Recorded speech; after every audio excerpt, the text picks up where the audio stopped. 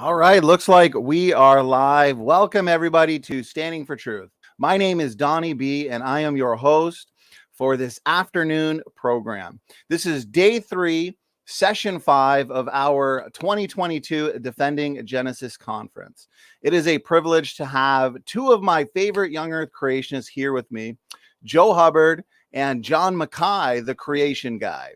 The topics for this session include Let's Really Dig Dinosaurs, and I love this one, the GeILLOGIC column. We have a ton to cover, so we are just going to get right into the fun. I am going to hand it over to the speakers for this important session. And since Joe is going to be kicking us off here today, I'll hand it over to you, Joe. Thanks so much for being here. Well, thank you very, very much, Donny, and it's always a joy to be here, and hello to everybody watching. You will notice that I'm not in my normal setup. We are actually at a big convention centre in the middle of Wales, over on the west side of the United Kingdom, and we are in the largest Christian home education. In fact, I think it's probably the largest homeschooling, home education convention in the United Kingdom, which I know is piddly compared to your massive stuff you have in the States and Canada and the like, but we still have quite a number of families here, which is wonderful. And you can also see behind me, we have a various setup of dinosaurs and fossils. And if I was to pan the camera around, we have a whole museum set up and some fossils for sale and loads of resources and all sorts of stuff. We come here so that we can strengthen families, so that we can give them answers. We've been running some great programs, had some great conversations, had some great times. So it's been really, really wonderful. Joe, I need to interrupt you, Joe. You just used a word a moment ago that the Americans, Canadians might take offense at, so I need to explain a bit of history. You told them it was a piddly little conference, and for those of you who don't know, a piddle is a tiny little bit of land, not what you're thinking. Okay, so that's So if we're divided by a common language and a very... and a very large expanse of water as well, but never mind. I need to be careful about some of this language sometimes, but there we go. Yes, it's a very small, that's what I meant. It's a very small conference compared to some of the great big stuff they have over in the States. But anyway, we've had a great time. We've shown out all sorts of wonderful fossils and displays, and it's been absolutely lovely. We've been able to engage with people and do evidence. And yes, there are fossils in all of the cliffs and valleys around here, so we've been able to go out and do some digging and have some fun times as well. Now, we have brought a load of fossils along with us, including dinosaur stuff, and kids, there is just a fascination about dinosaurs. Like we've been able to pull out things like this is actually a cast here, but most of the fossils we try and make sure are the real thing. So we have these beautiful casts like this cast of the largest T-Rex tooth ever to be dug up. It's a pretty serious looking beast. And we get to give this to the kids and they get to hold it and touch it and feel it. And it's great fun because, I mean, at the end of the day, there's just something really connecting about being able to come up and touch and feel old things. People love it, especially fossils and especially dinosaurs. But we do have some of our own fossils, the real fossils, like this wonderful Titanosaurus vertebrae backbone. This is something that we got from the Isle of Wight in the UK. It's got some pretty spectacular bone detail. Let's see if I can hold it up to the camera there and get it into focus. It may not want to because we were in a very large room, but never mind. Oh, there we go. Yeah, there we are. Nice. It's got some really rather spectacular detail on it and the internal structure. Really very, very beautiful.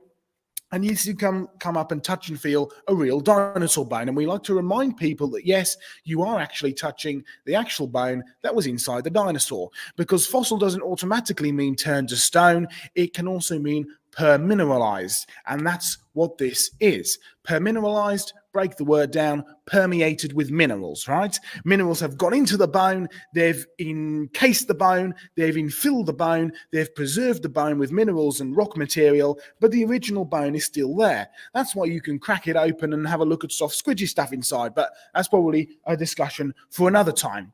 What I'm going to do tonight, we're going to keep the dinosaur section short, and we're going to use the dinosaur section to lead us into the discussion of the geological column, as John calls it, and I completely agree with him with this, because that's really where the crux of the issue is. I mean, loads of creation speakers deal with dinosaurs. I know loads of creation speakers have been talking about dinosaurs on Standing for Truth, so we're going to give you a little bit of a background into the digging the things up and how you actually find them when you dig them up. But really what we need to get onto is, you find these dinosaur fossils buried all over the world in the same layer. How does that fit into a grand scheme of things when we're thinking about Noah's flood versus a geological column, which takes millions of years of deposition to lay down?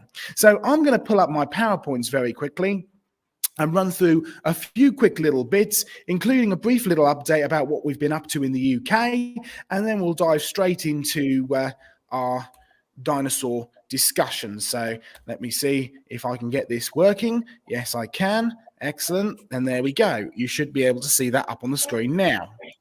Yes. Good stuff. A reminder of our website, creationresearchuk.com. You will find links not only to our main web, and then from there you can go to our Q&A site and our YouTube channel and so on and so forth. But you can also find out about a brand new project starting in the UK, the Creation Research Centre. This is the building taken when we got our brand new keys to this building just a few weeks back, and we've put up some concept art. So this isn't how it actually looks at the moment. How it actually looks at the moment is a little bit more like this. Yes, we do have some dinosaurs. In fact, a little bit of trivia, right? When we actually got there, we realized that our giant T-Rex head that you can see on my right-hand side, your left of the screen there, it didn't actually fit inside the doorway. So what did we have to do? Well, the big pane of glass there on the left-hand side of the screen, we literally had to take that out to fit the dinosaur head through the window, or the space where the window actually was. So there you go, fun times. But we are in the middle of turning this brand new building. We've got a 10-year lease on it. We've got our 25,000 fossil and artifact collection having now been moved into it, and thank you to everybody who've stepped up to the plate to help us and support us in this. And yes, we do need much more support for this. There's how it looks like now.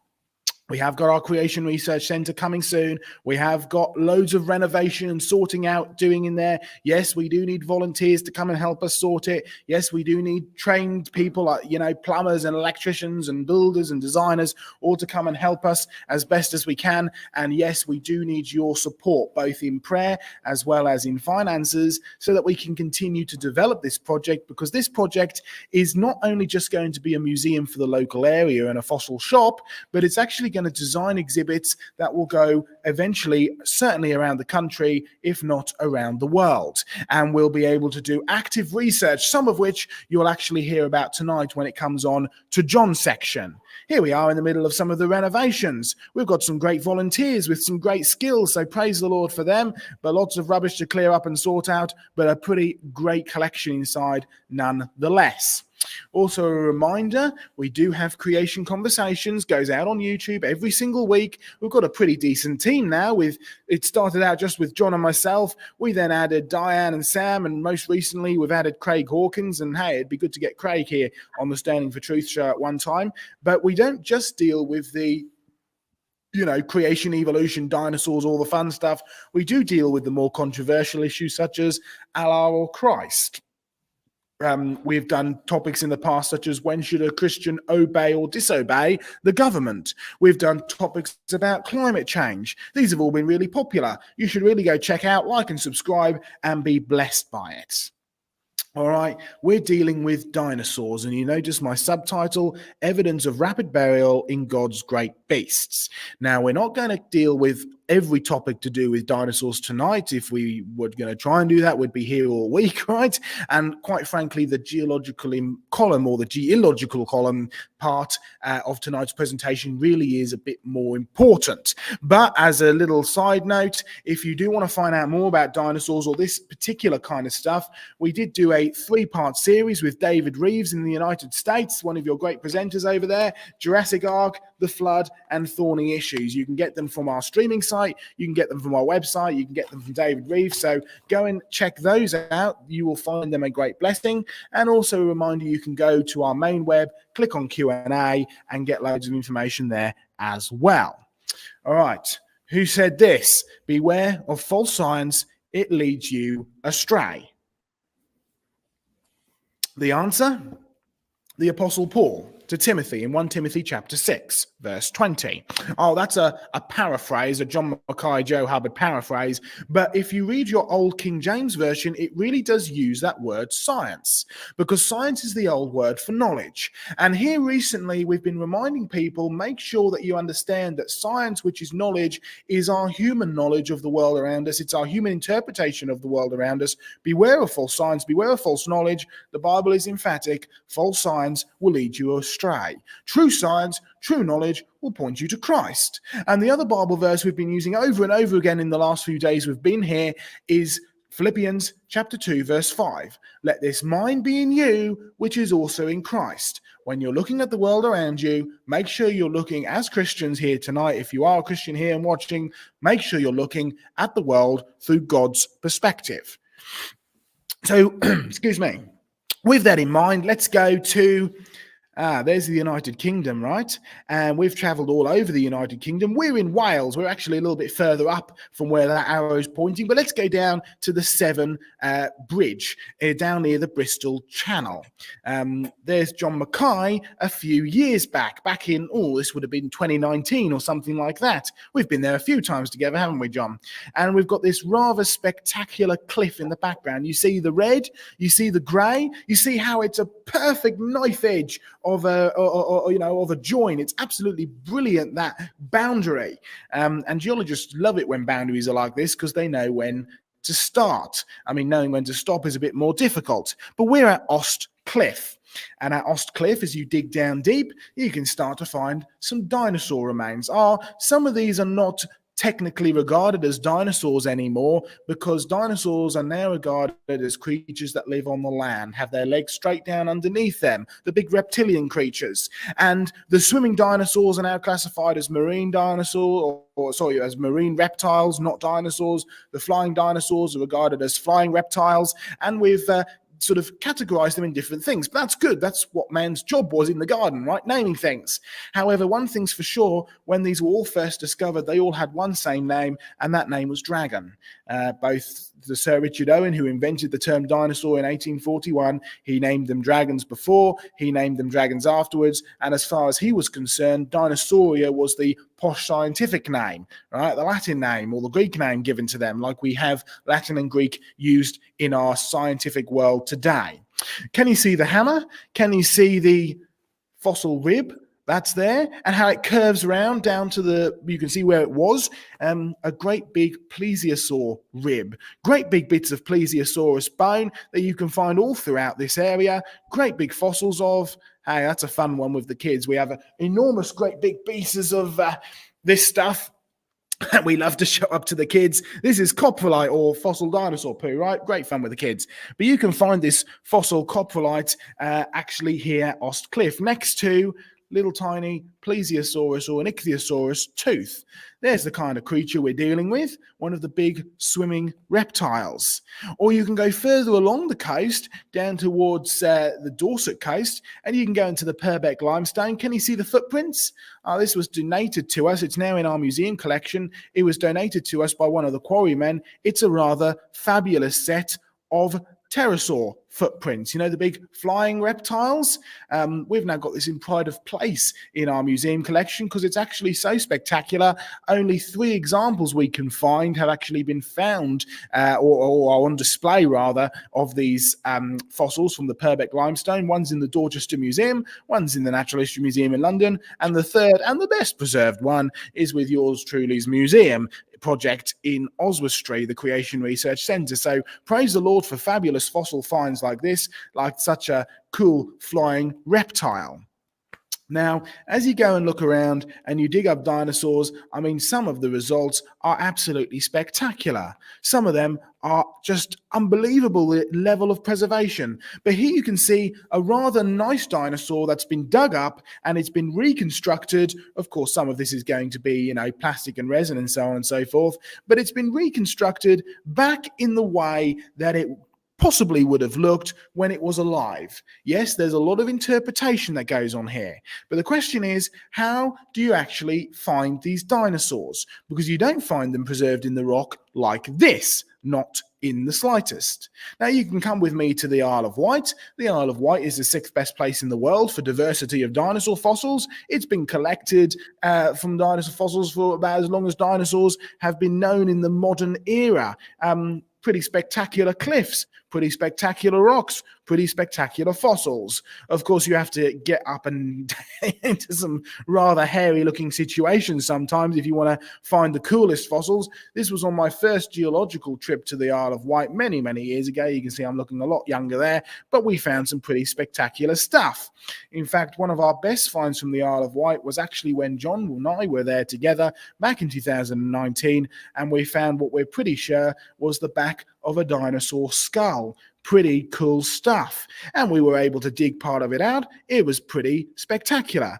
And of course, because you're dealing with fossils, which the word fossil means simply in a hole, and the best place to find a hole in the United Kingdom anyway is to go to the coast, because we're a nice little island, right? And the sea's done all the work for you. But you are, of course, at the mercy of the tide. So you do find yourself in some interesting situations late at night, 3 o'clock in the morning, trying to dig up a dinosaur. And of course, you get the spectacular fossil footprints of these dinosaurs as well, the trace fossils. Yeah, fossil dinosaurs found all over the world, pretty spectacular. Kids love them. But what do they look like when you dig them up? You see, when you dig up these fossils, you should be asking yourself some questions. And yes, we lead fossil field trips all around the world. We're leading a fantastic convention down to Dorset later on this month, and we will get people to ask questions like this. How do dinosaur fossils form? What evidence do they show? Do they show evidence of millions of years and a slow burial, or do they show evidence of a quick flood burial? Well, let's go to the world's outdoor creation research museum and fossil dig site in Australia. There's Australia, there's the dig site, there's Jurassic Ark. There's Daryl and Clem and James and a dinosaur. The dinosaur's the one in the hat, by the way. And we have some rather fantastic fossil drowned dinosaurs. Drowned? Oh yes, drowned for sure. You see the funny position it's in? Head bent backwards, tail over the head, legs squashed up underneath. This is actually a Coelophysis dinosaur from Ghost Ranch in New Mexico. And if you go to the Natural History Museum in London, you find they also have one here from Ghost Ranch in New South Wales from Ghost Ranch in New Mexico, not New South Wales. Now, here's the standard story that they will tell you if you go to a museum, look in a book of how a dinosaur fossil dies and gets buried and becomes a fossil. Step number 1, the dinosaur collapses and dies. Step number 2, the flesh rots away and the bones remain. Step number 3 and step number 4, very gradually the bones become buried and very gradually the bones become fossilized. And eventually, after large periods of time, that erosion begins to expose the dinosaur skeleton.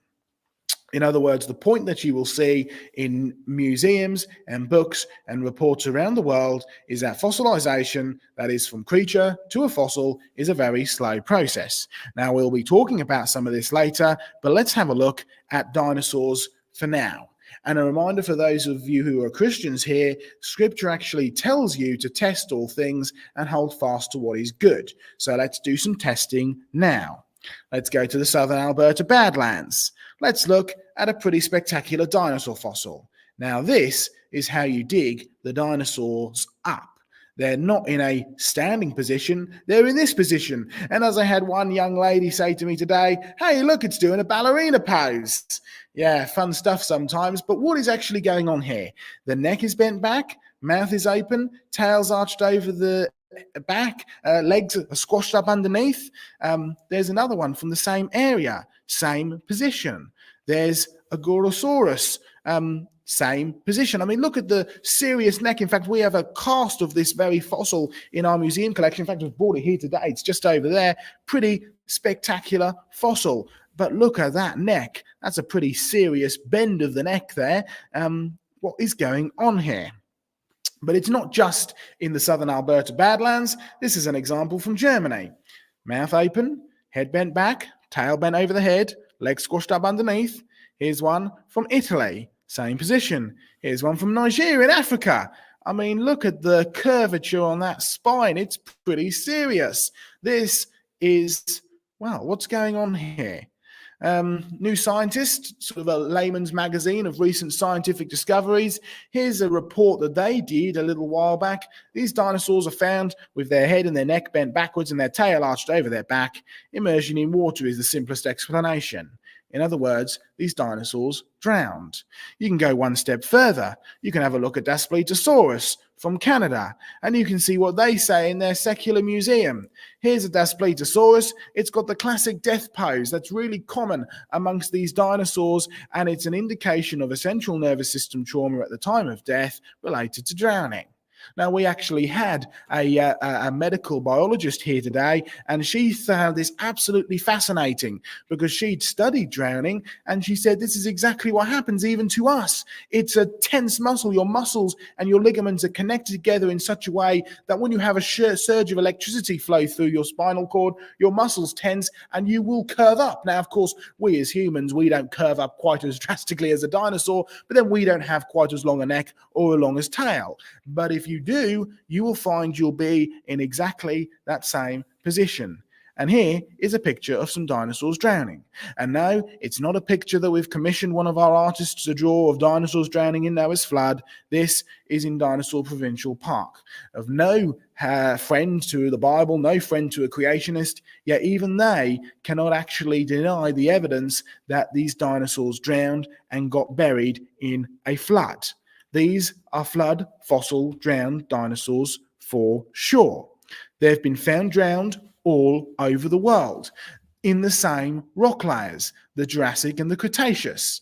Oh, Cretaceous, named after the Latin word for chalk. Jurassic, well, we'll come on to Jurassic a little bit later. Okay, one final point. Research has shown that these dinosaurs had to be buried within 3 minutes or otherwise they'd revert back to a natural pose. Now, when you have a central nervous system trauma, it flows through your body. That shock of electricity goes through your spinal cord, flows through your body, and you tense up. You're trying desperately to get that last breath of air. You're going, and if you don't get that last breath of fresh air, you die. And once you're dead, you're dead. You have no control over your muscles. And you actually have a few minutes in which your muscles would start to relax, your head would flop over, your tail would go down, you would no longer be in that pose, and you'd have about another 30 minutes before rigor mortis sets in and the blood drains to one side of the body and you go stiff again. In other words, if you want to preserve these dinosaurs in this unique position, you have to be buried within 3 minutes. Now, that's pretty quick. So to recap, we've found these dinosaurs drowned. They're found all over the world. They've been buried in water very rapidly, found all over the world in the same layers, starting to sound a lot like a worldwide flood. Now, the evidence really is there when you look for it, and as we like to remind people, there are many theories, opinions, hypotheses, and ideas that contradict every single word in the Bible, but the facts never actually do. Now, I believe I'm going to finish up just about there. Yeah, there's some of our Jurassic Ark stuff. We've recapped that. There we are. Here's the final point. It's got absolutely nothing to do with time, but everything to do with a process. Yes, process is key. But what process? But maybe we'll come on to that a little bit later. But for now, I'm going to stop sharing. A reminder, go and grab our Dinosaurs Down Under DVDs, or if you want to stream, you can go and stream them from our website, Creation Research Live. I'm sure we'll have some time for questions, but ultimately, we really need to get onto the question of, all right, these dinosaurs are found all over the world in the same rock layers. How does that fit in with the standard geological column? How did these layers actually form in the first place? What could have actually swept all these dinosaurs together and drowned them? And how on earth would you get a set of fossils like this beautiful? Well, I wonder what this is. Maybe we'll come on to that a little bit later. It's polished, it's shiny, it looks pretty spectacular, but really it's excellent evidence of flooding, flowing waters that bury things very, very fast. Well, I'll leave it there. John, Donny, over to you.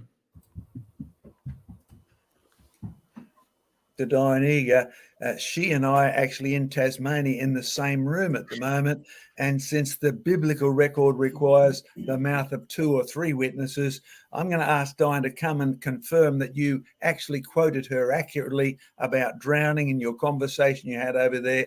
So, Diane, would you like to come and sit in my chair while I turn the heating down?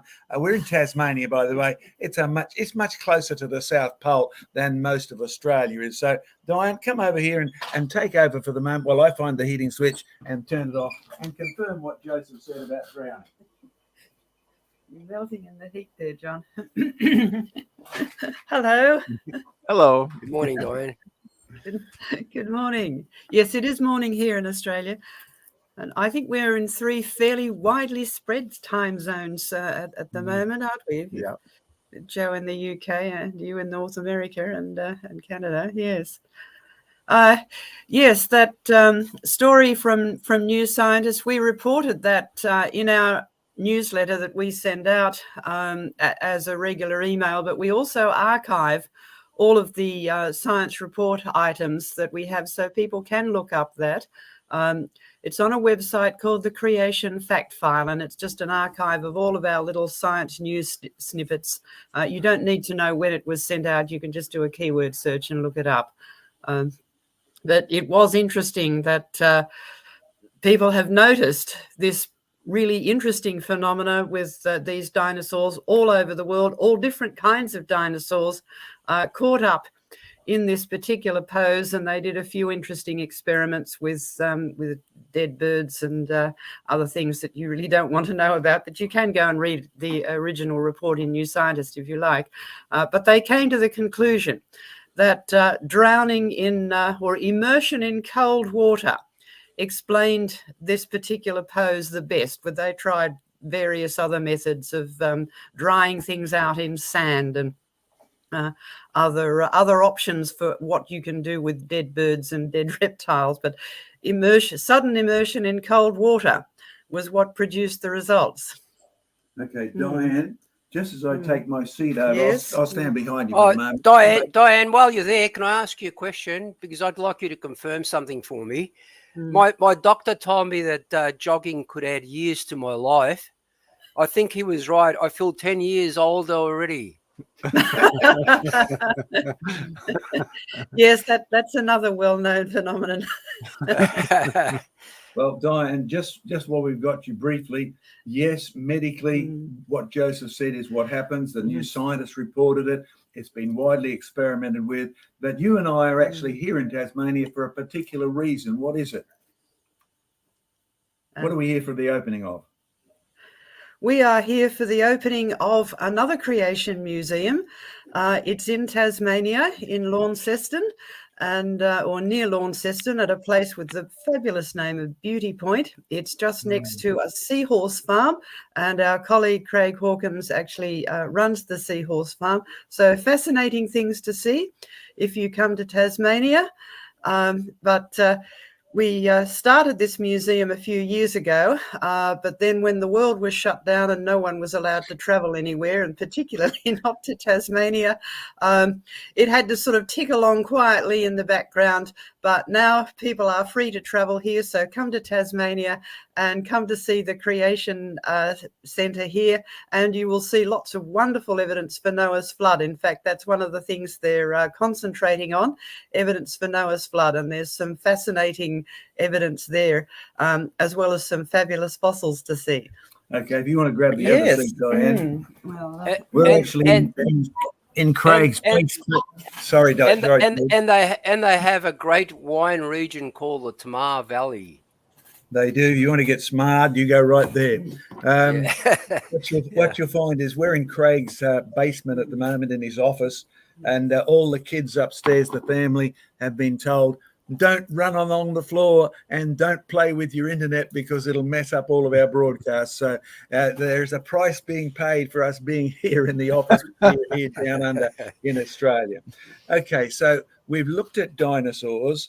It's a phenomena that, this evidence of water burial of dinosaurs, even on one of the dinosaur digs I did in Australia, the erosion had produced the bones flopping out, so you couldn't see the curve structure in the land-dwelling dinosaur. But what was interesting, and I got Joe to confirm this, we found two sorts of dinosaurs buried together that were indicative of drowning. Can you remember what the experts said we found, Joe? Where was that? Sorry, John. This is here in Australia, the big dinosaur bone Oh, that yeah. I should take to England and get So confirmed. he said that we showed him a few different examples of the bones which you found, and there was definitely a large Titanosaurus, so one of the big long-necked That's the biggest one, isn't it? the big long-necked ones, and there was also one of the big marine dinosaurs. So the big swimming marine reptiles, right? So it was interesting because you found these in pretty much the same place, didn't you? Right beside each other. Yeah, so you've got giant land dinosaurs buried next to giant marine reptiles. So that's indicative of a flood for sure. But you were the one who actually went out there and dug them, John. What positioning were they in? Well, they were actually in the Cretaceous too, which is interesting. And Cretaceous, as you said, is reference to chalk, but we've got a whole big artesian basin full of Jurassic and Cretaceous and Triassic, and those are the words that sort of are thrown around with tags like millions of years and Darwin's evolution tagged all the way through it. So hence it's not just important to talk about dinosaurs or even how they died, while people still think they could have died over millions of years, or they could have died and the whole continent's moved, and you end up with this story based on what is perceived to be a real geological history of the world based on the layers of rocks. So you've already told them Cretaceous. Where does that word come from, Joe? Remind them again. So Cretaceous, the Latin word for chalk is creta, and so Cretaceous means the chalk rocks. Now, you will find that a large majority of Cretaceous rocks are chalk in the United Kingdom. Now, that's not to say the same around the world, but it's an important point because you do need to understand your history and really where the whole geological column came out of. But maybe that's for John to speak about later, but it's important to recognize that Cretaceous named after the chalk rocks which are found here in the United Kingdom, back at the time when the British Empire covered a quarter of the globe, and back when the birth of sort of modern geological thinking was coming about with the names of George Smith, William Buckland, Charles Lyell, James Hutton, and the like. So pay attention to that. So in England, you could own a piddle of Cretaceous land. You could also, if you had the bottom corner of the churchyard and it was shaped like a triangle, you could have a gore. So an Al Gore on a piddle of land in England really does make sense if you trace your names back as well. The Cretaceous goes back all the way to the Latin, and we use those sort of languages in geology particularly, and in general science, because it's a dead language and it doesn't change, unlike other words that Joe used today. Okay, Donny, do you want to throw it up just a brief for questions at the moment on this subject before we move on to the application of the geological column? Absolutely. We can just take one or two and then we can get right into the geologic column, as that is a very important topic. And I understand we could do another full conference just on that one. So here's a question or objection that came in from Cyber Hex. Thank you for the question. And they ask, would not your biblical flood have all fossiliferous strata containing a mix of fossils? However, instead we see certain species that are confined to certain strata and not in others. Okay, you need to be careful when you're out there collecting fossils and trying to reach those conclusions that you stop yourself going in a circle. Because when you say, I find this layer and I call it Cretaceous, originally it would have been because it was chalky, but by the time you come out to Australia and you find the dinosaurs with me, you don't call it because it's chalky, because it isn't. You label it because of the sorts of fossils you find in it, and we'll deal more with that later. But once you start labeling layers according to the fossils that you find in it, then all of a sudden you start a big circle, and I can see that Joe has gone to get himself some specimens there. So Joe, take over with that question, because it's been very important in the work you're doing, even for your university. Absolutely. Okay, starting off in university, the basic principle in paleobiology is you work out ecosystems based off of the fossils that you find in the layers. So if you go and you want to find, determine what is the Purbeck limestone, you'd go and look at the fossils that you find in it and say, well, this must have been a shallow marine environment. Of course, it's full of shells. And then you find, well, hang on a minute, it's actually got some flying things in it as well, so it doesn't quite start to add up. And you go to Lyme Regis, and I've been down at Lyme Regis on a secular geological field trip, and they say this is clearly a shallow sea because it has loads of marine creatures in it. Of course, you have to then start asking the questions, well, what about the fact that you also find squashed dinosaurs buried next to seashells inside these layers? That is an example of mixed environment. But even more prominent than the fossil dinosaurs that you find at places like Lyme Regis, and this will be one of the things that we will be taking people around. You can come and dig stuff up like this yourself. Here we have a fossil example from Lyme Regis. You can see the curly-whirly Ammonites. The Ammonites are, as far as we can tell, a deep-sea creature, very similar to the modern-day Nautilus. They're a shelled cephalopod or a shelled squid-like creature. And then in the middle there, you can see the fossil wood, the fossil timber. Now, this timber is so well preserved, we know exactly what kind of wood it is, what kind of tree it's from. It's from one of the Araucarias or the southern conifers. John, you're very familiar with them. Here in the UK, we can only get the South American variety to grow. We call it monkey puzzle tree. But what you have here, I mean, this is just a small handheld specimen that I bring around with me, but the reality is this is found in abundance. Huge, great big trees and logs buried next to fish and buried next to deep sea creatures. You're looking at evidence of a mixed environment. You're not looking at species of trees in one place and dinosaurs with them and species of fish in another place. You're actually looking at a mixed flood environment for sure. And these examples are not rare, they are the norm. We have another little handheld specimen here. Let's see if I can get that into focus. If I can cover up my face, that might work. There you are. You've got the wood down the bottom and the curly-whirly ammonite up at the top. Again, example of a mixed environment. So when you actually go out there and start digging it up, be wary of just going into museums and seeing the nicely displayed fossils that show evidence for evolution and evidence for the geological column. Because we have 25,000 fossils in our museum, and we have a brand new, very large building to put them on display, but even that building can't hold them all on display, right? And so we have a troubled time working out what things we're going to put on display and what things we're going to store. And it turns out every single other museum on the planet has that problem as well. And a little while back, they've all decided that they will be displaying is fossils and evidence that supports the current thinking in science. So if you want to have a current thinking in science that supports a geological column in millions of years, you're not going to necessarily put stuff on display that goes against that. So that's why we encourage people to actually go out and do research. That's why we encourage people to come on our field trips and actually dig these things up and see the evidence for themselves. Joe, are you saying therefore that the mixed environments is the norm? Mixed environments is 100% the norm, no matter where we go. And in fact, I think you might even touch on this later, John, but even as far down as the Ordovician, right? 40-odd million years before plants were supposed to have evolved, we found fossil plants buried next to seashells. It doesn't matter whether you're up in Tennessee and dealing with the coal and the shale there, you can find marine creatures. In fact, I think you found a horseshoe crab buried next to some coal seams up there. So it really is the norm when it comes to this, and it really does pay to go out there and see and dig around, and it really does pay, and we're so grateful that with both myself and even more to an extent John has been able to travel the world and actually see this evidence for ourselves. Yes, I'd encourage people who are listening to tonight's subject, not only do we have great resources on dinosaurs, which you can get with streaming or get some of our books even for kids, but if you want some technical stuff, a man who was a big influence on me was Professor Derek Ager.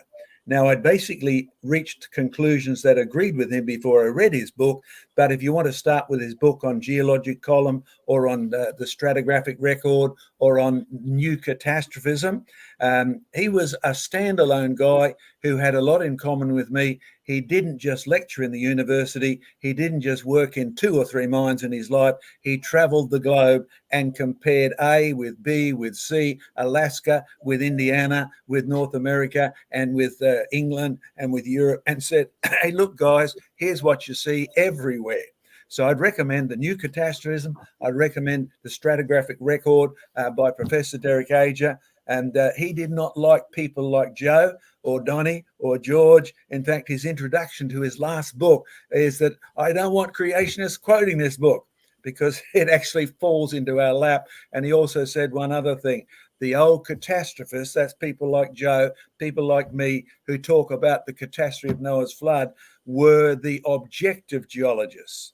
The uniformitarian followers of Charles Lyell and Charles Darwin were the non-objective, right? Go out and confirm what he says. So good question, and thanks for asking it.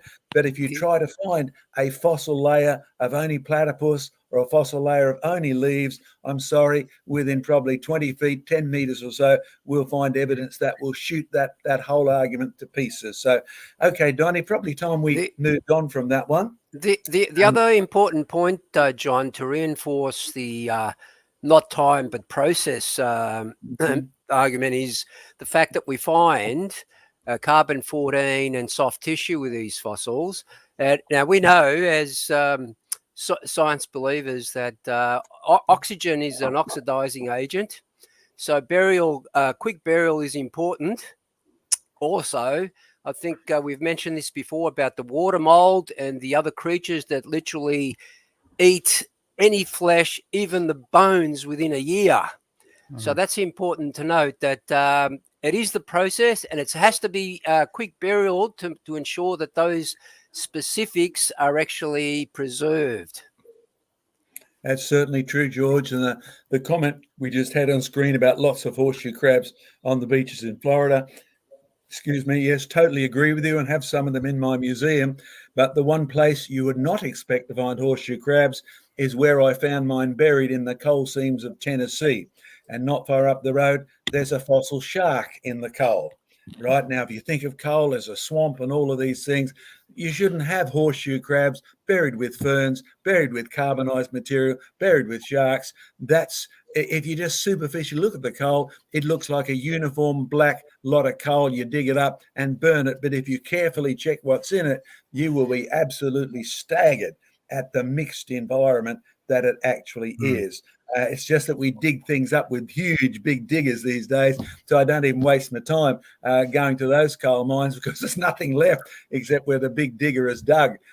You need the old-fashioned pick and shovel to actually get there. All right, proceeding on with one thing here.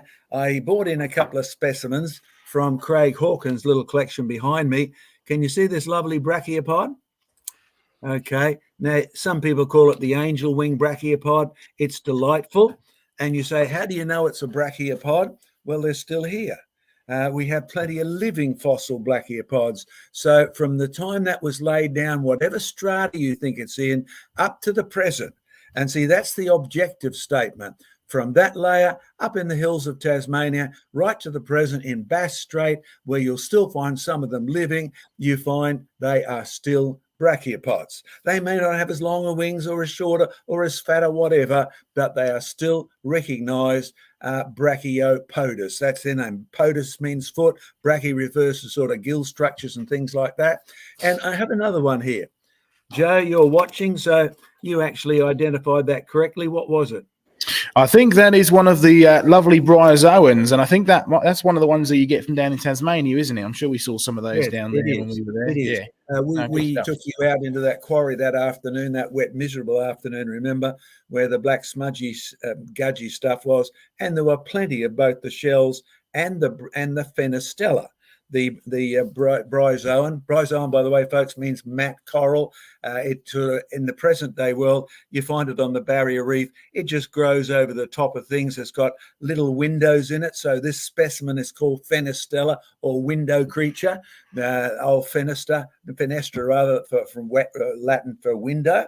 So this is a Phenostella, and it's one of the bryozoans, or the matte corals, that grows over the bottom of the barrier reef area. Now, the reason I bought these is that Craig is collecting a whole big specimen show of Permian rocks. This is classified as Permian. Okay, Permian, that's one of the words you come across in geology. No, so far we haven't got any dinosaurs in Permian rocks, but perhaps we've been caught in a circle, because if you find a dinosaur there, it's supposed to be Triassic, Cretaceous, or Triassic. We get caught with labels sometimes, but the original name was coming from a little bit of politics. The Russians had a town that was called Perm, and the Russian Tsar had sent a request to his cousin on the English throne, please send me an expert. So he was sent an expert who went over to Russia, Charles Lyell, by the way, and when they actually looked at the rocks there, they identified a new grouping they weren't aware of, and they named it after the town. The town was Perm, the area became Permian. And once they defined what that group of rocks included, the fossils defined what the rocks are. Yes, you've heard creationists, I'm sure, criticize the logic of if you name the rocks after the fossils and the fossils after the rocks, you go round and round and round. And you actually do. I still remember doing excavation in a Permian quarry. Yes, they're up and down the coast of Australia. This bed, by the way, is enormous. You can find it in Tasmania. You can find it in New South Wales. You can find it in Queensland. If you want to see some of that for yourself rather than just me holding specimens, go and have a look at our Darwin on the Rocks series, right? We actually took a team all over the planet. Yes, that's expensive. Yes, we find out how much budget David Attenborough's got because he does it way, way more sophisticated than we do. But what he doesn't do is tell you the truth. He tells you the propaganda about millions of years of rocks. But here's where it shows up. I took a group, a homeschooling group, mums, kids, a couple of dads, into a Permian quarry. And they were having a wonderful time digging up the fossils, ones like this. Because you see, this still lives on the Barrier Reef, so it's no help to evolution. The Brachiopoda are still here, and most of the hundreds of varieties are now extinct. We can't find them living anywhere. Again, no help to the theory of evolution. Brachiopods have turned into brachiopods.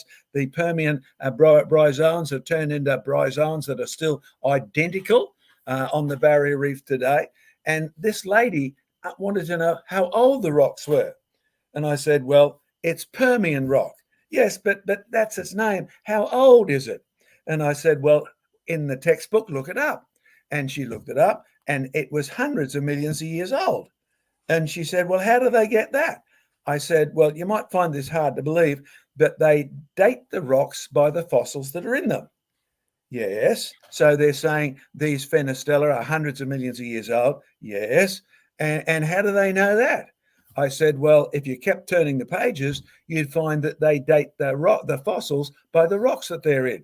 And she said, don't be stupid. They've just gone around a big circle. I had to smile. You see, I sat all through this at university. And after about 3 or 4 years, you begin to see you've gone from A to B to A to B to A to B. And just at that time, a professor from the local university turned up with a group of university students. And I said, listen, you've got an opportunity to do that verse that Joseph and I love. Test all things. Only keep the things that are true. If I'm telling you the truth, here's what I want you to do. Go up to that professor and ask him how old the rocks are in the quarry. Now, I suspected she would back down. But being as bold as brass, she went over and she asked this professor. And then she came back looking very downcast. I said, what did you find out? Well, he said the rocks are Permian. And then I said, how old are they? And he said, well, the textbooks say they're several hundred million years old. And I said, well, how do they know that? And he said, because of the fossils. And how do they know how old the fossils are? Well, they're found in Permian rocks. And then she looked at me and she said, they're stupid. Now, I didn't do that just to poke fun at the professor. He was doing exactly what I would have done when I finished university, because all you've heard is A, B, and nobody points out that you've gone around in a big geological circle. Now, here's what I'm going to do. I'm going to do quite a bit of background thinking because, as I said to Donny when we started and Joe, we agreed, we've got so many years of putting stuff together, digging up fossils from Alaska to the edge of Antarctica and putting it all together. 3 museums worth now. It's just fabulous stuff. But putting it in a teaching session, we've probably got enough for weeks. So we're going to do, I guess you could say, probably parts 1 and 1A today. But here's how we're going to do it. So, Joe, are you listening? Are you listening, absolutely, Joe? Absolutely, I am. Because this dinosaur here actually has never used this program here in Tasmania before. So I have to get my PowerPoints up. So I've got your screen on. I can press my PowerPoint button there. Right now, where do I go from here, Joe? So is your PowerPoint up on full screen in front of you? My PowerPoint, I can do that. That's fairly easy. Let's get that there. Okay. From the current slide. Look at that. I can read English even. That's full up on the thing. Now, I need to find a share button, don't I? Right, now if you've got your PowerPoint in full screen in front of you, Yep. you want to press your Windows key and click on your browser to bring this screen back so you can see all of us. Okay. There we are. Now share. Okay. Then you click on share, which is down in the bar at the bottom. Yeah. It just says share. Then go to window. Or you want to share screen. There we are. Yeah, And go to window, select your full screen presentation, and we should be away. all right, share. There we are. Are we on now? Yes, looks good. Looks Okay, great. that's good. All right. I've done on this program several issues about this, and this was stimulated not only by my observations, but by a comment by my professor, a very famous professor, head of the department, right? He came in and he changed everybody's thinking from geosynclinal theory about how rocks off the oceans formed, etc., to you'd have to say continental drift. But he was very influential. And he made a comment in class one day that said the rocks in the Grand Canyon formed horizontally. They form sideways. They age from one end to the other. They don't age from the bottom to the top. Now, there's not the professor. That's one of our old workers who's now died, gone to be with the Lord, lovely Christian man. And he offered his time free of charge to build us the experimental equipment you're looking at. What is it? It's a tiny strata machine, the first one we ever did.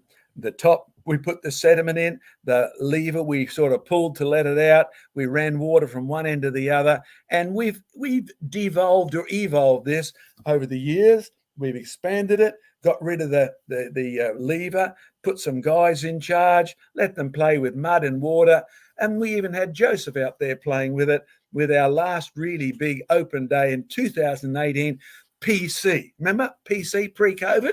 Right, that was our version 6 of the strata machine.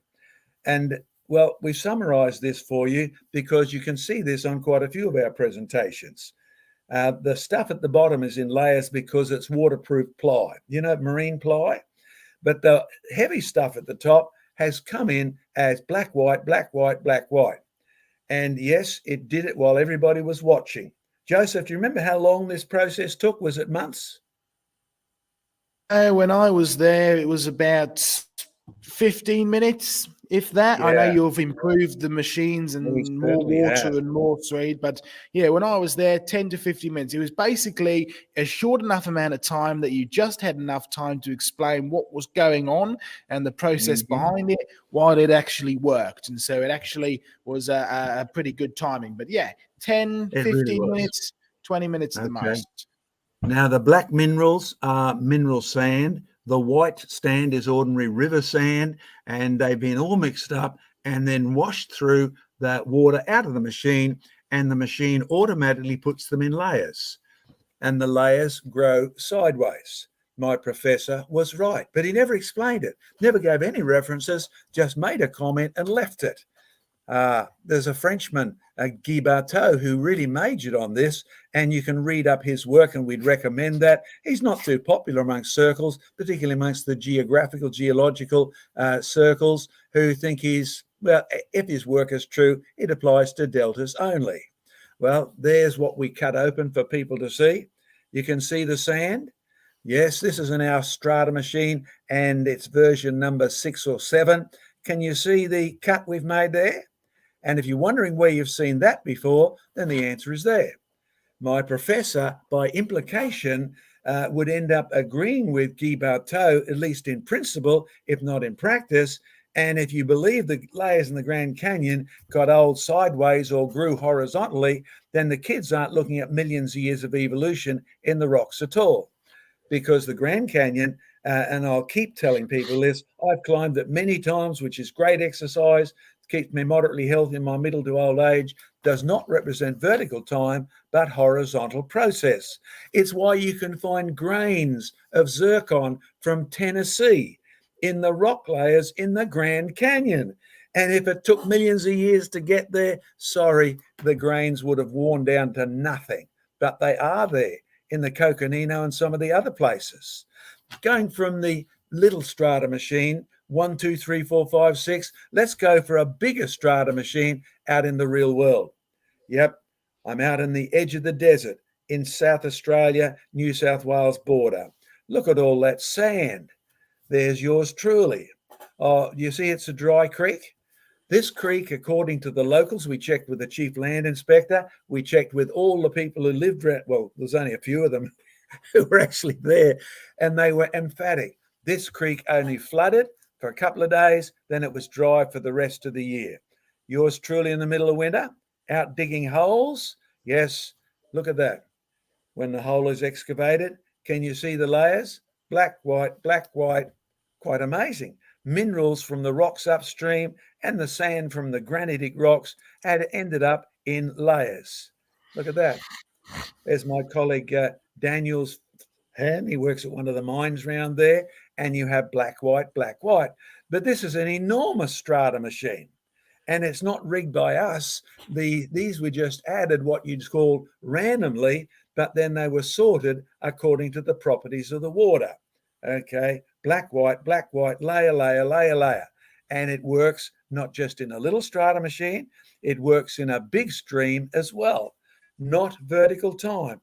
The stream wasn't filling up from bottom to top. It was coming down very rapidly in flood form and then shifting the sand in at the most 2 or 3 days, not vertically, but horizontally. Not time, but process. It's become one of George's favorite statements, and it happens to be true. Now, we're not just creation research. We believe the Lord has called us to do real research, but not just research any old how, but research into creation and all the things that come from it. Let's invent a rotary strata machine. Yes, there is a nice curved perspex machine made up with double walls. There's someone, oh, look, there's Dr. Donny there hiding in the background, and it's been a wet old day, and we now have this totally automated. Yes, thank you to the engineer who designed all these systems. What are we trying to do?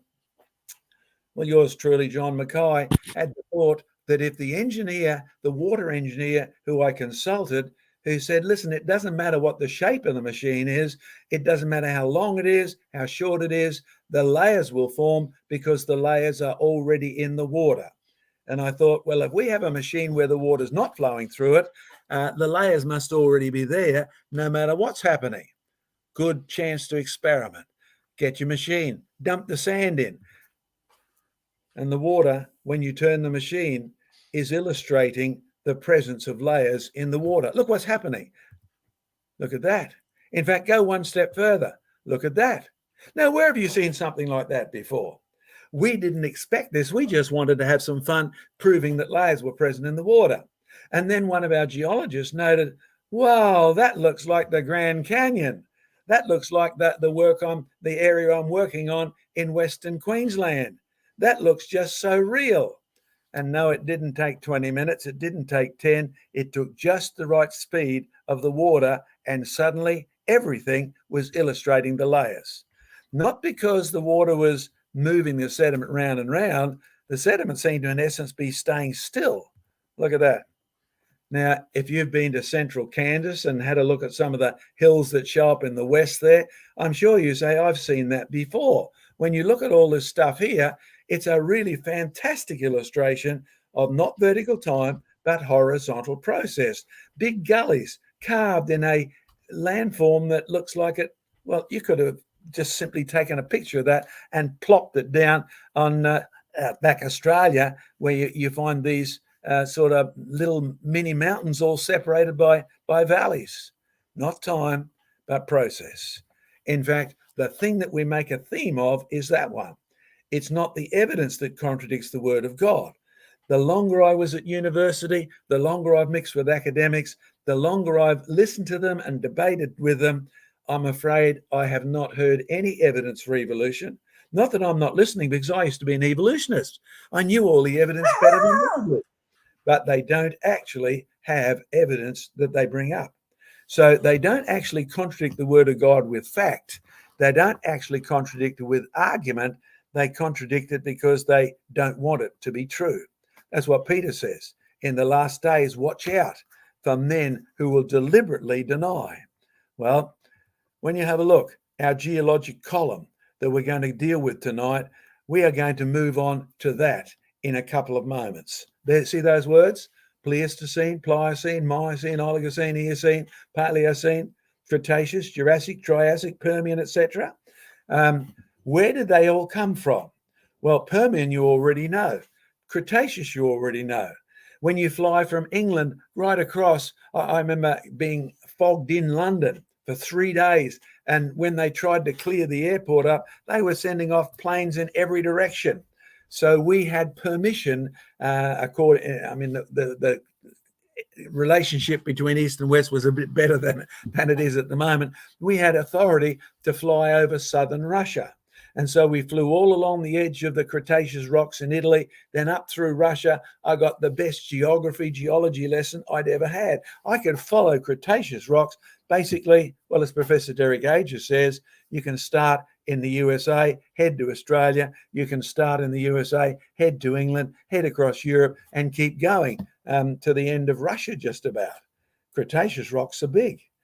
Permian rocks turn out to be big. I'm digging them up here in Australia, and they were named in Perm in Russia. Wow. In fact, when we have a look at the geologic column, we're going to do what Joseph did, take you to Jurassic Ark and sort of try and figure out where does the name come from. Because if you know the names and you know what they mean, you will avoid the problem of saying this comes before that, this has got these fossils, therefore they must turn into X, Y, and Z. Okay, we have Jurassic fossils. See the kids digging that fossil up? People come to our park to have a good dig, as well as many other enjoyable things. For those of you who are Aussies who are listening, don't forget we have our open day on September the 24th. It's free, but you must register. It's our opportunity to show you what we've been doing with your money and what improvements. Oh, there's Dr. Donny. We have a group of grade 8s, I think they are, from one of the high schools, and they are learning how to put this tree back together. Yep, set it aside, glue it together, stand it all up. There's our remade tree. And nowadays, of course, that's part of the world's only open-air sundial made of petrified wood. And in fact, all around the actual edge of our little a dodecadon or something there, Diane, we have not only the indicators of the hours, but we have all the local rocks. It's a gold mining area, so if you can find the one that's got gold in it, you go for it. Don't forget, visit our Jurassic Ark.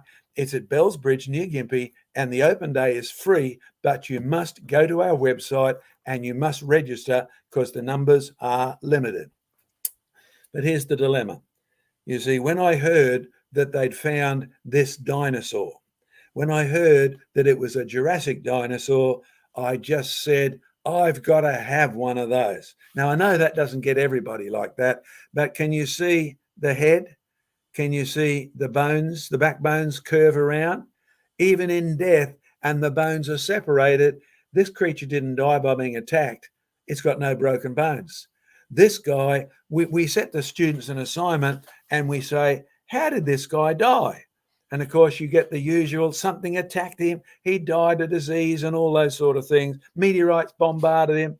We've only ever had 2 kids in the past 8 years who got it right, and they were both from farms. And one kid said first, my dad's got cows. And we had a big flood, and the cow got washed into the big dam, and it drowned. Now, do you know what happens when a cow drowns? Well, within a little short time, the gases build up in its body and the whole thing floats. And then the gas bag goes whoosh and it sinks. But by that time, the ligaments have started to rot and the animal blows apart. No, there's no breakages of bones. The bones may break apart at the joints, but in reality, they are inside a leather bag. That guy drowned, said our young student. He was absolutely right. But why call him Jurassic? Well, there's the man you can blame, Alexander von Humboldt, a Christian. You don't need to take my word for it. In fact, I'd encourage you, don't necessarily believe anything John Mackay says on television, because the one thing you can believe is when he says, God says, test everything. That includes testing what John Mackay says, what Joe Hubbard says, what Donny says, and even when you want to check whether George has just told a joke or not.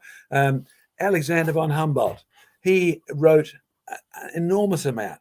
We know about his Christian beliefs because his biography tells you that he believed in 6 days of creation. But he had a puzzle. He wanted to know, what should he call the rocks around the globe that looked like these ones? And they included the same fossils. Or the Jura. I came across that word in Julius Caesar's book on the wars that Julius Caesar was involved in. He had invaded southern Germany, and the wooded area in the south is called the Jura, and it's very famous now for its fossils. So Alexander von Humboldt was the first to suggest that these must be named somehow like the rocks in the Jura. That's all it means. And they've been digging these rocks up in quarries since the Roman times. Look, there's me in the Jura Mountains. Found some fabulous fossils over there. Well, so did the Romans, but they ignored them. They had no use for them. John Mackay does. Joseph Hubbard does. And there's one I brought home from the Jura. In fact, we named our Jurassic Ark because of these. What is it? Well, I came home from Germany and I went straight down the back and I got a living plant. See the one on the right? And I put it beside my fossil plant. It's a living cycad beside a fossil cycad. Now, whether it's bryozoans, whether it's brachiopods or cycads, John Mackay became a convinced creationist because the evidence shows Darwin did not tell the truth. Well, the fossils don't support evolution. He got that bit right. He said that was the weakest part of his theory. Then he went on to behave as if they did. And so nobody ever reads this chapter on geology in which he even gives you a hint about the truth. Well, October 2010, we had started to put our living fossil forest in. Jurassic Ark, because our fossils in this deposit are the same as the materials in the Jura Mountains. That's why we planted living cycads. 2017, our living fossil garden has come on quite well, but we've had a few bad years as well. One thing we've promoted Jurassic Ark is, despite the good years or the bad years, God's word is true from the beginning. Cycads and all the living trees and the dead trees have produced their own kind, and told you Darwin's theory is false. Darwin's theory is a lie. But Jurassic, well, the fossil flood logjam. There's no doubt about it that if you want to think biblically, the Bible plays a big part in that. God's word is true from the beginning. It talks about creation. It talks about Noah's flood. It talks about Babel and the separation of the racial groups. There's great flood fossil evidence. Oh, those trees there, we've had the forestry department there. They are southern conifer trees, just like Joseph was talking about. The southern conifers from South America are actually growing in England today. They weren't there when the Europeans dominated the world, but you can bring them back, you can grow them. In fact, I believe Joe's even growing some of our famous Willamite pines now. But you notice something? No branches, no roots. They are simply flood deposits. Grew somewhere else, washed in here.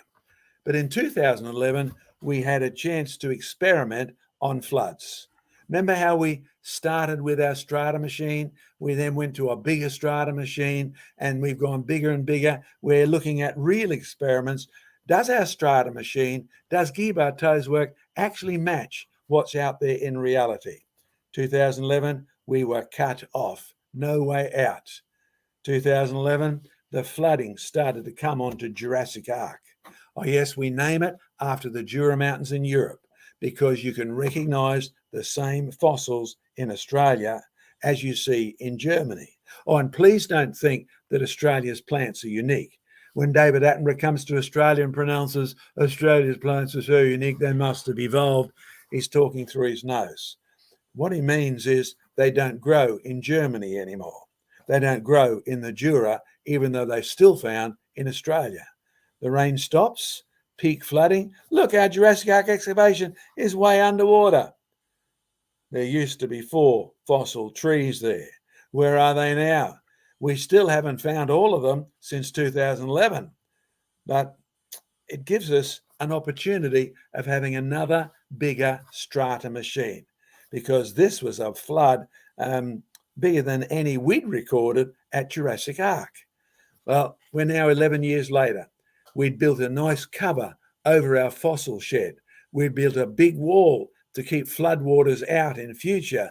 We've done an awful lot of work, and yes, it's fun. Diane, you enjoy going to Jurassic Ark? I love it. Yeah, fantastic exercise. But if you go there now, you'll see a special, well, it looks like a pygmy possum cage. It's covered in perspex, so you can see into it. It's a protective box. It's now painted black, of course, but it's what's it there for? Well, it goes back to this dig. You see, this is a group of homeschoolers. God bless you, homeschoolers out there. It's time to get the devil off the Chief of Education Department, and it's time to put mum and dad back and God above them. They're having a dig. They're having fun. They're finding something that we hadn't seen in 11 years. You see the bit of rock that shows up at this end? That turns out to be the start of a tree. And the kids did a wonderful job. We knew that we'd found it before once we found bits and pieces of glue about a third of the way down. This is a tree which was previously excavated. Keep going. Re-excavated fully in 2022. But something had showed up that wasn't there in 2011 before the flood. Can you spot it? There's the tree. It's a pine tree, an Araucaria tree, southern pine tree. And can you see the layers above the tree? No, that's a laying person. That's me, right? Can you see my hand stretched over those strata? Yeah. That wasn't there in 2011. It wasn't there in 2010 when we found that tree. How do we know that? Well, I have photographic records like you can't believe. Even on my iPhone, I've got 32,000 pictures. Yes, we store it in the cloud, etc. And then we've got tens of thousands of pictures from 1987 onwards. Wow. Look, these layers are, well, maybe 10 inches and nearly 3/4 of, nearly a foot actually, 25 centimeters thick. You see them there? There's the tree, there's the layers, and they were laid down in at most 3 days, hundreds of little layers by the 2011 flood. And Diane, you dug some of this tree up? Yes, I did. Okay, were the layers hard? Hard? Hard, yeah, were they hard? They were already solidified, weren't they? Already there. Yeah, they were it was hard work digging them. It really was. Okay, go up closer. All right, so there's our tree at the bottom.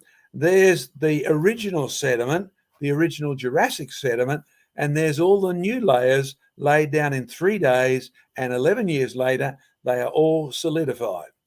Now, if you wanted to, you could call that thing an unconformity. I say unconformity because you might see there's a slight difference in the angle of bedding between the bottom and the top. The bottom angle looks like it's sloping at about 45 degrees. The top angle is just a bit inclined from horizontal. Now, when there's missing rock, we call it an unconformity.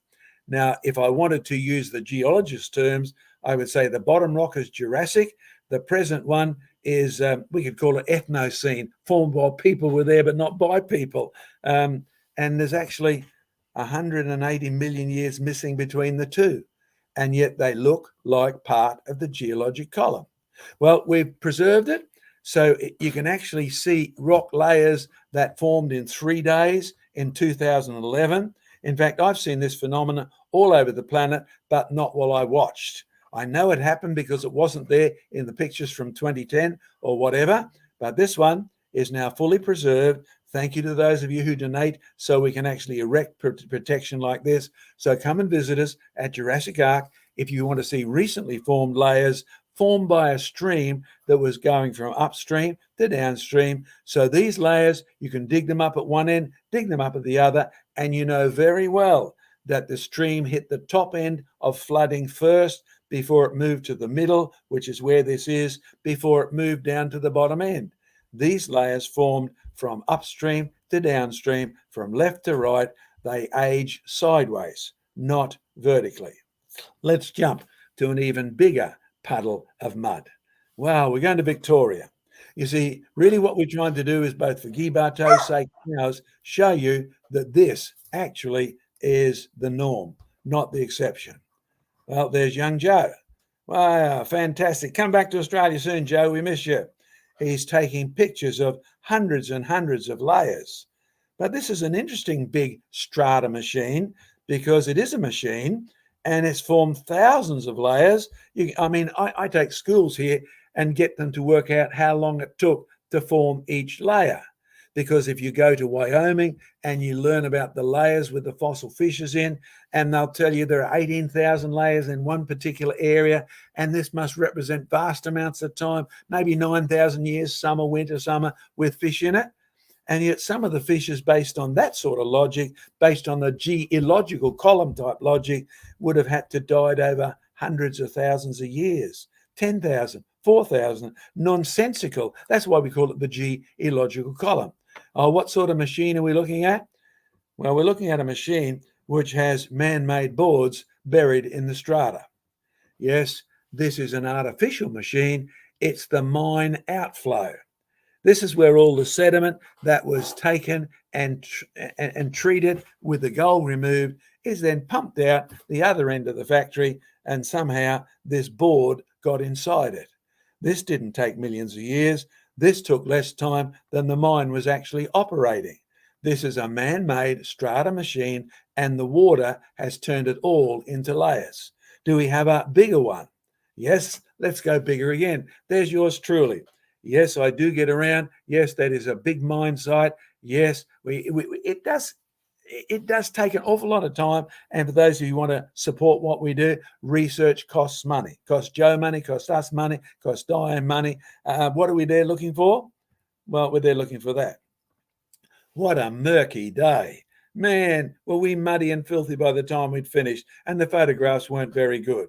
What can you see? Well, you can actually see an old mine pit in the middle, surrounded by a new mine pit. But something interesting had happened. You see, the company had changed hands, and they decided to fill in one of the pits for safety reasons. And then they found a new deposit and started a new pit right next door. But they breached the old pit. How'd they filled in the old pit? They pumped water in one end and filled it with all of the debris, all of the filings from the mine site itself. And the water did layers. Not 3,000 years, not 3 million years, not 300 years. Try just a few weeks. You see, layers are what water does. They're still doing it with the debris from the mine tailings there. Do you see what's happening here? All these different layers from the treatment site.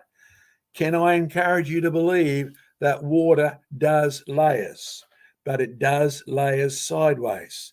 I had to remind people over and over again, the little experiment they're given at school where they get sand and mud and water and pebbles and shake it up and down, and then the teacher tells you that's how the rock layers form. Nonsense. Rock layers form only when water is going sideways. Look at that. Man, you'd think someone deliberately actually laid that down. Well, it wasn't someone. They were just in control of the pumps. It was the properties of water. Okay, when you have a big strata machine like Noah's flood, what would it actually do? Now, we're going to do some sideways flow experiments and then finish off a section and ask you, first of all, your first questions. Then Joe's going to take over with some of his fossils, but let's take you over from 2019. Notice how we've improved our strata machine. The water's coming in one end, it's flowing that way. But look, we didn't touch that machine. That's exactly what the sediment did by itself. No, Steno was wrong. He said the layers always form horizontally. He said the oldest ones form at the bottom. Well, the oldest ones form at the top end and the youngest ones form at the bottom. What about the horizontal bit? Well, what we discovered was the layers don't actually form horizontally. The layers form parallel to the current. We form these anticlines and synclines. Look at that. Wherever the current went, if the current was going near vertical, the layer formed near vertical. Layers don't form horizontally. They form parallel to the current. Look at that. Now, we didn't shift the strata machine. We didn't change the velocity. It just simply did that all by itself. All of that is due to the properties of the water. Water forms layers that are parallel to the current, not parallel to the horizon. Look at that one. Man, a geologist would come along there and he'd say the bottom of this exposure had been laid down horizontally, then it was moved by geological forces, and then a big erosional force had taken off the top, and then it had uplifted everything, and then you had a new syncline form on the surface, and it was moved, and none of which is true at all. You see, layers form parallel to the current. Man, does that change a whole lot of geology? Is that what geologists need to actually see as real world stuff, not fake? And some of you who've seen this program in England remember that we used a real illustration. The bottom is a section where Joe and I were standing finding those dinosaur / plesiosaur bones up there at Bristol. There's the geological column cross section of the area from the official geology publication. Can you see our little strata machine experiment at the top? And you notice something interesting? Oh, the bottom one is supposed to have taken millions of years of massive land movement, etc. But in reality, you will find when you look at that, the top one took 20 minutes and the bottom one's supposed to take millions of years. I'm sorry, if you think the world was laid down horizontally and then it was moved around and all of that, and then it was uplifted and eroded and down. Sorry, the top one tells you need to have a serious rethink about your geology. And for those of you who are creationists out there who are struggling with Guy Barteau and all of those things, yes, I understand how unpopular it is. I understand how long it took me to actually get around to saying, let's do some real experiments. Let's check all the big strata pits that are happening in the world. Well, here's what we've done just recently. Then we take our break and give you some questions. Then we have Joe telling us all about, well, I think he's going to talk about more fast fossils and what that implies for geology, column, and geillogicity. Fountains of the deep. Well, we've mentioned water. The Bible says God made the world covered with water. The Bible says he destroyed the world with water. But in that water, on the start of the flood, you'll find that the same day the heavens broke open and flooded the land with water, the fountains of the deep broke open. How can we duplicate that? Okay, this week we have our strata machine. Yes, fantastic. We've been working on this for a while. There's the water coming in. You'll see the nice flow at one end. You'll see what it's doing to the water layers. Oh, but look, halfway along, we've actually put in a new addition. Can you see the water coming up vertically? Ignore the cars behind the scenes. Any of you want to donate new cars to creation research, we could surely use them. But look, the water's coming from left to right at one end and it's going vertically in the middle. How have we done it? Well, we've put in some fountains on the bottom. We have water running along like it would have in Noah's flood. It rains, the water runs down the hill, erodes things out, runs horizontally into the ocean or whatever was there in front of it. But then it says the fountains of the deep broke open. The water that had been covering the earth on day 1 and 2 and actually disappeared when the land was uplifted is starting to come back out. Look at that. And man, by the way, can you notice you can't actually see much water movement under the water? You can see where the two lots of forces interact, left water from the left and vertical water, and sometimes the interactions produce phenomenal results. Can you see the water tree that's growing? I couldn't believe it. That photograph looks like there's a tree, but it's actually made of water and it's collapsing. You get all sorts of organizational results because of this interaction of movements. Well, we then unleash some sediment. You watch what happens. Well, there's our normal results when we get the normal left to right stuff. But now let's put the water coming from the bottom vertically. Can you see what it's done to the strata? Have a look at that. Look at that. You actually didn't move the machine. You didn't lift the sediment up or down. You've just simply blasted water in the vertical direction as the water is moving horizontally. Look at those faults. Well, are they faults? Is it a rift valley? Well, in reality, we're going to show you a video of this in just a moment. Look at that. You would, almost swear on a stack of Bibles that the land had moved. Well, the water has been moving. The land has been shifted by water. There's been no heat. There's been no volcanism. You have simply rearrangement. And some of the land stays the same shape it was. In fact, have a look at all these. Now, do you realize we can duplicate in our strata machine, and I'm sure you could do this on a big scale if you could borrow a sort of a 2-meter pump a tube and blast it through the sediment in a mine pit. You'd produce exactly the same results. The layers form horizontally? Sorry, we measured them. They form parallel to the water. Have you got that yet? You creationists need to get it out there. Water does not form layers horizontally. Steno's proposition was wrong. Water, it does not form from bottom to the top, or the layers don't form oldest at the bottom, youngest at the top. They form oldest at the start and youngest at the end. What a difference. And then you can cover it all up and say, I've got a buried undercut valley. And you'd be totally, absolutely wrong. In fact, let's show this video now, and you can watch it happen yourself. So we have our sediment pouring in from one current. We have a fountain of the deep blasting up from underneath. You watch what happens when the two of them interact. In case you're not fast enough, you might actually like to note that the heavy particles end up usually on the top of the flows, not on the bottom. The bottle experiment simply is fake. Look how it sinks now. Sinks because it's totally saturated.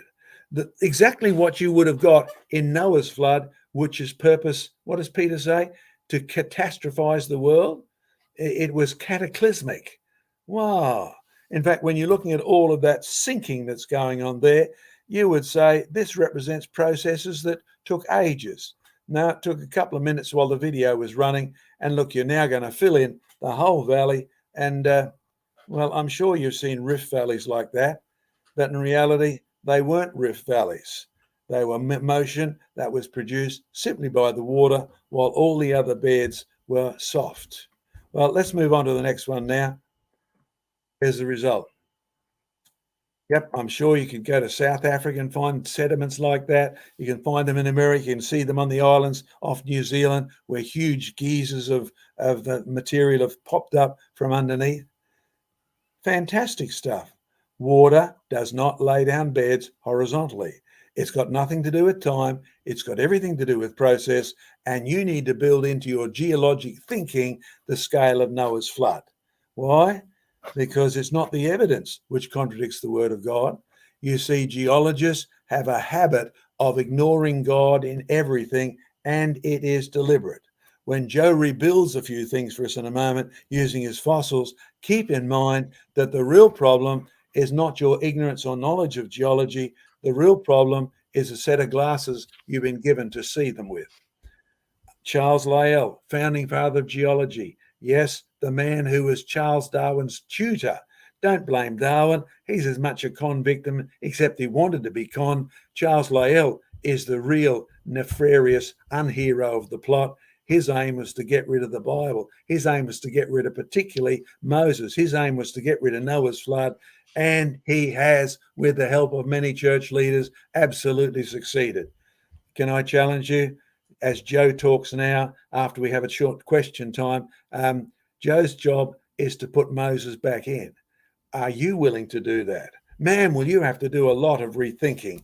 In fact, Donny, you can switch me off. I will stop sharing here for the moment, and we can get Joe back. I hope I can get me back. How do I get me back, Joe? That's right, down there. I'm sure that's correct there. That was a great video, John. That was fantastic. That was some. I'm encouraging the audience. Please share this content around. The truth is important, and John, you're doing a fantastic job showing that the geologic column is actually the GeILLOGIC column. So this is great stuff, and amazing presentation there. Joe, over to you, brother. All right. Well, if it's straight on to me, we might as well dive straight into it and then maybe finish up with some questions a little bit later, as we're coming up to about on the 1.5 hour mark now, aren't we? So let's dive straight into it. And so, yes, we were discussing what to do for this program with John, and we decided that it'd be good to recap. We've touched on one or two of these issues before on Standing for Truth, but it's good to look back at the point that we've made over and over again. It's about a process. It's got nothing to do with time. It's got everything to do with the process, and that is the real key when we're dealing with this and we're looking at the alternative explanations to a geological column. All right, let's take you to the Natural History Museum in London. There it is there. Pretty big museum, very cathedral-like, and don't be surprised, the guy who designed it and really founded the Natural History Museum specifically designed it to look like a cathedral because he wanted it to be a place where he could put on display all the greatness of God's glory found in his creation, including the dinosaurs, which he believes were the monsters that God made. Sir Richard Owen, who founded it. Of course, Sir Richard Owen's statue used to be in the center of the museum. Now it's tucked in a dark corner where you really have to know where it is to go find it. The one who's in front and center in the Natural History Museum nowadays is Charles Darwin, which Sir Richard Owen vehemently opposed Darwin's theory and everything that kind of went with it. All right, let's take you to the Natural History Museum. Some pretty cool fossils and all sorts of stuff going on in there. And as you travel around these museums like the Natural History Museum, this is the concept which is really pushed, the philosophy that is really pushed. Fossilization from creature to fossil is a really slow process. That's where we started with way back when we started dealing with dinosaurs. Okay, here is an actual graphic from a museum, from the Colchester Natural History Museum.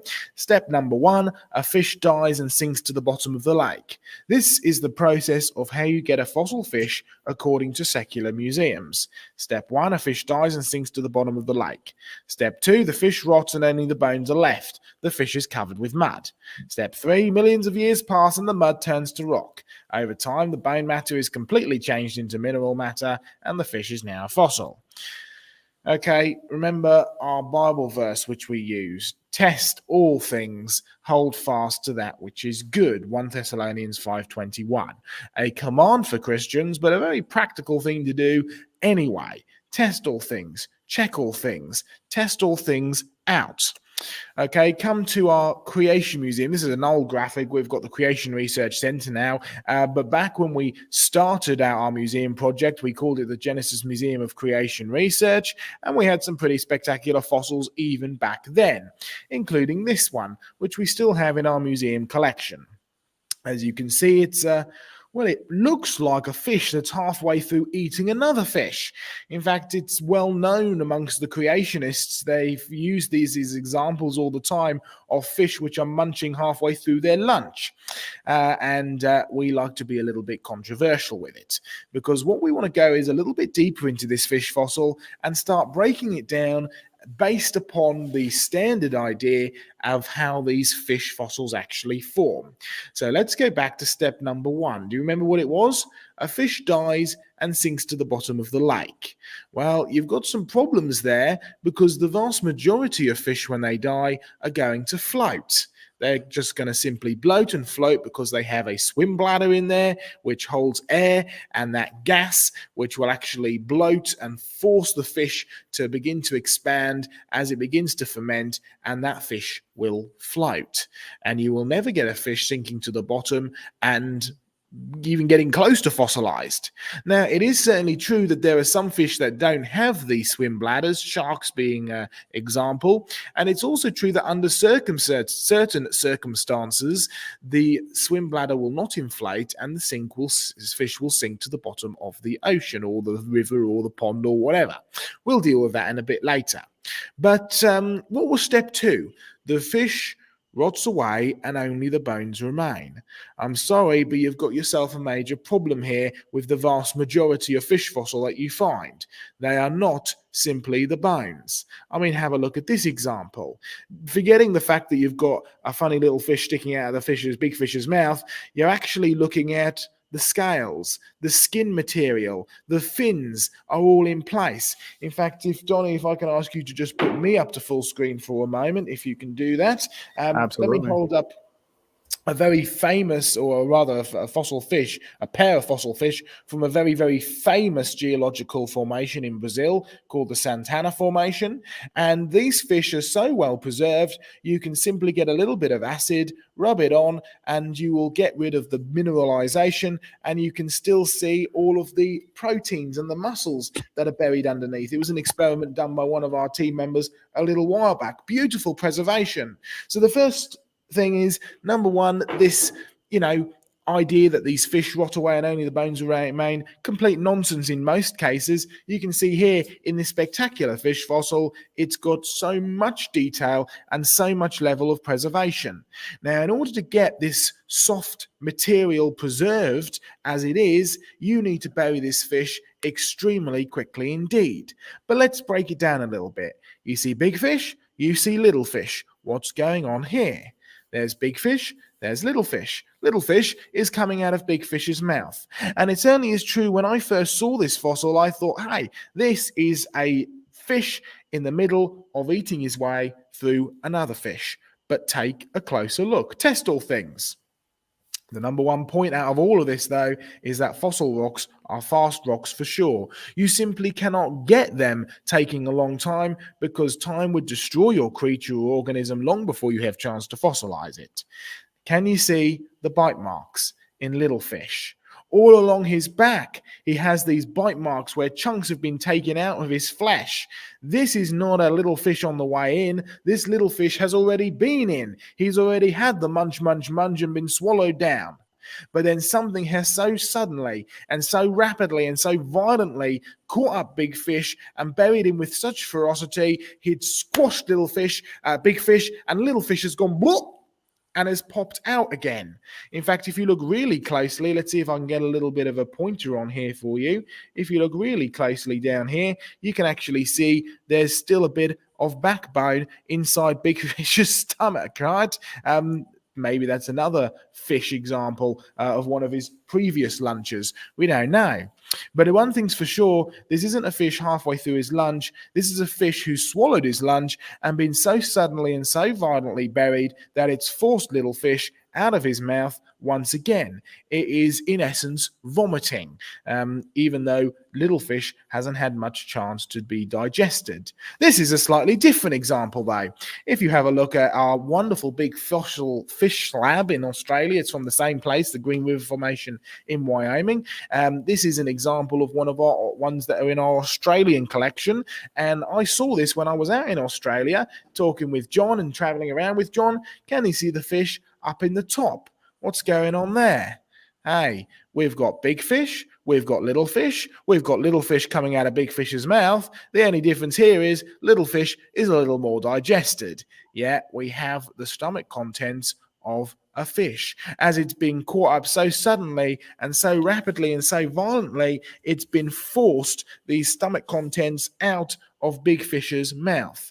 And yet it's been buried within sediment so extremely quickly and almost simultaneously as being squashed that the vomit has simply got nowhere to go. Normally, it should just dissipate into the water. But no, it's actually got nowhere to go. It's been forced out, but it's been immediately trapped by the surrounding sediment. Now, you think back to the strata machine that John's dealing with, right? You've got this strata flowing along, this big slurry of mud and sand and ooze as these fish are being carried along with it and then buried down, immediately being forced with this vomit out, and it's got nowhere to go. It's immediately trapped in the layers of rock. You are dealing with a very fast process indeed. A great fossil fish vomiting. Rapid rocks for sure. Okay, let's go back and deal with that point that we started with. Step number 1, a fish dies and sinks to the bottom of the lake. Now, there's your first problem. Most fish are going to float when they die. And if anybody's watched the Crocodile Dundee films, when he sticks a bomb or dynamite into the river and it explodes and all the dead fish start to float, you'll know exactly what we're talking about. Now, it certainly is true that some fish do sink to the bottom, but 90% of them, most of them, are going to bloat, they're going to float, and then very quickly they're going to begin to decay and rot away until you have very little fish left at all. Hey, that doesn't look like our wonderfully preserved fish waiting to be fossilized. Now, you've actually got a decaying fish which is going to rot away and disappear very quickly indeed. But remember a point. Test all things, hold fast to what is good, because it is true that there are some times when these fish can sink to the bottom of the sea. A critique we started to get. Under some conditions, they said, fish can sink and stay on the sea floor. Therefore, they argued, the fish that sink to the sea floor can become fossilized slowly.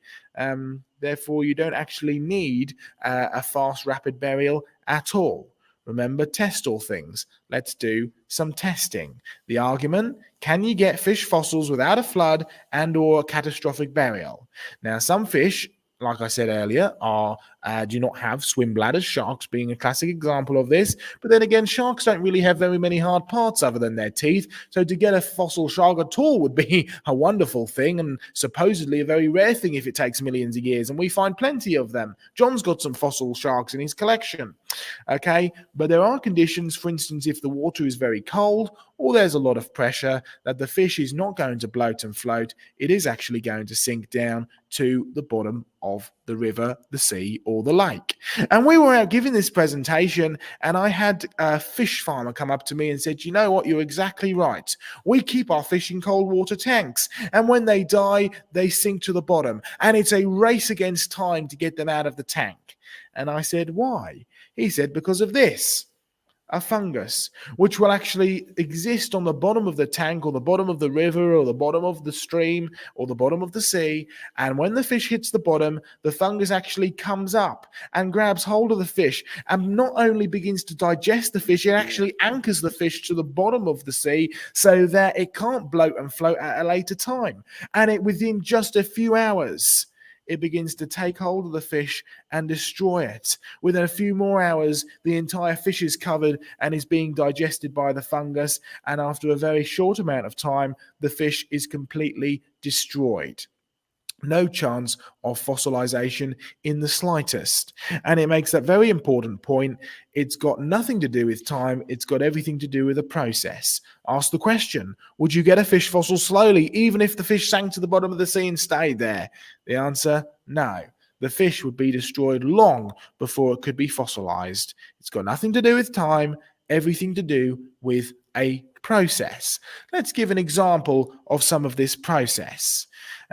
Harper Hill in Buxton, a place that John discovered ages back. I've been there so many times. We lead field trips there now. We encourage you to come along to it. Great research in the UK. Oh, you see all the white stuff? You see the white stuff which is flowing over the wall, the dry stone wall, and over the fence and the fence posts? This stuff is limestone. There's a picture of John back where he first found it. I came across it a few years later after John told me about it. You see John pointing at a fence, a wire fence that has become overcome with this white limestone as it's flowing down out of the cliffs up from the area near the university and research labs, where it appears that the bacteria and microbes is causing a rather unique phenomena, and it's actually digesting the lime and redepositing it further downstream. How long do you say? Well, you can actually work it out, because it wasn't too long back when they started first manufacturing these square fencing and the round fence posts as well, just within a few years, 30 to 40 years really at the most, for all of this white deposit stuff to be laid down. And what's really interesting is you get in closer and you start to see the layers upon layers of this white stuff getting even closer, and you start to see some fossils buried in it. There's the context. There's the university and the disposal site. There it is, flowing down into the valley where you can see the big white formation over on the right-hand side.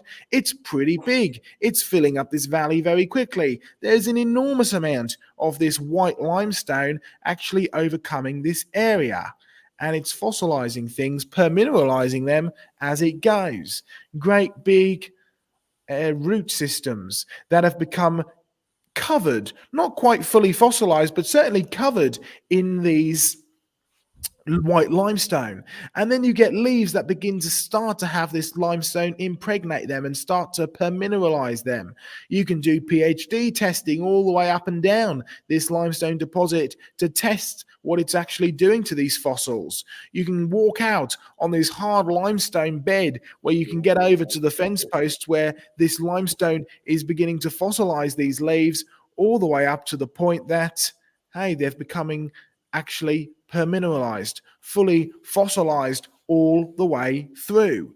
And the point we make over and over again with these fossils is it's got nothing to do with time, but it's got everything to do with a process. But the question is, what process? Is it the textbook process, or is something else in play? Well, let's take you back to the United Kingdom, and let's take you to Hunstanton.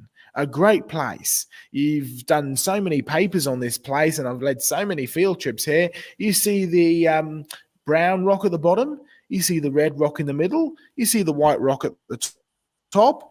It's pretty spectacular and very, very pretty, and it's a wonderful place called Hunstanton. Give it in context. There's Norfolk. Bit more context. There's over in the west of Norfolk, and Hunstanton is just about there. Old Hunstanton Cliffs. Okay, let's have a look at Hunstanton. Beautiful rock layers, and these are the official designation of these rock layers. You've got the carstone at the bottom, named after the same word from quernstone, right? Because this is one of the only hard rocks that you can actually chop up in Norfolk and turn into quernstones, you know, the grinding stones, or turn into housing bricks or so on and so forth. You've got the red chalk in the middle, or the Hunstanton Formation, and at the top, you have the Ferriby Chalk Formation. All right, let's talk dates. The carstone at the bottom is supposed to be 109 million years old. The red chalk in the middle, 101. The Ferriby Chalk, 99. Remember those dates. Beautiful deposit. Great for fossils. You can collect fossils all the way up and down here. It looks even more spectacular on a bright summer's day. And find fossils like this. A great big Ammonite fossil buried in the white chalk with a shark tooth and a sea urchin, a vertical sea urchin turned on its side. You see the layers of strata cutting through it? There's no doubt about it. Not only is the Ammonite polystrate in the sense that it's so thick that it takes up many layers, but the sea urchin is turned on its side. It's not in a living position. It's been transported into place, and it's actually cutting up through those many chalk layers. Sharks, Ammonites, sea urchins, a living fossil as well. There it is there. The modern one on the top, the fossil one on the side. Pretty spectacular looking. Okay, you also find these Brachiopod fossils, and they're almost exclusively sitting upright in the rock like that. They've been flipped upside down. They haven't lived there and died there and got buried there. They've been transported there, moved into position, and they're a couple of inches thick. Pretty tall things. Okay, there's the Brachiopod, and there's the modern one. That's how they're supposed to be, actually turned the other way up, fastened to the bottom of the sea. And yet every one we found there has been flipped around. It's been turned upside down. There it is there. That's how you find them in the rocks, standing up through the many layers. It's polystrate, poly meaning many, straight meaning strata or layers. They're cutting up through many strata layers. Okay, a reminder of our dates. The carstone at the bottom, 109. The Ferriby at the top, 99. Let's do some maths. 109 million years minus 99 million years is 10 million years. In other words, according to the secular research, it took 10 million years to lay down that amount of strata. Whoops. There we go.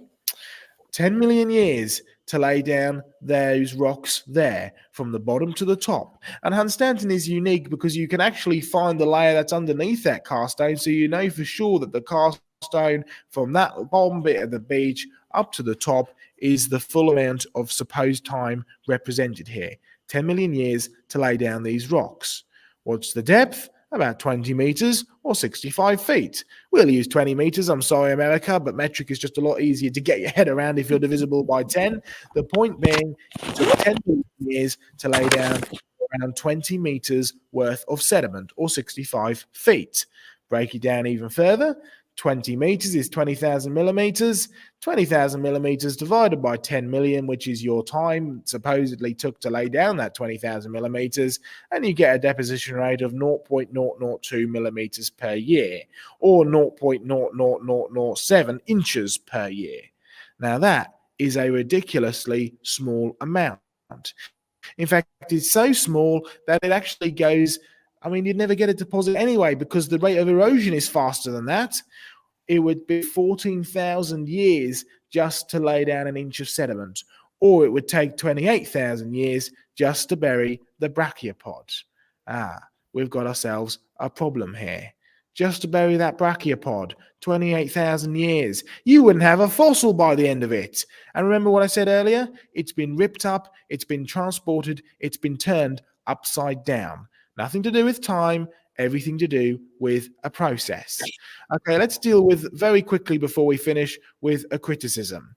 I've used this many times, and the criticism that comes through is, well, deposition would not be constant when forming. You'd have fluctuations and different layers and so on and so forth. Well, number one, that's not how you take it when you read the geological literature on the area for sure. It certainly does say, and I've referenced it many times, that it takes around 1 to 10,000 years per inch, sometimes even more than that, depending on where you are.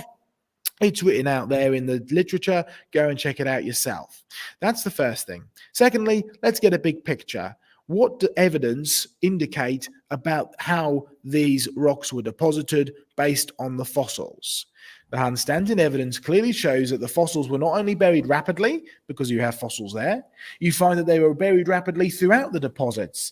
But what about currents and flow? Is this a slow calcareous ooze which is slowly building up over vast periods of time, or does this actually show evidence that the fossils were buried in flowing water, much like you see in our strata machines?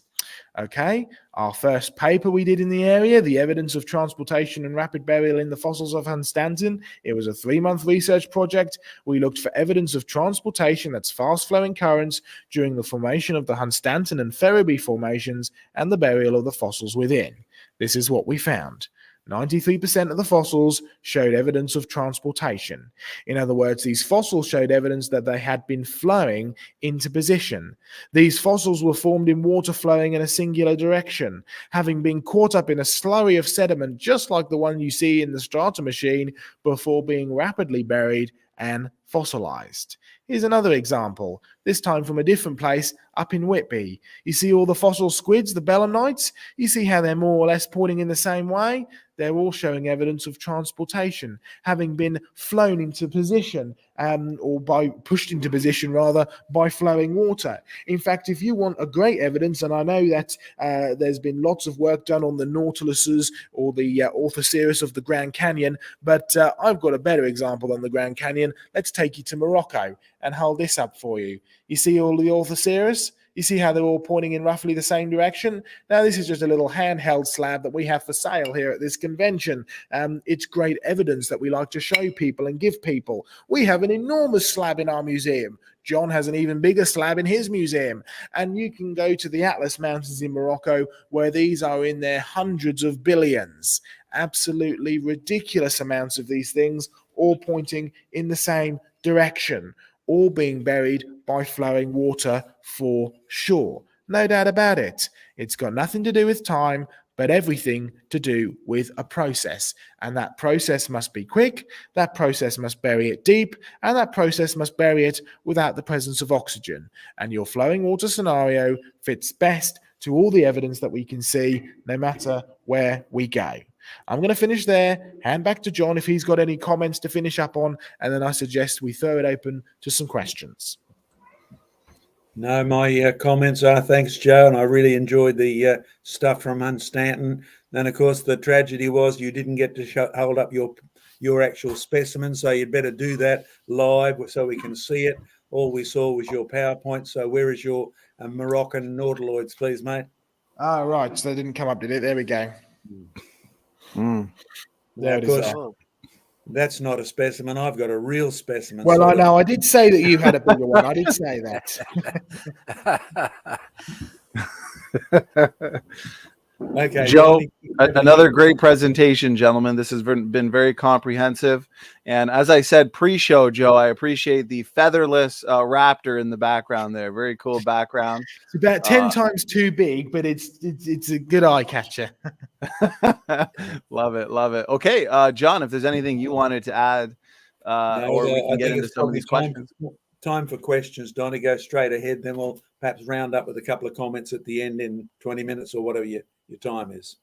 Awesome. Okay, we got some solid questions here. So I will let's see here. We can start with okay. Princess Dog, polite question. And the question is, why did dinosaurs go extinct but not reptiles? Okay, yeah, quite a few of the reptiles did go extinct. So you will find that several things have happened to the reptiles. For our open day on September the 24th, free ad for Aussies who are watching. Come and join us on 24th of September from 10:30 to 2:30. It's free, but you must go to our website and register. We have a very limited number of people we can actually fit in or allowed to fit in still. So I'd encourage you, go to the website, come and join us, and you will see our newest display, which is a humongous goanna fossil found here in Australia. And right alongside it are living the present day goannas, sometimes that big. I mean, my wife sees ones that big and she goes, ah, right? They're enormous in her eyes, but they used to be much bigger. So with many reptiles, they have certainly diminished. In fact, if you like the latest evolutionary theory, the evidence, according to the evolutionists, shows that our present-day Aussie snakes devolved from those gigantic goannas by losing their legs and gaining a few extra backbones to swivel along. And so that's the evolution of snakes in Australia from legged goannas. Fascinating. But really, they used to be bigger. Now they're smaller. Some are so small they died out, quite literally. So when you look at the goannas, they didn't die out. When you look at the dinosaurs, they actually did. Couple of suggestions. If you want to follow this up at a kids to adults level, we wrote a book called Why Did the Dinosaurs Die? Right, you'll find there's one available for 3 to 5 year olds, and there's one available for 12 years of age and above on our website. They're both books. The kids love them, and you'll find them very helpful. But here's a couple of thoughts for you that you can take away. Joe might want to add a couple of things. When you are a cold-blooded creature, take our closest sort of representatives of anything dinosaurian, and that's the crocodile. Here is a most amazing phenomena. When you have a cold climate and you have these creatures after the flood, the ice in Job's day begins to encroach upon the planet. If you are a cold-blooded reptile, when you are laying your eggs, if the eggs hatch, and they hatch in the open air, remember, if they are too cold, you'll find only males are born. If they are too warm, only females are born. You are doomed to extinction shortly after. There's one contributor that's hardly even mentioned in the textbooks.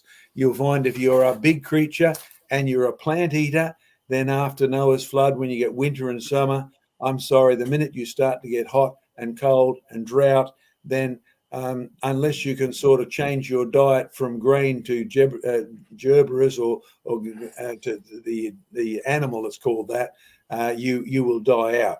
So therefore, change of food sources will cause extinction as well.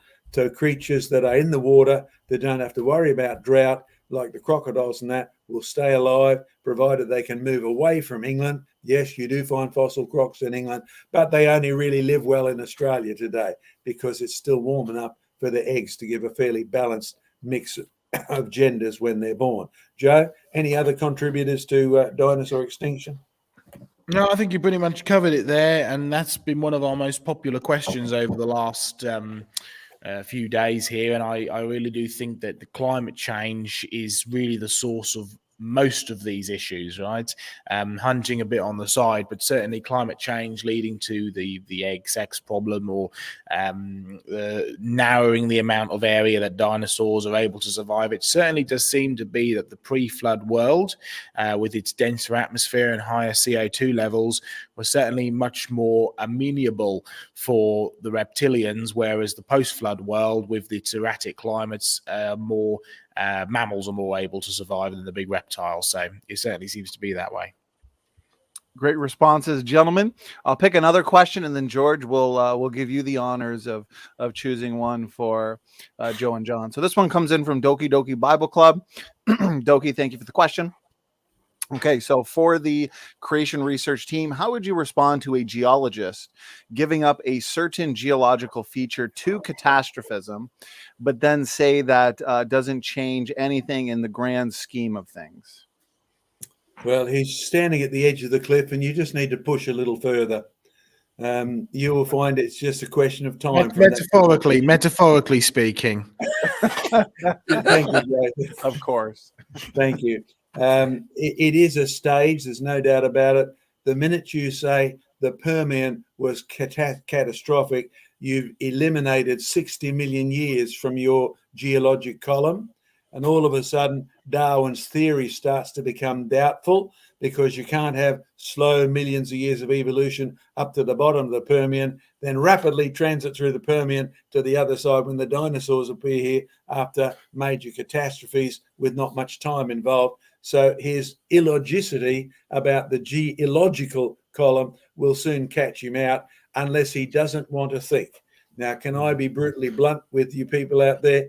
Our big problem in life is that we are sinners, and sinners want to see things our way. I mean, when I look in the mirror, I see a good-looking Aussie.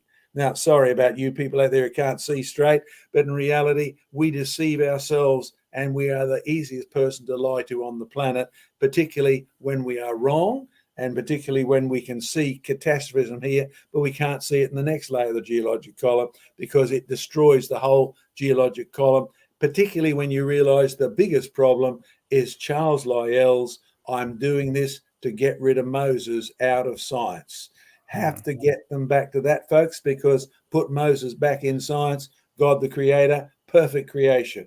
God who made man in his image, man who sinned. Sin brings all sorts of problems, okay, including how you see the rocks. So you have to get to there, then you have to get to Jesus, and the stones cry out his praises, and that's where you have to get to. Again, great answer. I love the way you gentlemen just dismantle the GeILLOGIC column. And George, I'm going to throw in one more question here, because it's kind of related, and I'm kind of curious. You lied to me. Yeah. Forgive me, George. This is a bonus question on top of Doki's question. So the question, gentlemen, does the geologic column as depicted in the textbooks exist anywhere on the planet? I'll go in first, because I've tramped most of the planet, and Joe's only at the starting end of his career, and he's tramped half of it. You will find there is one, maybe two places on the planet where you can drill a hole in the ground, and you can end up with most of the names in the geological book. I didn't say most of the rocks. I said most of the names of the layers. There is one particular place, a well in Montana, right, that has sections of every major named group up to, the surface of the soil there. But if you actually do what Joe did and say how much of the rock is preserved, what percentage of the geologic column in terms of time, it's no good saying we have 1 foot of the Permian, 3 feet of the Cretaceous, 7 feet of the Jurassic. It's no good saying we've got that, because that ends up being, well, okay, in the Grand Canyon, here's how much of the Coconino sandstone are preserved. In Montana, you've got that much. So you find that in any location where you would even claim to have the whole geologic column, if you analyze it and say what percentage of the rocks that could have formed in the so-called time exists there, the answer is usually less than 1%. the Grand Canyon is 99% not there in terms of time. That's how you need to approach it. Joe, want to add anything? Yeah, well, like you say, you've had a lot more experience traveling than I have, and I've had a large amount of experience nonetheless. But you are right. You are more qualified to speak than me, so I will go to somebody who's perhaps a bit more qualified in academic standards than either of us, Professor Derek Ager. And let me put up a quote or two from him, which deals with this quite nicely. Nowhere in the world, he says, is the record or even part of it anywhere near complete. This is the geological record he's talking about. Even in the Grand Canyon of the Colorado River and the adjacent sections along the Little Colorado River, surely the finest record of geological history anywhere on Earth, there are huge breaks. About the Grand Canyon, he says, notable is the complete absence of the Upper Carboniferous, that's the Pennsylvanian for you over in the States, and of the Ordovician and Silurian systems. Devonian strata are only present in local lenses. So the key bit is what he said at the beginning, nowhere in the world is the record or even any part of it anywhere near complete. And I think that's pretty much hits the nail right on the head there. Awesome answers. Appreciate it. George, I'll hand it over to you, brother. Well, before I ask my question, I want to make a plea to the audience. Come on, guys. That presentation deserves a donation. All you need to do is go to creationresearch.net, press the donate button, and offer whatever you can, because that money goes towards that kind of research that John and Joe just mentioned. Now, John, we all remember the Bill Nye and Ken Ham debate. I believe a similar question came up through the audience here about why don't we find canyons in other parts of the world. Now, I know the answer to this, but you guys can expand on that if you like. Okay, Joe, do you want to try that one first? Yeah, sure. There are quite a lot of other Grand Canyon-like formations. I know we visited one out in Australia, down near the Blue Mountains. Now, the difference was it wasn't a stark, barren desert like the one over in Arizona. It was completely covered over in vegetation, right? There's another huge one over in China. I mean, we don't have quite the same thing here in the UK. The closest thing we get is probably Cheddar Gorge, which, if you look that up, it's impressive enough, but it's a lot smaller. But there are plenty of other big canyons. It just so happens that the Grand Canyon is, by far the most well-known one. But John, you remember the one? I can't remember exactly the name of the canyon I'm thinking of, but we went to it when we were near the Blue Mountains, went for a hike over the top there. Do you know the one I'm talking about? Yeah, it's the gorge that's associated with a river that runs back down towards Sydney. That's right. So they're heading up to the Blue Mountains and they go to the edge of the Blue Mountains. Diane, she's an old ex-New South Wales girl. Do you remember the name of the gorge that heads up to the edge of the Blue Mountains? Oh, there's a place there called Govet's Leap. Govet's Leap is one that's worth going to if you're travelling in Australia. And also, as you head west from Windsor, you will find the river winds its way up into an enormous gorge, cut through the sandstone at the Blue Mountains. So that's another one. And if you're a tourist and you like going to Hawaii, then visit the Hawaiian Canyon. It makes the Grand Canyon depth-wise look like just a sketching from a chicken scratch. The other interesting thing is the Nepean River, which flows through there. It's a tiny, weeny little river. Yeah. It's, they're having trouble hearing you, Diane. Oh, sorry. I'll just come over here. Yes, in the Blue Mountains, the one of the rivers there, the Nepean River, at the bottom of this valley, is only a tiny, weeny little river. You cannot explain how that little river could have cut that big gorge. Yeah, it's very impressive. I've climbed in and out of it all along. It's very impressive. So forgive the American Tourist Board, but when you've only got the Grand Canyon, I guess you've got to make the most of it. And that canyon in China, by the way, it's called the Yalong Canyon in Tibet. It's actually 500 kilometers long, whereas the Grand Canyon's only 447 kilometers. So it's not the Grand Canyon isn't considered the biggest canyon. But just something else too. You can also find canyons in Africa, the Americas like Argentina, Brazil, Canada, Chile, Mexico, Colombia, Peru, Bolivia, Nicaragua, Asia, China, Nepal, India, Philippines, Indonesia, etc. Even Europe has some. So, and Oceania, our part of the world. So there's lots of canyons out there. So for Bill Nye to ask that question showed his complete ignorance on that subject. So well, also the fact is that it has nothing to do with evolution, which he was supposed to be defending. He may think it's got something to do with long time, but that is so easy to demolish. You don't get big canyons if you take a long time because they fill in from erosion. Right. They don't form unless they are rapidly gutted by the water traveling through them. So in other words, Bill Nye doesn't know what he's talking about. I'd like to throw this question in. So, you know, one of my own, you just mentioned erosion, John, and I'm curious, what's the best way to respond to these evolutionists who would say the reason why we don't really find the complete column is because of erosion? They'll claim that rocks deposited during one period would be eroded away during a later period. What's a good way to respond to that? Well, basically, even if you could find them, does it help your theory of evolution? The answer is no, because your erosion, and those of you who like logic, listen carefully, erosion on an evolutionist system is a random process, right? There is no controlling features except the water runs over rocks. It's coming randomly through time. So your time frame is random. Your world has evolved by itself, so the life on it is random. The death of the animals is random.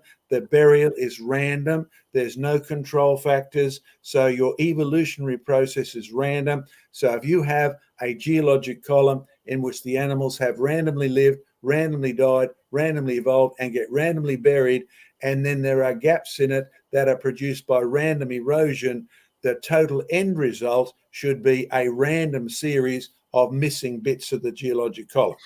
In reality, as even Derek Ager and quite a few of the others say, the bits that are missing are exactly where Linnaeus would have predicted them.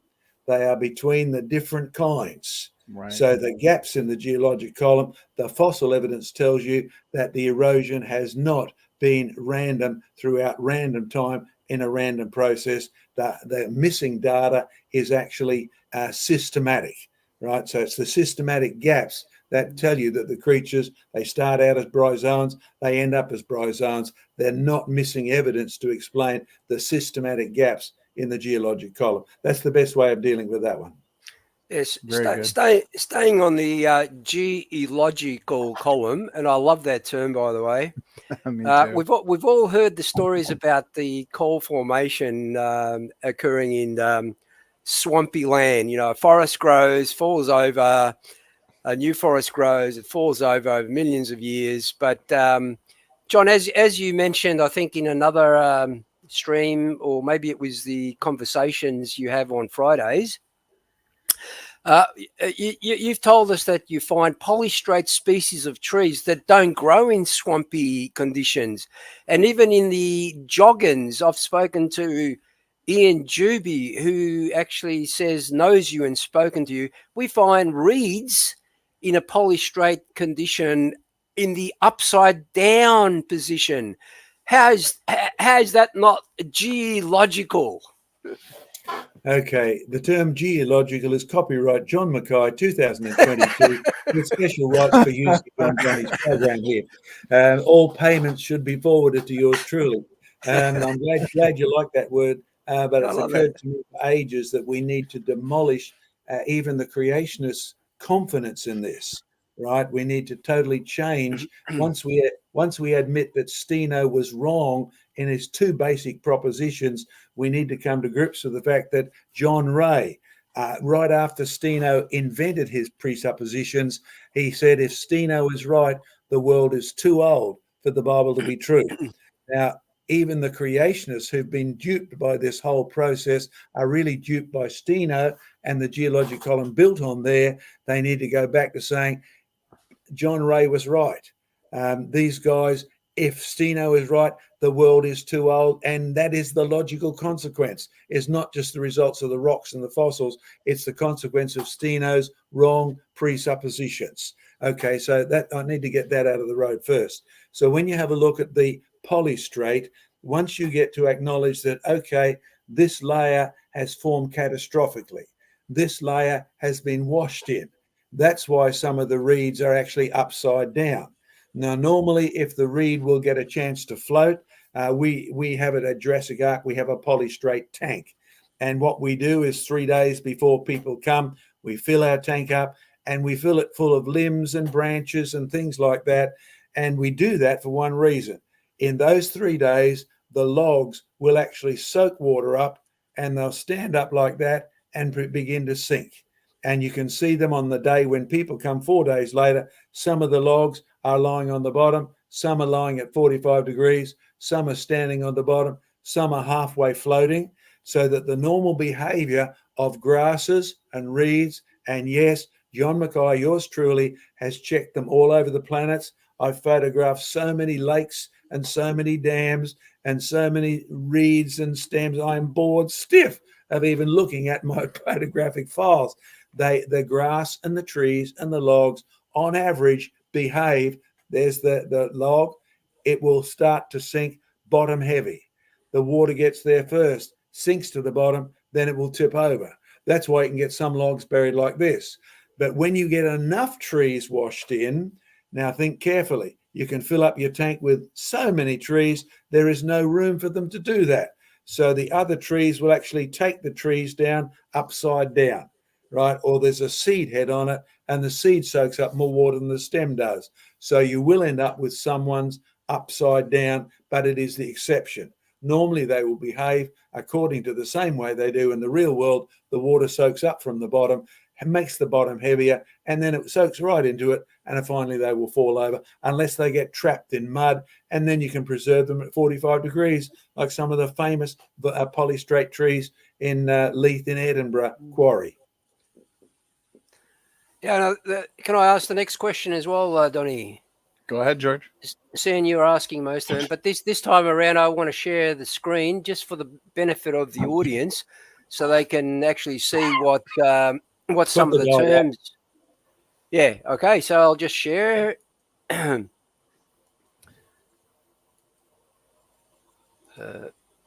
great comments, John, as George does that. You know, it's my hope that more creationists watch this, especially ones that unfortunately have decided to defend the GeILLOGIC column, because I think this is a real great dismantling. Can you see that, Donny? Oh yeah, yeah. Okay, now I must admit these terms I hadn't heard before, but on-lap and down-lap. Somebody said, how does the global flood actually explain the formation of on-lap and down-lap? So I think that's enough of. Do you want that screen to stay on there, John, or is that enough? No, Joe's going to tackle this one to start with. Okay. Oh, apparently I'm going to tackle it. Fair enough. All right. You will find it's interesting you say that you've never heard of these terms before, because the reality is there are so many different terms within geology and they change around all the time, right?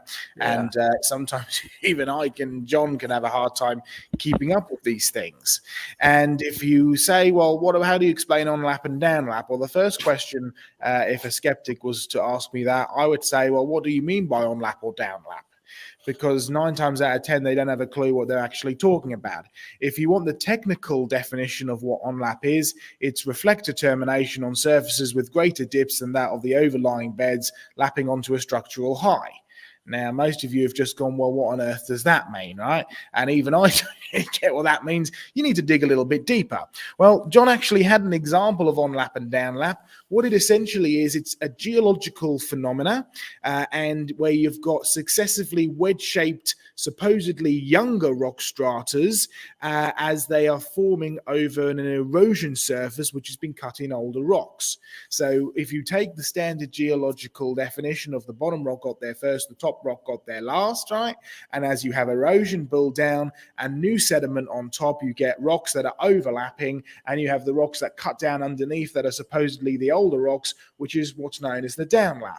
So you've got overlap and downlap, or onlap and downlap. Overlap is the term that I'd heard of, right? And what I did going through geology, it turns out that onlap is just the same as that. And overlap is a much more descriptive term of what's going on here, because you have rocks that overlap the other rocks, and the rocks that overlap are supposed to be the younger ones, then the downlap ones, which are supposed to be the older ones. Well, I'm just going to pull up an example. John actually used this example earlier, and we'll just dig a little tiny bit deeper into it and show you a quick example. And I'm also going to have to warn everybody that after this question, I'm probably going to have to head off, because it's now midnight here in the UK, and I'm up at 8. I'm up before 8 o'clock. We've got a devotions and prayer meeting at 8 o'clock tomorrow, so I want to be awake to be able to do that. But let me just share the screen and have one last quick little look at some sedimentation. Okay, we've been here before. I started off here earlier with the dinosaurs, right down at the Severn Channel, at the Severn Bridge, down near the Bristol Channel. There we are a little bit further in. You can see the bridge just above that yellow dot, which goes across from England to Wales. Getting a bit closer, and you've already seen this picture. It's John Mackay at Oss Cliff, right? And you've got some rather spectacular geological formations behind him. And there's also a load of old fossils there. Not John, the things that he's digging up. And there they are right there. In fact, John, I remember you saying when we first traveled here that this is, and correct me if I'm wrong, but I believe you specialized in these fossils in your collection. These are the pecten shells. Some pretty spectacular fossils that you can find from this area. I mean, the level of preservation is just absolutely beautiful. But we're not talking about the fossils. We're actually talking about the rocks. It was a rather grey and dreary day that we led a field trip down there. And when I came down here with John Mackay, I said, these rocks are the Triassic and they're this age, because I'd learnt that in geology. And John said, no, they're not. I came here 20 years ago and they're a different age. And so we went and checked up the literature, and guess what we found? They weren't either of those ages. They'd changed again to a completely different age. Now, it does pay to keep your records. It does pay to keep your books, because you do find an interesting phenomena where the ages keep on changing. But we're interested in the actual rock layers that are there. The processes at Oss today. This is on the public information board. You see the red mudstone at the bottom, the green mudstone, you've got the shales and the limestone, and then the limestone and the shale at the top. And notice what they've titled it, the Drowned Desert. Yeah, definitely evidence of a flood for sure. This is the technical literature out of our old British Geological Survey book. You see Gloucestershire at the top, Bristol in the middle, down towards, heading down towards Devon and Cornwall at the bottom, and the red line is where we were, over the Severn Bridge. Now, if you take that red line and you do a cross-section straight through it, this is what you get. You see all those wonderful geological formations? Many of these are what would be referred to as overlap or onlap. You've got layers which are flowing down, and you've got areas where they've been eroded away, and you've got areas where the supposedly younger rocks have actually formed on top. Now, the evolutionist explains this takes place over millions of years. As you have layers that are laid down, you have seismic earthquakes and so on and so forth, which shove these layers up. These cause erosion, which cause new layers to form over the top, which is downlap and onlap. Can you duplicate this type of strata in our strata machines? Absolutely, we can. Come to Jurassic Ark, have a look at our strata machines, get them up. You've seen all this before with John. We'll flick through this quickly. 2019 Mark 10 strata machine, and look at what's starting to form. Look at some of the remarkable layers that are beginning to be created by water that is flowing sideways. You have no need for major seismic activity and changes and even erosion in order to create some of these layers. Hey, look what's going on there. Downlap and onlap as it begins to, the new rock layers begin to form on the top of them. Pretty spectacular looking formations. Really incredible stuff, forming very, very quickly indeed. I mean, just some remarkable stuff. And there you are, compare them one to the other. Yeah, you've definitely got it for sure. Onlap, downlap, overlap, whatever geological term you want to call it. It's not been the result of seismic activity and changes in the rock formation. It's been the result of flowing water, and it takes just minutes. And the real key thing that you need to recognize here is that water is great because it behaves the same way whether you're dealing with a small amount of water or whether you're dealing with a large amount of water. It all flows, it all contains layers, and it will all contain the same amount of sediment, or will all deposit the same amount of sediment, whether that's on a small scale like in our starter machine or on a very large scale like a global flood. There's no issue whatsoever. So I hope that's given you a little bit of an extra explanation into that. It is something you have to go and look up. 20 minutes, you can make these processes, and it is a process. It's got nothing to do with time. It's got everything to do with the process for sure. Well, Joe, it's time you went to bed and have a good process called sleep. Yeah, thank you, Joe. Yeah, just another plug, Donny. For those that like really short, concise answers to a lot of questions like these, Creation Research have a TikTok account, and you'll find these fantastic 1-minute answers to the questions you'll see pretty much in every stream we do. You know, I'm sick of answering the same questions all over again, but you'll find those concise 1-minute answers fantastic. Yeah, no, Joe needs to go to bed, and we've got a school to go to, so we are going to have to actually opt out as well down under in Australia, in Tasmania. I think it's gone really well. George, you did great with your dog barking, or was that you? And Donny, had a great night. His dog was saying, "Amen, amen." This is all. Even the dog was enjoying it. So, gentlemen, go ahead. Sorry, George. John, but people walk past the window, and that's just natural for the dog to bark at someone. Yeah. All right, we'll have to say good night, guys. We'll see you in the morning. We'll catch you next time. Joe. All right, Okay. All right, guys. God bless. Thank you you. so much for your time. This was awesome. Okay, so to everybody in the audience, there's another 2.5 hours. This was session, what was this? This was session 5. We've already got 12 plus hours worth of content for this conference, and we're only in day 3. And I may be sacrificing my neck for it, but you know what? It's worth it for the truth. So this Donny, has been awesome. Yeah, go ahead. Donny, one of the questions I was going to ask, but I know the answer because I've actually seen one of John's TikTok presentations on it. Is the claim that, you know, like creationists send rocks to be dated to these companies that do the testing, and they say, oh, you can't send rocks that are less than 100 years old to be tested because it's too erroneous. Right. Well, for a start, how do you know it's 100 years old? And secondly, John, in that TikTok clip, shows rocks that were sent for testing to the secular companies that were over 220 years old from New Zealand. We know they were 220 years old because we know when the volcanic eruption occurred.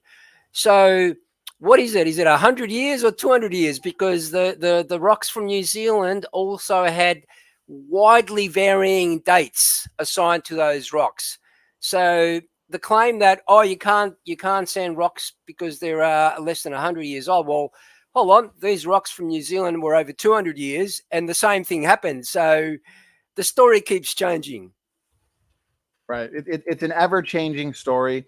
And you know what? We've now done, I don't know, 16 to 18 shows with the Creation Research team. They are, in my opinion, some of the best, flood researchers out there. They really take these challenges head on, and they do a fantastic job. So, I want to encourage the audience to look into the previous shows we've done with Joe and John. We did just last year a flood boundaries conference with them as well. Irrefutable, undeniable evidence that the geologic column is in fact the GeILLOGIC column. I mean, we have these rapidly forming layers due to the sideways movement of water. Okay, layers formed in minutes, not millions of years. I have no idea how these evolutionists can say these layers are millions of years old. Okay, and I think this is important too for those creationists, unfortunately, that have bought into the claims of the uniformitarians or actualists that want to uphold the GeILLOGIC column as something that is fact or truth. But in reality, George, it's a fiction. Okay, it's the GeILLOGIC fraud. And so, guys, pass this around. This was 2.5 hours of nonstop information, and it's about time the critics put forth some actual, sophisticated counter rebuttals, because I'm not seeing those, and it's because they don't exist. The evidence is clear. The truth is clear. George, any final words, final thoughts, brother? Thanks again for being here. You had some great input as always, my award-winning co-host. Final words, final thoughts. Well, yeah, I just saw one of the questions about, is there any proof that the fountains of the deep broke out according to Genesis 7:11? I mean, I don't know if people have heard of the continent of Zealandia. It's all you see at the moment is New Zealand, but if you Google it, and actually if you share the screen really quickly, Donny, I can show them where Zealandia is located. Sure. Just bear with me for a second. As you're doing that, I'll remind the audience that this was session 5. Session 6 will be sometime in the next few hours. It'll be myself. I'll be giving a presentation debunking, the best evidence for evolution, quote unquote best. And tomorrow we're going to have Dr. Jerry Bergman at 6. And then right after, we're having the man himself, the myth, the legend, George Bond, and Professor David McQueen. They're going to be giving a must-watch presentation. I know George is all ready with the screen share tomorrow. So a must-watch presentation titled Amazing Evidence for the Worldwide Flood. Your screen is shared, George. Go actually. Well, this is one of those evidences, by the way. You've got an entire continent there. Actually, okay. George, can you unshare your screen and then put it back up? Because from my end, I'm not seeing anything other than there it is. It's there. Go ahead, brother. You got it? Okay. You can see the grey area is what has been found to be the continent of Zealandia. Okay, it's probably bigger than than Australia itself. But all you can see at the moment is the 2 islands of New Zealand and New Caledonia at the top in the north there. I mean, the Bible talks about the valley, the mountains rose, the valleys sank. Well, you think about that. How could that have happened? Well, if the fountains of the great deep came to the surface, there would have been a void created below it. So something had to go down if something comes up. So there's a great example of an entire continent that's actually sunk deep into the ocean because of that fact. So when you think of New Zealand, think of this particular continent here, guys. And if you think about, fossils and whatever, I don't know how many fossils you'd find in an area that large, but we'll probably never know because it's deep underwater. So I hope that answered that question. That I'm not sure who actually asked it, but Cornell Bonko. So I hope that's a great question. Yeah, that satisfied it for sure. Lots of great questions today. As always, guys, it's our goal to put on these conferences, but not a behind the scenes conference where nobody can watch. I mean, we want this to be interactive.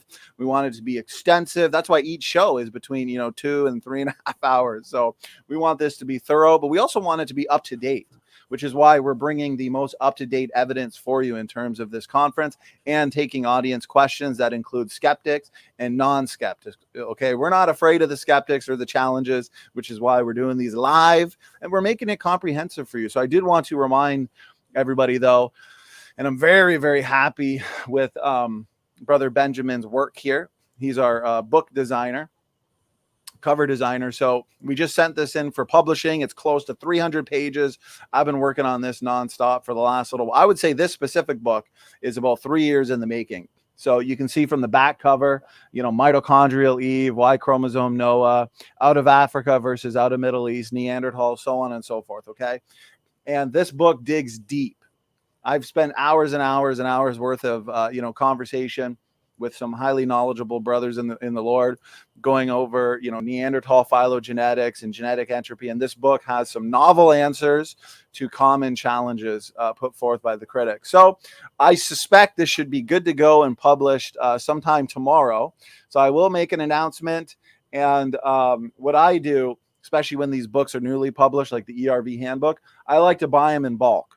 So since we sell them over Amazon, the best way for me to do that is to sell it at cost. So I'm going to set this to cost for the first few days, which will be something like $8 maybe. And I'm going to buy a bunch of them because I like to pass these around, in my personal life, church, family, friends, so on and so forth. So I'll make that announcement. And then therefore, anybody who wants to purchase a copy, you can also purchase them in bulk, or you can get them at an all-time low price. We just want to get the truth out there. And that's the important thing with these books.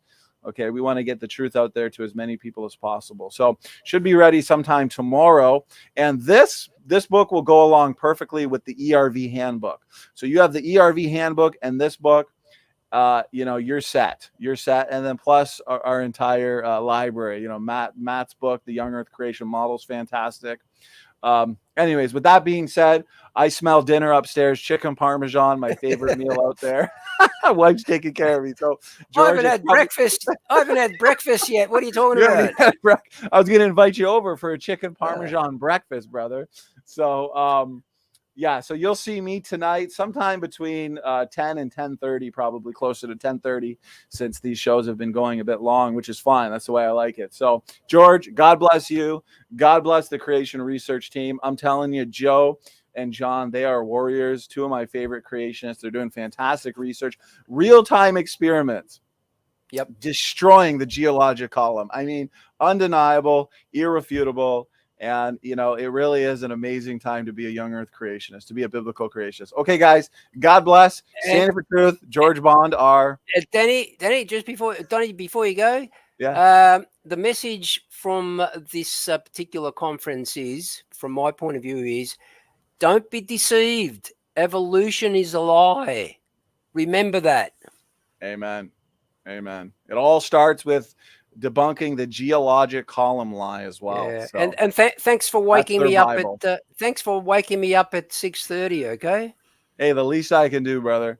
I appreciate your passion and your motivation, George. All right.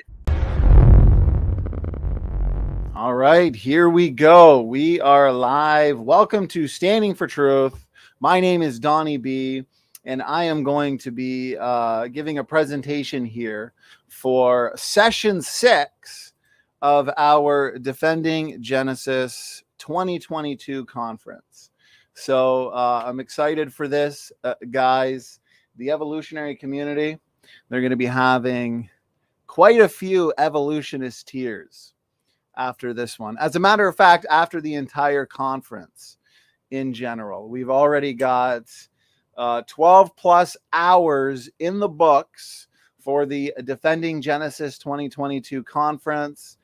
And we've already touched on so many important topics. Genesis genetics with Matt. We just finished a show on dinosaurs in the Bible and the GeILLOGICAL column. We've had a ton of fun so far. And, the best way to prepare for one of these presentations, nice fresh cup of evolutionist tears. So shout out to everybody in the chat. Thank you so much for being here. Yes, Doki Doki Bible Club. You are absolutely right, brother. The final nail in the coffin of evolutionism. That's right. It's 2022, and it is an amazing time to be a young earth creationist, to be a biblical creationist. It's why we do what we do. And admittedly, maybe we have too much fun doing what we do, because at the end of the day, the evolutionists, the evolutionary community, makes it far too easy for us. So today's this specific session is titled "The Best Evidence for Evolution Debunked." And this is going to feature kind of a snapshot of what is going to be found here in the updated and expanded special creation book. Okay, dismantling evolution and confirming independent origin. So this should be available in the next 24 hours. 270 pages, the most up-to-date book you are going to find on the topic of separate ancestry. Gets into human evolution, Neanderthals, mitochondrial Eve, Y chromosome Noah, chromosome 2 fusion, junk DNA, endogenous retroviruses. That being said, if you want a full 200-page beatdown of endogenous retroviruses, do please check out the Endogenous Retrovirus Handbook. So, okay, you know what? Let's just get right into it. I am going to share screen, and I will periodically check from my phone, make sure the audio, video, slides, all the good stuff are coming in good, well, and strong. So let me pull up the show from here. And looks good from my end. So good to see everybody. This has been a ton of fun. Time flies by. The summer flew by because I was setting this conference up months ago. And I knew I wanted roughly, 10, 11 speakers. We got about that, 10 or 11. We're going to wrap it up with a debate that I'm looking forward to on Friday. Is going to be an awesome debate. And time's flown by because we set it up, 2 to 3 months ago, and here we are. And we are already in day 3. So if you're just joining us and you're new to this channel or conference, here it is, Defending Genesis 2022, hosted by Standing For Truth Ministries. We've done several conferences at this point. Our last conference we did was with the Creation Research Team, who we just had on today for session 4 or 5. That was on flood boundaries. So controversial topic in the young earth creation world. And I believe John and Joe gave an irrefutable presentation for that conference. So this conference, 2022, Sal Jardina, professional geologist, he kickstarted the week with us. And again, I'll be looking at the chat periodically, guys, just so you guys let me know how everything's going. So Sal Jardina, the relevance of Genesis, comprehensive, very informative presentation. We had a good discussion on evidence for the flood, going over many of the common objections advanced by the evolutionists. Then we had T-Rock, who's done a ton of study on dating methods, including isochron dating. And so that's a must watch. It was technical. It's an important program. There's not much out there on isochron dating, at least in the world of YouTube. And so we really wanted to put that one to bed. And we did. T-Rock put a lot of work, research, and study into this presentation. Highly recommended. The isochron method and other dating duds, because that's what it is, duds. And the evolutionist model is a big dud as well. Some would say, evolutionary theory is not in crisis. I'm here to tell you it is in crisis. I mean, it's done. It's a big dud. So then we had day 2, Genesis genetics. Goku in the house. Good to see you. Hope you brought your buddy Vegeta for this presentation in case he's an evolutionist. So Genesis Genetics by Matt N. That was yesterday, 3 to 3.5 hours. That was an entire conference in and of itself. That one session could have been its own conference. Matt put a ton of work into that. That was great. Definitely got to share that around. I'm going to try and get this whole conference up on the website, obviously when it's done. And what I'd really like to do, if anyone's out there that can help share this around, spread the word, I'd love to learn how to, or have someone do it for us. And of course, we work together on it. Turn this conference into a DVD series, like a DVD collector's edition, where we have the entire conference in DVD format. It could be like a collector's edition where you have, a few different discs 5 discs, one for each day of the conference. But my email is posted on the website. So anybody that has any expertise in that, please do reach out. We're always looking for help. As we are doing this full time, we try to be jack of all trades, but sometimes there's certain things we would love to get some help on. So, okay, then we had countering compromise, another 3 hours. This one was with C.J. Cox. Arguments from people like John Walton, Michael Heiser, Hugh Ross, and the uninspiring compromiser were absolutely decimated during this show. So that was a ton of fun. Today, I was really looking forward to this one. Comprehensive, technical, a must watch. And it's funny, all of your fans, all of your geologic column cheerleaders, okay, that bow down to the so-called geologic column, they weren't here to present their challenges or objections, because I'm here to tell you the geologic column is the GeILLOGIC column. And 2.5 hours was session 5 here, just ended a couple hours ago. John Mackay, Joseph Hubbard, 2 amazing flood researchers, well educated, well qualified. 2 of my favorite young earth creationists. I mean, these brothers are warriors. This was just 2.5 hours of just nonstop information, just an irrefutable show. This show alone should be enough to convert the skeptic. And so, just looking at the chat, good to see everybody. Nunya Biz always cracking me up. Laughter's the best medicine, brother. So we had dinosaurs in the Bible and the GeILLOGIC column. Now we've got evolutionist favorite arguments debunked. I'll give about an hour presentation. I mean, I've got over 1,000 slides. I'll get through what I think is important. I'll make sure to debunk the favorite talking points: homology, nested hierarchies, transitional forms, chromosome 2 fusion, endogenous retroviruses, pseudogenes, ALU sequences, genetic diversity in Africa, and Neanderthal phylogenetics. I'll make sure to get through all of these, wrap it up at about maybe an hour to an hour and a half presentation. Whoever's still around at that point, you can shoot me, rapid fire me a few questions, and then we're going to call it. Because tomorrow we've got another big day. We're going to have Dr. Jerry Bergman. He'll be session 7. Darwin's frauds, blunders, and forgeries. I'm excited for this. He's been here 3 times before, and always a good time with Dr. Bergman. So, yeah, make sure you're here for that. We're going to have a conversation after his presentation, followed by a Q&A from you guys. Then we're going to have our very own Professor David McQueen and George Bond, our team, flood researchers.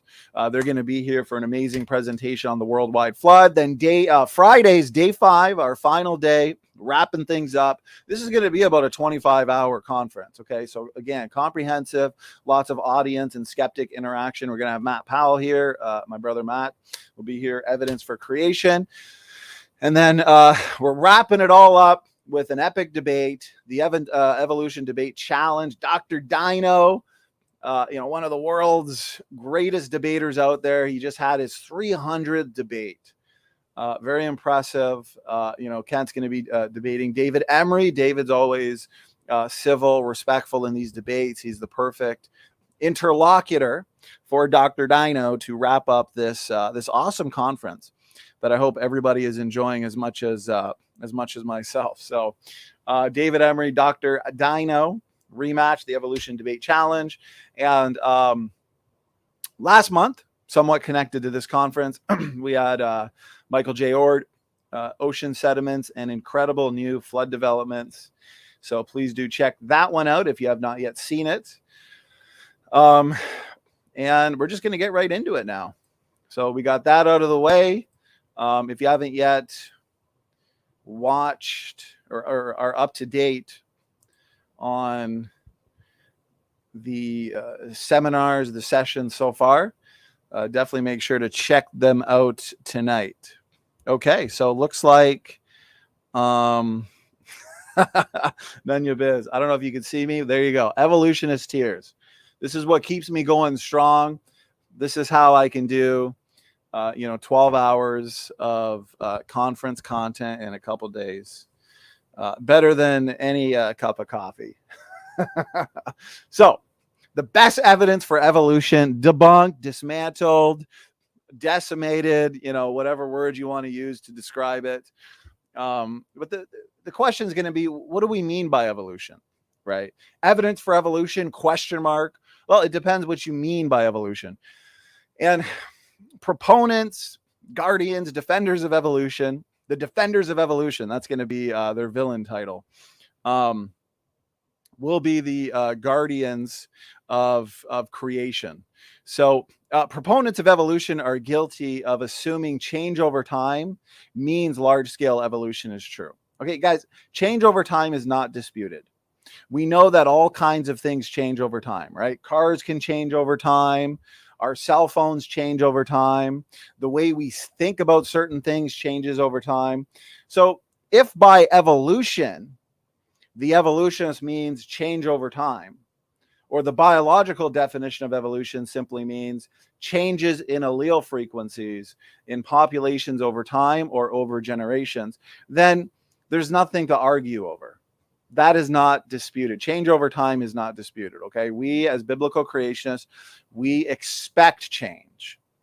But the question is, what type of change is being observed? Is it the type that's consistent with the biblical model of ancestry? Or is it the type of change that is consistent and necessary for pond scum to people evolution, to take your fish to fishermen? Okay, and basically the changes we see in terms of allele frequencies, okay, allele frequency changes, it does not equal or equate to evolution, especially the type of evolution that you can see here on the evolutionary tree of life, which, it's funny, I've had, nearly 100 debates on all sorts of topics, but most debates on evolutionary theory, ancestry.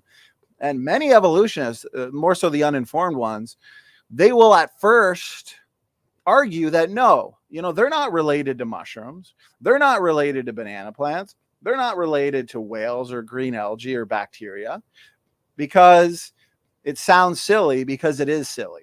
But universal common ancestry would say that life is universally, believe it or not, universally related, while the biblical creationists would hold to what's called separate ancestry. Okay, which would argue that bacteria and humans, or bacteria and whales, are not related. But evolutionists would say bacteria and whales are related through common ancestry. So you have a lot of evolutionists, they waste time saying, no, we don't believe that. We don't believe banana plants and whales are related. That's a straw man. And then you show them their universal phylogenetic tree of life, and eventually it's like a light bulb going off, and they realize, yes, I do believe that I am related to a banana plant. Okay, I do believe, the evolutionist, that is, not me, that whales and pine trees are related.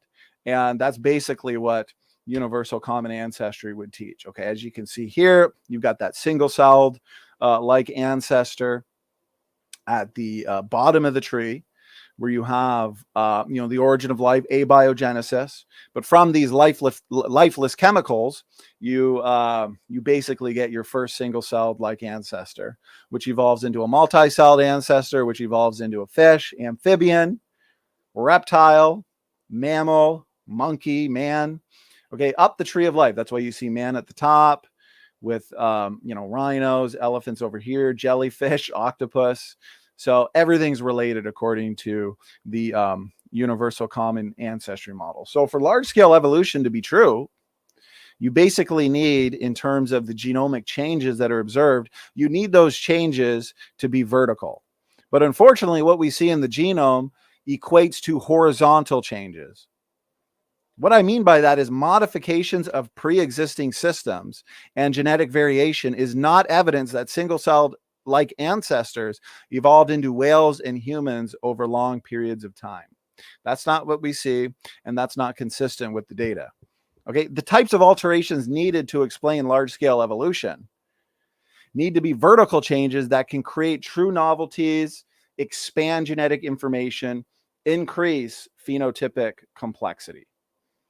Again, the observed changes are consistent with the pre-existing capacity for change. And that's what we're going to get into in a little bit, the design diversity model. As you can see here, evolutionists imagine that time can solve all of their problems, right? Over time, a single-celled like ancestor can evolve into a whale. Well, here's the thing. If I told you that Superman could fly quickly through the air, you'd say that's silly. That's myth. That doesn't fit reality. But if I told you Superman could fly slowly through the air, you'd say that's more believable. The evolutionists would say that. Basically, because time is the hero of the plot for the evolutionists, but more time actually equals more deleterious mutation accumulation, okay? Because the mechanisms for evolutionary transformation to take a single-celled like ancestor into a whale over lots of time, mutations, selection, epigenetics, to add the necessary genetic material for natural selection to act upon, that's mutations. Mutations to the evolutionary model is the source for all genetic variation. But the problem is most of these mutations turn out to be deleterious, damaging, disease-causing, and also rather than being absolutely neutral, they are effectively neutral or nearly neutral. That means natural selection, being a limited force, being a stability inducing force, it keeps a species as strong as it can be, but it's not adding anything new. And selection can't see most mutations. Selection can't see the effectively neutral mutations that are building up over time, leading systems and organisms into genetic sickness. Mutations degrade genetic functionality and information content. Since selection can't see these mutations, they're subject to genetic drift. They spread through populations over time. This means that time, although the evolutionist wants time to be the hero of the plot, is actually the enemy. Because the more time you get, the more extinction and degeneration you get. So no, Superman flying quickly through the air or slowly through the air is still a fairy tale. A single-celled like ancestor evolving into a whale quickly, that's a fairy tale. A single-celled like ancestor evolving into a whale slowly, it's still a fairy tale. It's pseudoscience. And you can have trillions of years and all you're going to get is more extinction, more disease, more degeneration. That is basic. That's what we know about mutations. If you can't show me how it happened, universal common ancestry, common descent, don't tell me that it did happen, because you don't have a mechanism, because your proposed mechanisms, evolutionists, degrade functionality. Your so-called best beneficial mutations turn out to be reductive, turn out to be functionally compromising to organisms. All right. If I told you Mary Poppins could fly quickly through the air with her umbrella, you'd admit that that's a fairy tale. But if I told you Mary Poppins could fly slowly through the air with her umbrella, you'd say, no, that's not a fairy tale. Evolution is about the slow accumulation of mutations leading to genetic variation that selection can act upon. That's what's going to take your single-celled like ancestor into a whale. No. Again, slowly, quickly, it's a fairy tale. It doesn't happen. Grandpa, I'm here to tell you that no, contrary to what the pseudoscientific pushing evolutionists want to say, this is not your grandpa, and that's what this presentation is going to prove. Evolutionists hope, dream, and imagine that whales and pine trees are related. So again, whether you have trillions of years or thousands of years, evolution is not going to happen. Okay, so I want to go through a couple slides here, just showing the amazing variety in God's designed world. Okay, because in the biblical model, remember, we're looking at the changes. The changes that we see, are they consistent with the evolutionary model, or are they consistent with the evolutionary model or the biblical model? Just looking at the chat, looks like everything's good. Okay, I appreciate it. So in the biblical creation model, we have God front-loading creatures with what? Well, with the ability to change and adapt to new environments. Guys, if God did not front-load creatures with the ability to vary and to adapt to their environment, species would have gone extinct by now. Ever-changing environments require what? Well, they require ever-changing genomes. Adaptation, which is what we see with these changes. But the evolutionist wants to erroneously equate adaptation with the evolution of higher life forms, the evolution of novel body plans. No, I'm sorry. We have something called the Cambrian explosion. We have all of these phyla suddenly appearing.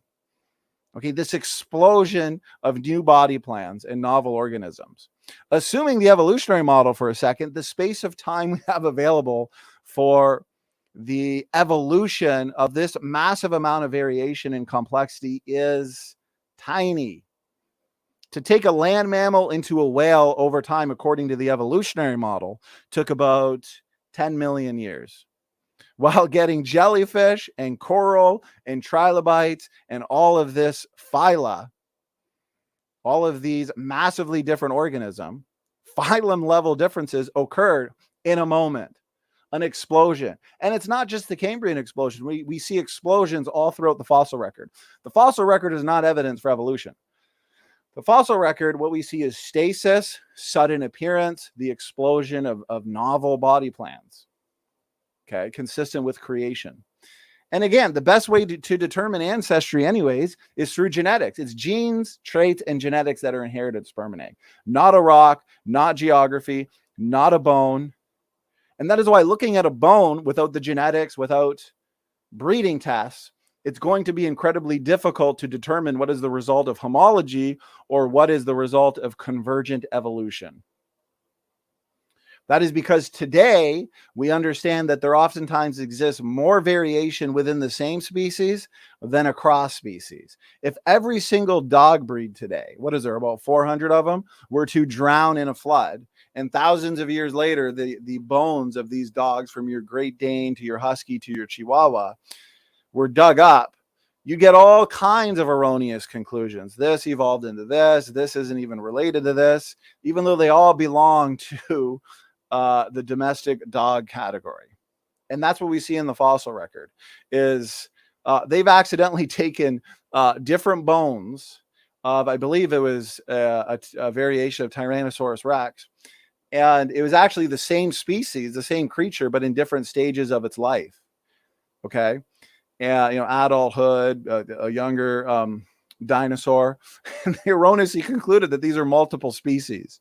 But then they determined, because remember, the fossil record's low quality, low confidence science, they ended up realizing, oops, this is the same species. This is the same creature, just in different stages of its life. But they said it's different species. This is how weak the fossil record is, okay? And they have no good answer for the Cambrian explosion. A phylum level event like we see in the Cambrian explosion would require an astronomical number of evolutionary experiments and misfits. Okay, and yet we have no evidence for these novel body plans and creatures popping up in the Cambrian explosion. Again, the fossil record shows a stasis and sudden appearance and not large-scale evolution. It is going to be in the world of genetics that we can best answer this question of ancestry. And so with the fossil record out of the way, that's what I mainly want to focus on. Very true, Doki. Okay, so right here, we see a great variety. Okay, we see a great variety of, for example, equids.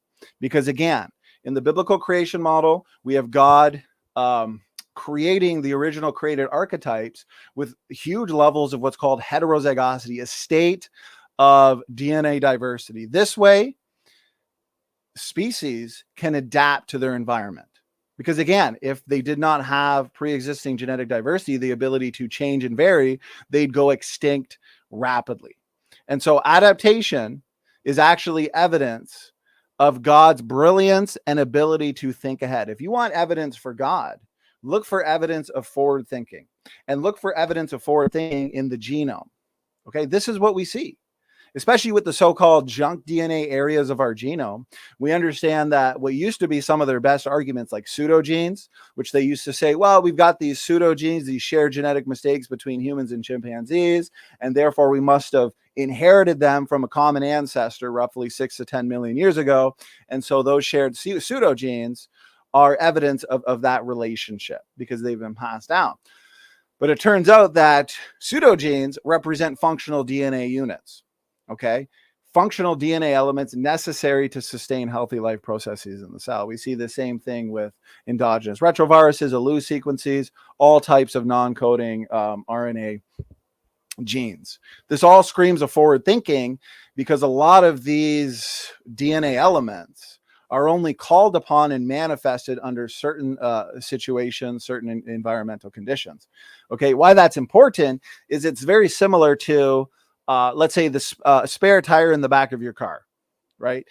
At first glance, the evolutionists would say, why do you got an extra tire?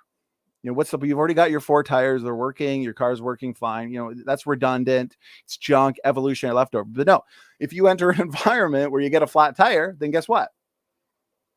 Thank God you have that spare tire that was put there by human engineers due to forward thinking. And that's what we have in the genomes of living organisms, is evidence for forward thinking that points us back to the forward thinker.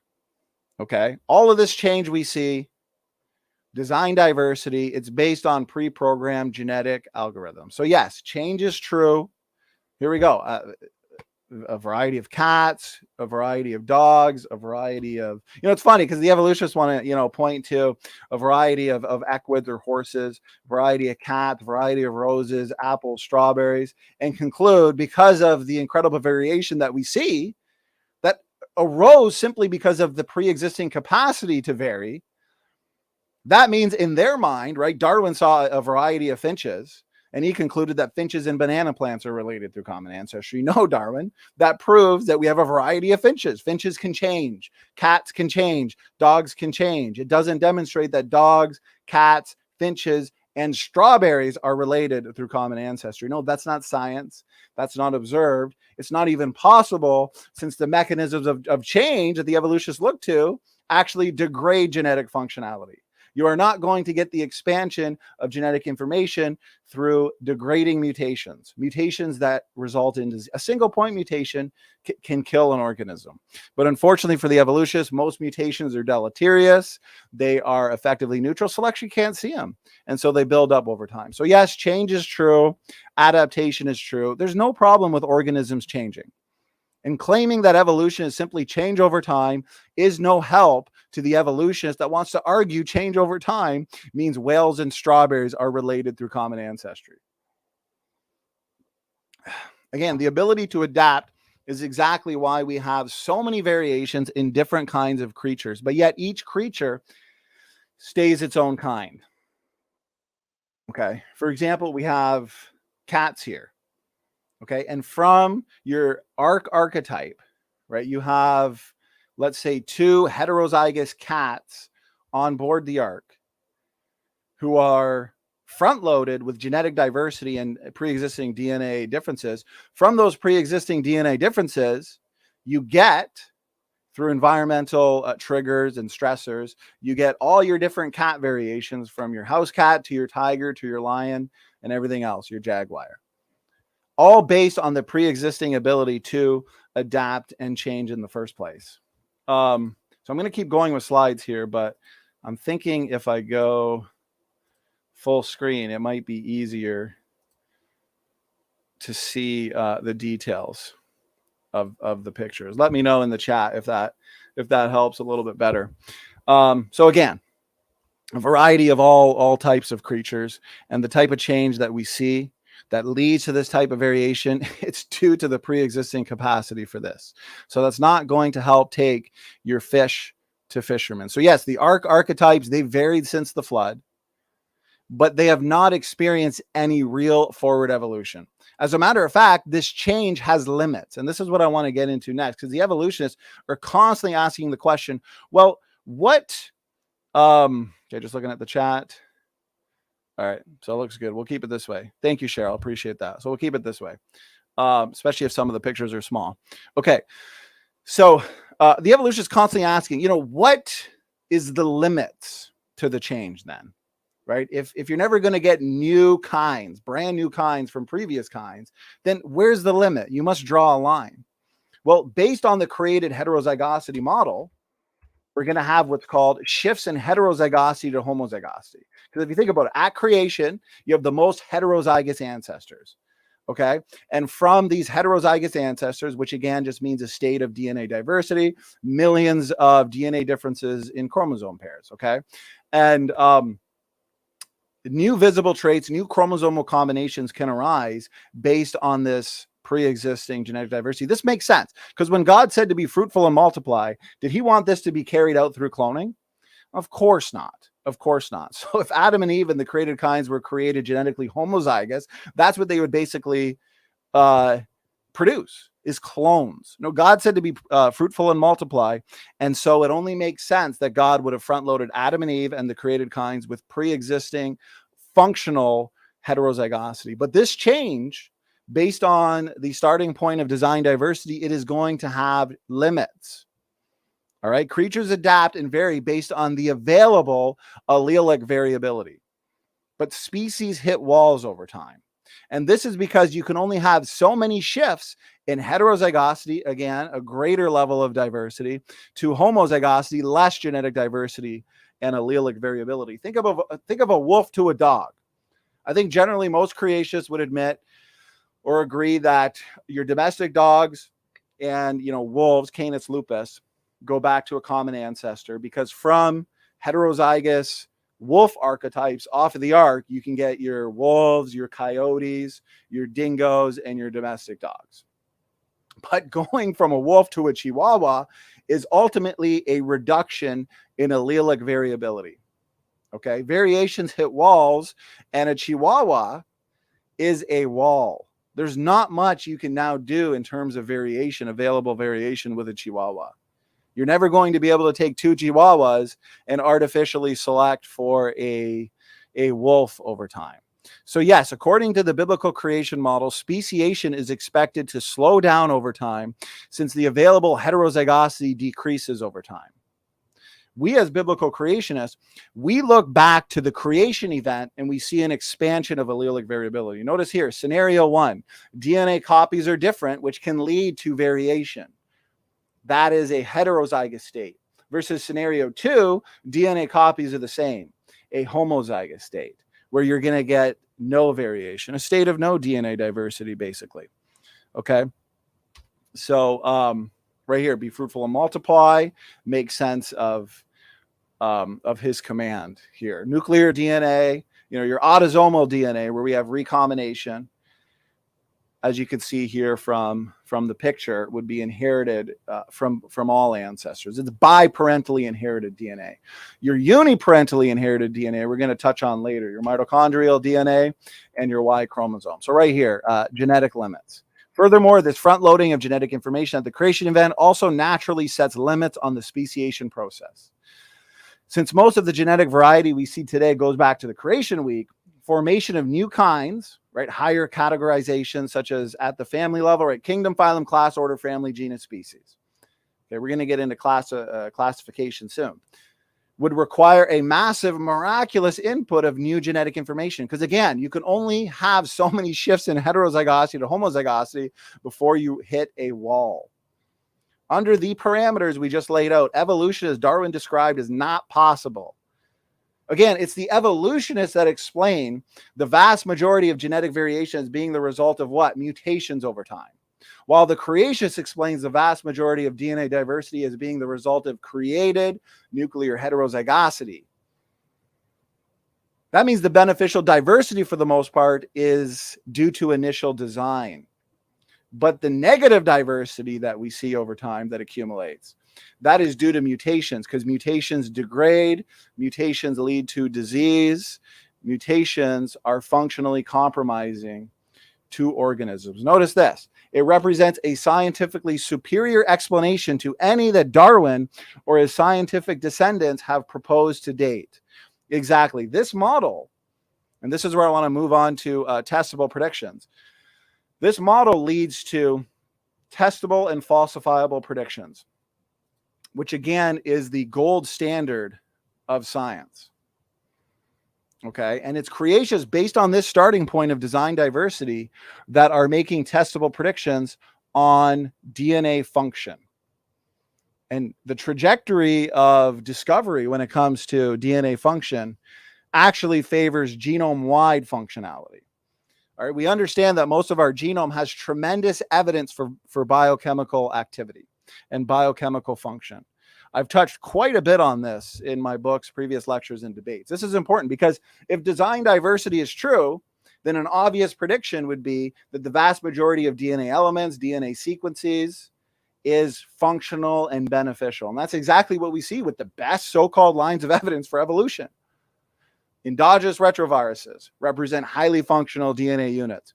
ALU sequences represent highly functional DNA units. Functional, okay, when it comes to ERVs, functional in embryological development, functional in determining cell types, functional in gene expression. They act as antiviral protectors. They act in tumor suppression. That's just to name a few.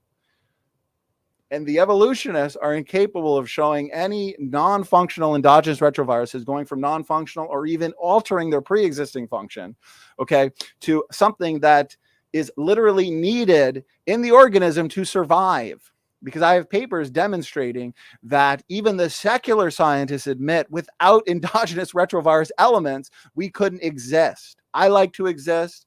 The evolutionist likes to exist. Everybody in the chat hopefully likes to exist. Without ERVs, we literally wouldn't exist. And this is all part of the design diversity prediction. Pseudogenes, same thing. They represent functional units of DNA. So again, it was in 2012, as a matter of fact, that the ENCODE project came out with remarkable findings indicating that upwards of 80% of the human genome was active to some extent. Okay, this is biochemical function. And it was surprising to discover that the genome consists of only about 20,000 genes. This was not an expected or anticipated number. We now know that the vast portion of the human genome consists of non-coding DNA sequences that don't directly code for protein products.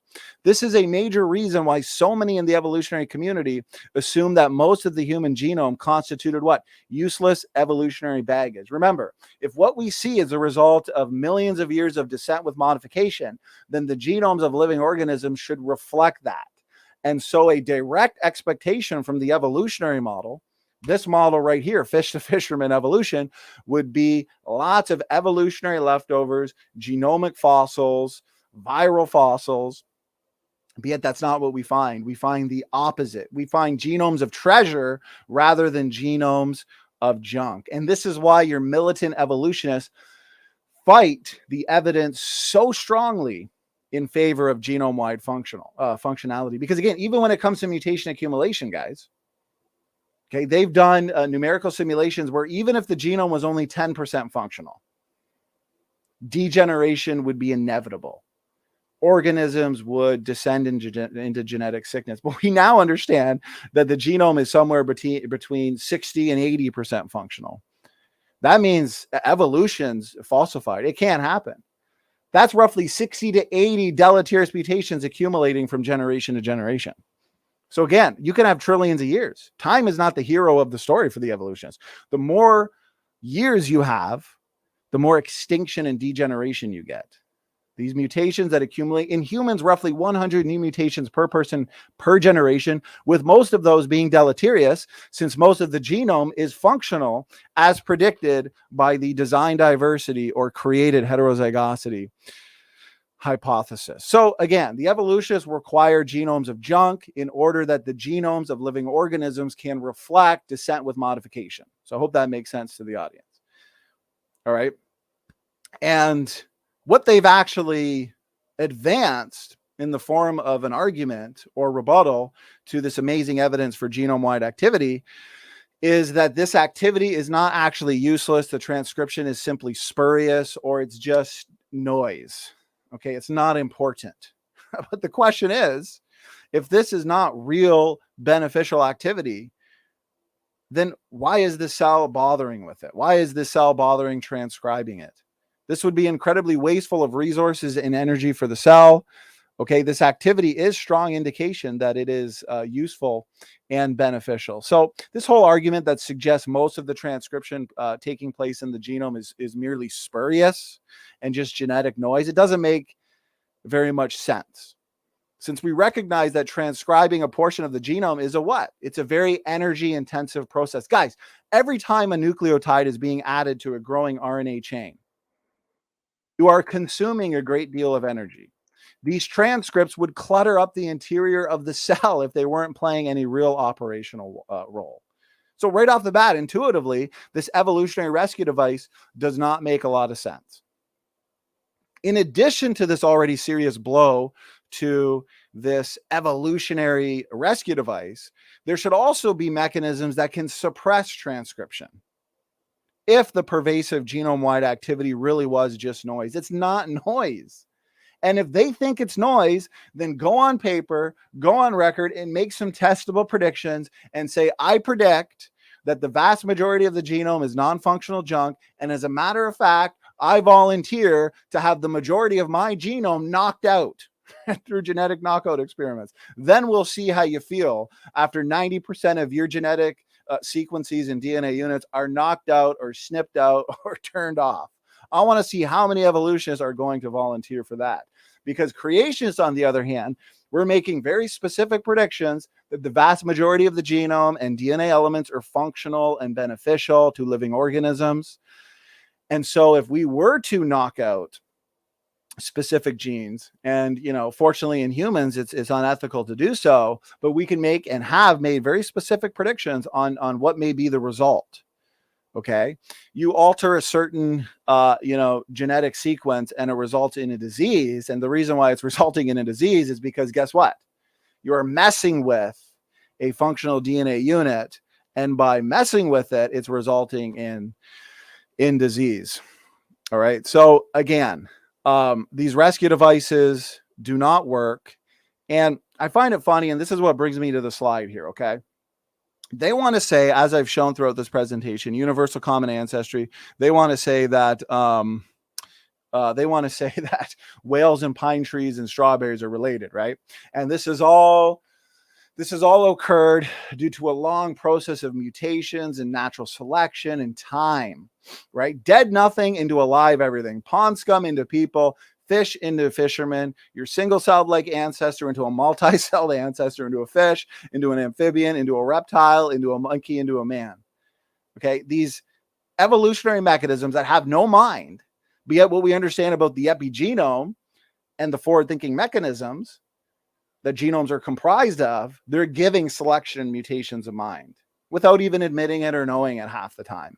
So apparently these mechanisms can take your pond scum to people, but these mechanisms are incapable of removing all of this junk. Well, your PhDs, like your Dr. Dan Stern Cardinals of the world, they'll just say, well, it's easier for the genome to just keep it around, just transcribe it at low levels. It's easier than removing it. Yeah, because guess what? It's there, and they're not going to tap out. So they got to put forth some kind of rescue device, but it doesn't work. It's contradictory. It's pseudoscience. It's a fairy tale to say that these mechanisms are going to take a fish to fishermen, but they're not going to be capable of removing 80% junk from the genome.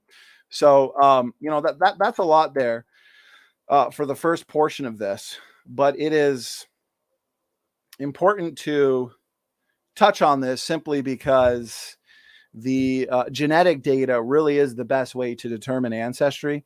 And in the world and realm of genetics, evolutionists are losing horribly. Okay, so let's get into classification, because evolutionists, unfortunately, have wasted a lot of time, energy, and money on classifying the biological world. And that's where you get, again, kingdom, phylum, class, order, family, genus, species. And, we classify and organize things all the time. I organize my books upstairs according to their respective categories. I've got my evolution books here, my creation books here, various other kinds of apologetics books over here, theology books there, soteriology books, over here in this place. This doesn't prove that since all the books, use the same 26 letters of the alphabet and all have a certain percentage of similarity in terms of the words used, the topics discussed, and so on, it doesn't prove any kind of relationship. Okay, we classify modes of transportation. You know, these are sedans, these are hatchbacks, these are SUVs. You know, put the SUVs over here, put the vans over here, put your crossover vehicles over here. It doesn't matter. It doesn't prove anything that we can classify things. We classify all types of things, and it turns out that, you know, we spend a lot of time classifying biological organisms. I don't care. I don't think that the lion cares how you classify it, where you classify it. The platypus doesn't care how you classify it. We like to do this. Okay. And, you know, if I were to draw a circle big enough that was, let's say, called books, then every single one of my books would fit within that category, because I've drawn a circle that's big enough to do so. But once I narrow my focus onto books that only have to say, or have to, let's say, deal with young Earth creation, well, now not every single book is going to fit within that circle or group. Although all of my books that are young Earth creation books would fit into the group young Earth creation and books in general, they would not be grouped within my theology books or books dealing specifically with, you know, one category of, let's say, theology, the Trinity.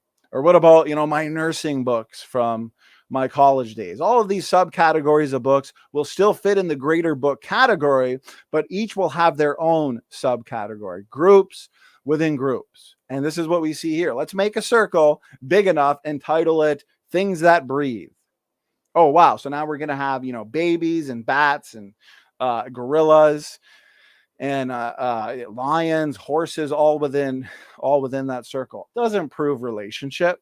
Things affected by gravity. Well, it turns out whales and bowling balls are affected by gravity. You know, these evolutionists these days, and unfortunately some of the theistic evolutionists are also adopting such weak arguments. They'll say, oh, well, you know, whales and pine trees are both eukaryotes, and so, you know, they're both related. But that doesn't prove relationship. Okay, being able to classify things based on traits, characteristics, similarities. Again, here we go. Here's a circle. Things affected by gravity. A chair, a human being, you know, bowling ball. Sorry, it's not going to work. Motorized transportation. Being able to go from one place to another using a vehicle. We got motorcycles, planes, trucks, boats.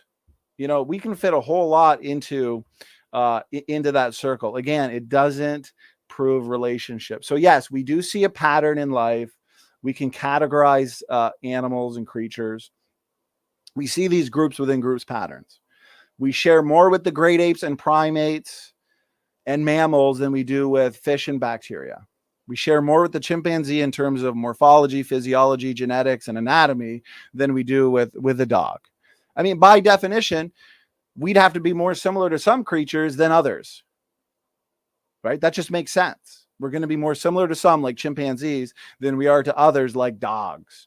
But this is where pretty soon I'm going to get into the major differences, not just the similarities, that the evolutionary community really, unfortunately for them, can't deal with. So again, onto the classification argument from the evolutionary model. Okay, our species produce milk, and we can be classified as mammals. And so can whales and chimpanzees. Again, this doesn't prove relationship any more than the fact that my books on young Earth creation, theology, soteriology can be grouped together in a greater group of books called Books on Christianity. The existence of a pattern does not tell us what caused the pattern. The question is, what caused the pattern that we observed? Is it nested hierarchies by design or nested hierarchies by descent? And again, DNA function can help answer that question for us. When it comes to classification systematics, we are haplorine primates. So yes, we have a dry nose, and so does the chimpanzee, and so do monkeys. Again, this doesn't prove anything about relationship. We're also catarrhine because humans and chimpanzees and other similar creatures have nostrils that are close together and directed downward. And we are also classified as hominoids and hominids. Wow, amazing. There's evolution. You know, you're related to a pine tree. No, this is just man spending a lot of time and energy and, again, money classifying things. The greater question is, what caused that pattern? All right. And I want to point this out. The shared features, and I want to go to a specific slide here. Okay. So the shared features we see in the biological world actually allow us to study a creature and then generalize our findings to understand this amazing world we live in. Biology is essentially only possible since the created order is organized hierarchically. It's clear that God created hierarchically, okay? Yes, we share more with the chimpanzee than we do with a dog or a fish. This is expected, but this is also a necessary design in order for discovery, in order for discoverability. Biology is designed in a way that allows us as humans to study the living world and make some really remarkable discoveries. If the created order, think about this, guys, if the created order was not built in a hierarchical nature, let's say, a nested hierarchies, then innovations in biology may not be as straightforward. Medicine may not be where it is today. There are many good reasons why God created hierarchically. Creating in hierarchical patterns is consistent with God's what? Hierarchical nature. So nested hierarchical patterns, these groups within groups patterns that evolutionists look to as evidence for common descent, no. See, here's the thing. There's a lot of what's called non-discriminatory lines of evidence. There's a lot of overlap in the creation versus evolution world and models. What that means is we have agnostic lines of evidence and observations that both models can explain, right? Take homology, for example. Homology, the evolutionist is going to say these homologous patterns are due to shared ancestry, common ancestry. While the creationists would say, no, these similar structures are testimony to a common designer. Just like we see with this nested hierarchies, man builds in hierarchical patterns, not on purpose, not to prove the creation model. No, it's natural. It's a natural result of design. We have sedans sharing more with what? SUVs than sedans and SUVs would both share with, tractor trailers.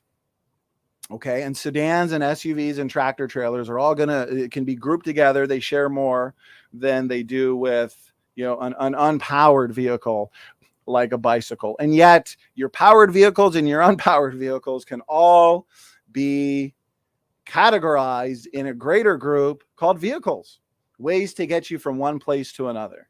Then you can even bring in a skateboard. This isn't evidence for evolution. These are agnostic lines of evidence. It would be like me saying, you know what, evolutionists, creation is true because the sky is blue or because the earth is round. Sorry, flat earthers. But then the evolutionists would say, no, that is non-discriminatory evidence because the evolutionary model can also explain why the sky is blue and the earth is round. That's not going to help answer this question of ancestry. And that's how it goes with homology, with nested hierarchies. The biblical creation model, we would actually say, okay, so the Bible, it claims to be the history book of the universe. And the Bible tells us that we're created in the image of God. We're made in the image of God. And therefore, there must be something about us that reflects the divine. So maybe we can get a sense for how God designed based on the way we design things. And it just so turns out that we design in nested hierarchical patterns. We design in homologous patterns. We actually design what seems to be interesting transitional forms. But before I get to that, what I want to say is there is an elegant and sophisticated reason for why God created hierarchically, okay? The way God designed the biological world permits for discoverability. And I think that's one of the most important points to consider here. All right. So transitional fossils. These parallels between design and biology extend even further. In our discussion of the deeper fossil layers, we observed the presence of fossils that seem to blend the features of two different categories of creatures. Well, it so turns out that some products of human design also seem to span two categories. So here we go. I want you guys to pay close attention to this. This is fascinating. We're just catching up to the design that God had already thought of in the biological world. God is just way ahead of us in our finite understanding and abilities here. But we are even building. And again, if we're made in the image of God, we should be able to get a sense for how God designed based on the way we design. And it just so turns out, and the evolutionists can't deal with it, that we design interesting vehicles that seem to span different modes of transportation, like your crossover vehicles. I mean, your Dodge Journey, your Ford Flex, is that a van or an SUV? I don't know. It's right in between. It's its own vehicle. It's its own design modes of transportation. My parents have a Jeep Gladiator, you know, and when they first pulled up in it, beautiful, beautiful Jeep or truck, you know, I said, is that a Jeep or a truck? No, that's the way it's designed. It's right in the middle. Okay. And it's designed that way for functional purposes. Actually, the military, they've been designing this way for a while. Okay. This is an amphibious, a military amphibious assault vehicle. Now, this alone on land wouldn't be the greatest, or alone in the ocean wouldn't be the greatest, but it's designed perfectly for that transition between sea and land. You have boats, military ships that are built just for the ocean, and then you have military, tanks that are built just for land. But these are actually built for that crossover environment from sea to land. This is the way we're designing. And so, you know, these evolutionists, they want to take, you know, a unicycle, a bicycle, and a four-wheeler and say, you know what, I'm going to predict, based on what we see here, in terms of the unicycle, bicycle, and four-wheeler, there probably exists, you know, a tricycle out there, something with three wheels. And lo and behold, that's exactly what we find. And they line it up. You know, they can line all sorts of domestic dog skulls up and make all types of stories in terms of evolutionary series and transitions. Now, this just proves that you can line things up. Okay. And let me see here. And this is why they point to, you know, their so-called best examples of transitional forms. Tiktaalik, you know, the famous fishapod, Archaeopteryx. Again, interesting mosaics is perfectly expected in the creation model. Again, as you can see here, a ship for the ocean, tank for the land. What do we have? Right in between, according to the evolutionary model, is your perfect transitional form. And then they're going to say, well, you know, modes of transportation, they don't reproduce. Cars don't reproduce. It's like, you know what, we should have a debate. Creationists versus evolutionists. Do cars reproduce? Yeah, we understand that. Okay, that's not new to us. They're misunderstanding the model. For one, adding reproduction adds complexity and adds more problems for the evolutionary model. So one day when we're able to design vehicles that can just reproduce, and then you don't need all these workers on the line. No, you actually have this car that just, you make one and then it just keeps replicating itself. Apparently to the evolutionists, that's weaker design, inferior design. Oh, that adds complexity. We're not there yet as human beings, but the point is, and our model suggests, that we are looking to get a sense for how God created based on the way we design things. That's why when we look to man-made designs, we find these interesting mosaics. We find that man builds and engineers in hierarchical patterns. Okay, we find that human designers build in homologous patterns. This is what we see, and this is expected given our model. So with that being said, I want to move into some of the differentiating lines of evidence now, okay? Because non-discriminatory lines of evidence is not necessarily going to help us answer this question of ancestry. We want to look to the differentiating line of evidence. I'm just looking at the chat here. Doki Doki Bible Club says, but change over time. Don't creationists believe in change over? Exactly. Ever-changing genomes requires, or ever-changing environments requires ever-changing genomes. But the types of changes we see, here's the thing. We need to look under the hood. But these evolutionists, what they want to do is look to, you know, the physical changes. They want to look to the phenotype and say, look at this. You know, the sickle cell anemia results in a resistance to malaria. But wait a minute, let's look at the genotype. Let's actually look under the hood. Let's see what's happening. And it turns out that sickle cell anemia is due to what? A broken gene, a broken protein, a deformed hemoglobin protein. It's functionally compromising to the organism with that trait. It's reductive. So firstly, they're best beneficial mutations that result oftentimes in adaptive episodes on the genotypic level. Guess what? they're reductive, they're degrading, they're functionally compromising to the organism. That is not going to counterbalance the damage done in the biological world due to the massive influx of low impact, nearly neutral deleterious mutation accumulation. They need to provide us not with beneficial mutations. Firstly, beneficial mutations are rare. They're about 1 in a million. We've discovered this through the Lenski experiment. Okay. They're about 1 in a million.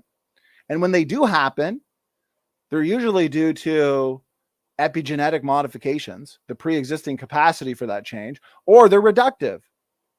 They're due to, the breaking down of a pre-existing system, or, due to, like, for example, bacteria. They'll oftentimes, Lenski's bacteria, they're adapting to their artificial environment by losing genes. So they're losing genes for short-term adaptive purposes, but it's actually long-term degeneration because his E. coli bacteria have actually shrunk in overall genome size. This is reductive. What you see in these so-called examples of beneficial mutations is a local increase in fitness, but a universal decrease in total functionality or absolute fitness. No, this isn't going to counterbalance the damage. Okay. So great question, Doki. Trying to see if there's any other questions that came in. I'm kind of on a roll here, so I'm just going to keep going. And if I see questions come in the chat, I'll try and multitask and get to those. But I really do just want to get through as much of this as possible. And yeah, again, let me know if, firstly, let me know if it's still full screen. And then, let's see. Okay, so here we go. Now, what's interesting is even in the similar genetic sequences, let's say between humans and chimpanzees, what we actually find are significant differences.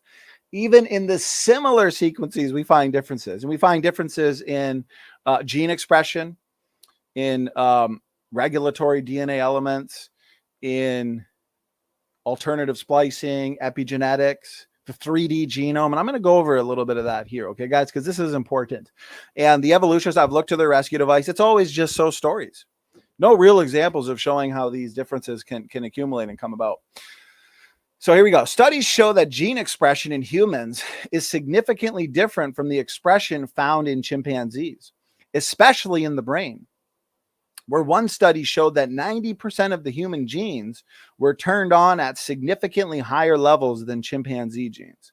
Another study showed the brain DNA sequences of both species didn't match evolutionary descent predictions for a common ancestor. It's like these orphan genes. We have these taxonomically restricted genes that are exactly what we would expect based on common design, right? Where God creates these distinct archetypes and front loads them with heterozygosity, where you have some DNA elements unique to those specific creatures. And that's what we find. These orphan genes that have no evidence for any ancestry. They're just there. They pop up. And the evolutionists oftentimes resort to a circular argument, what's called de novo gene synthesis, which basically says that a non-coding area of the genome becomes, functional, and you get the evolution of an orphan gene. But it's or gene duplication, where you have a duplicated region of the genome followed by what's called neo-functionalization, and a series of mutations. Unfortunately, there's a waiting time problem for them there, because you get a duplicated gene that's just a waste. It's there. It's wasteful of energy and resources for the cell. So basically, natural selection is going to remove that before it can even evolve through a series of deleterious mutations, something that's novel and functional. So, that's just a story. But nonetheless, it's circular, because you ask them, how do you explain orphan genes? How did those come about? And the evolutionist says, well, de novo gene synthesis. And then you ask, what's de novo gene synthesis and why de novo gene synthesis? And then they say, well, because orphan genes exist. They're going in a circle because they can never conclude a designer. Okay, so here's some papers. And I cover this in great detail in my new special creation book. Notice this. From this paper titled Elevated Gene Expression Levels Distinguish Human from Non-Human Primate Brains. So this is from the secular technical literature. This isn't Creatious making this stuff up. We identified 169 genes that exhibited expression differences between human and chimpanzees' cortex, and 91 were ascribed to the human lineage by using macaques as an outgroup. Our results indicate that the human brain displays a distinctive pattern, notice, a distinctive pattern of gene expression relative to non-human primates, with higher expression levels for many genes belonging to a wide variety of functional classes. So we have many ways to differentiate between the universal and separate ancestry model. This is what the separate ancestry model would suggest. Notice this, another paper, intra and interspecific variation in primate gene expression patterns. We identified species-specific gene expression patterns indicating that changes in protein and gene expression have been particularly pronounced in the human brain, which makes sense, right? We may share a lot in terms of anatomy and morphology with the chimpanzee, but guess what? Is the chimpanzee giving presentations over StreamYard, building PowerPoints? Are they making cars? Did they design the space shuttle? Are they writing and reading books? Of course not. Of course not. There's some massive differences there, okay? And again, we're seeing massive differences reflected in the genotype. Alternative splicing differences. A paper analyzing alternative splicing differences between humans and chimpanzees reads, alternative splicing is a powerful mechanism affording extensive proteomic and regulatory diversity from a limited repertoire of genes. Surprisingly, 6 to 8% of profiled orthologous exons display pronounced splicing level differences in the corresponding tissues from the two species. In total, so here's a paper titled Predominant Patterns of Splicing Evolution on Human, Chimpanzee, and Macaque Evolutionary Lineages. In total, 1,526 exons and exon sets from 1,236 genes show significant splicing differences. These aren't just minute differences among primates. More than 60% of these differences represent constitutive to alternative exon transitions, while an additional 25% represent changes in exon inclusive frequency. Epigenetic differences. We have this extra layer of sophisticated information where we have just millions of genetic switches just waiting to be turned on or off via environment for adaptive change, adaptive episodes. Okay, because we need some kind of control mechanism. And if every single gene were turned on at the same time, that would be bad, that would be harmful, that would lead to disease. And so we have these control mechanisms. We have the epigenome, which is above and beyond the genetic code, basically, that controls when and where and how certain genes are expressed and turned on and turned off. So just looking at the chat here, see if anything, appreciate that, Cram. I think you are killing this. Thank you very much. Okay. Yeah, typically I just put a bunch of slides together out of my thousands slide-filled slideshows and just kind of see where it goes. I mean, there's so much evidence against evolution for creation that, this could be a 15-hour presentation. We'd still be just getting started. So even in the epigenome, we find massive differences. Genetic tags that make chemical changes to genes are known as epigenetic mechanisms. Epigenetic tags regulate DNA sequences.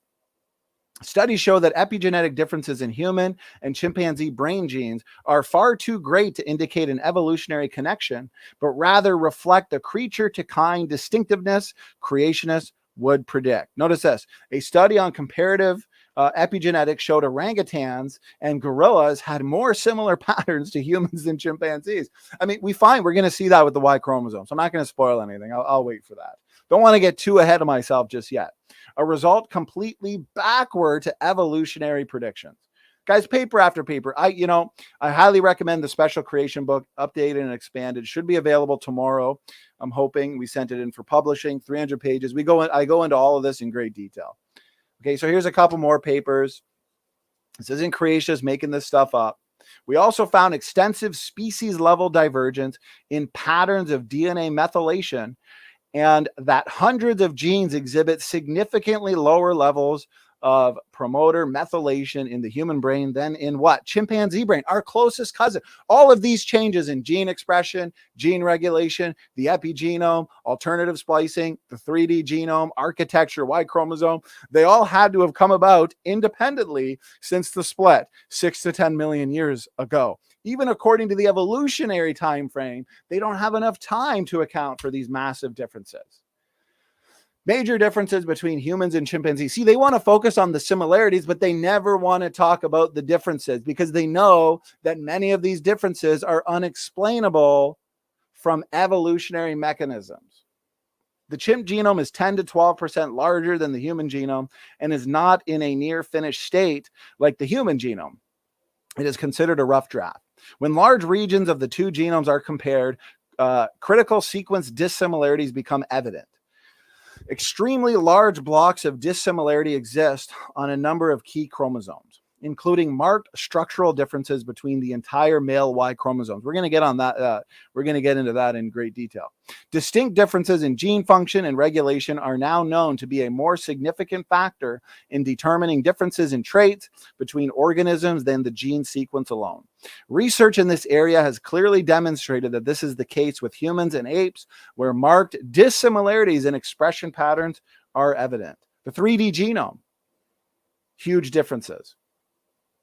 Here's a paper right here. Is 3D genome topology conserved? Given the incredible variability among genome configurations within a single type of creature, let alone that which exists between creatures, human versus chimpanzee, this area of evolutionary comparison has been difficult for secular researchers.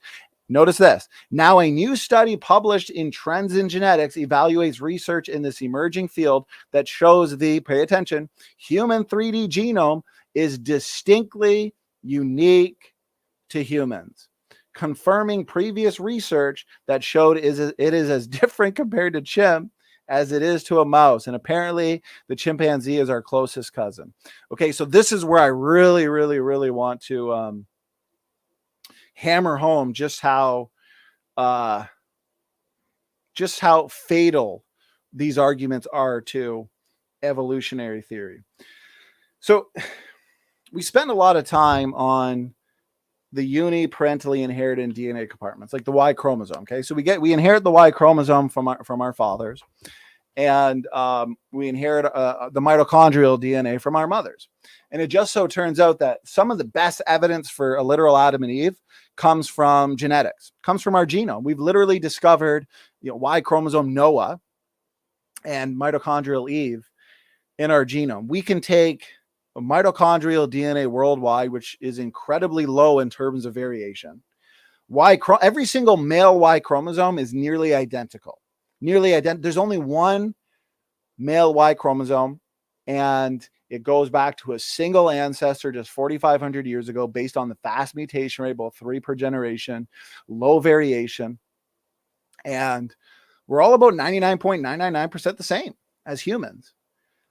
But yet it turns out that when you consider overall architecture, gene content, and size differences between the human and chimpanzee Y chromosome, our Y chromosomes are only about 35% the same.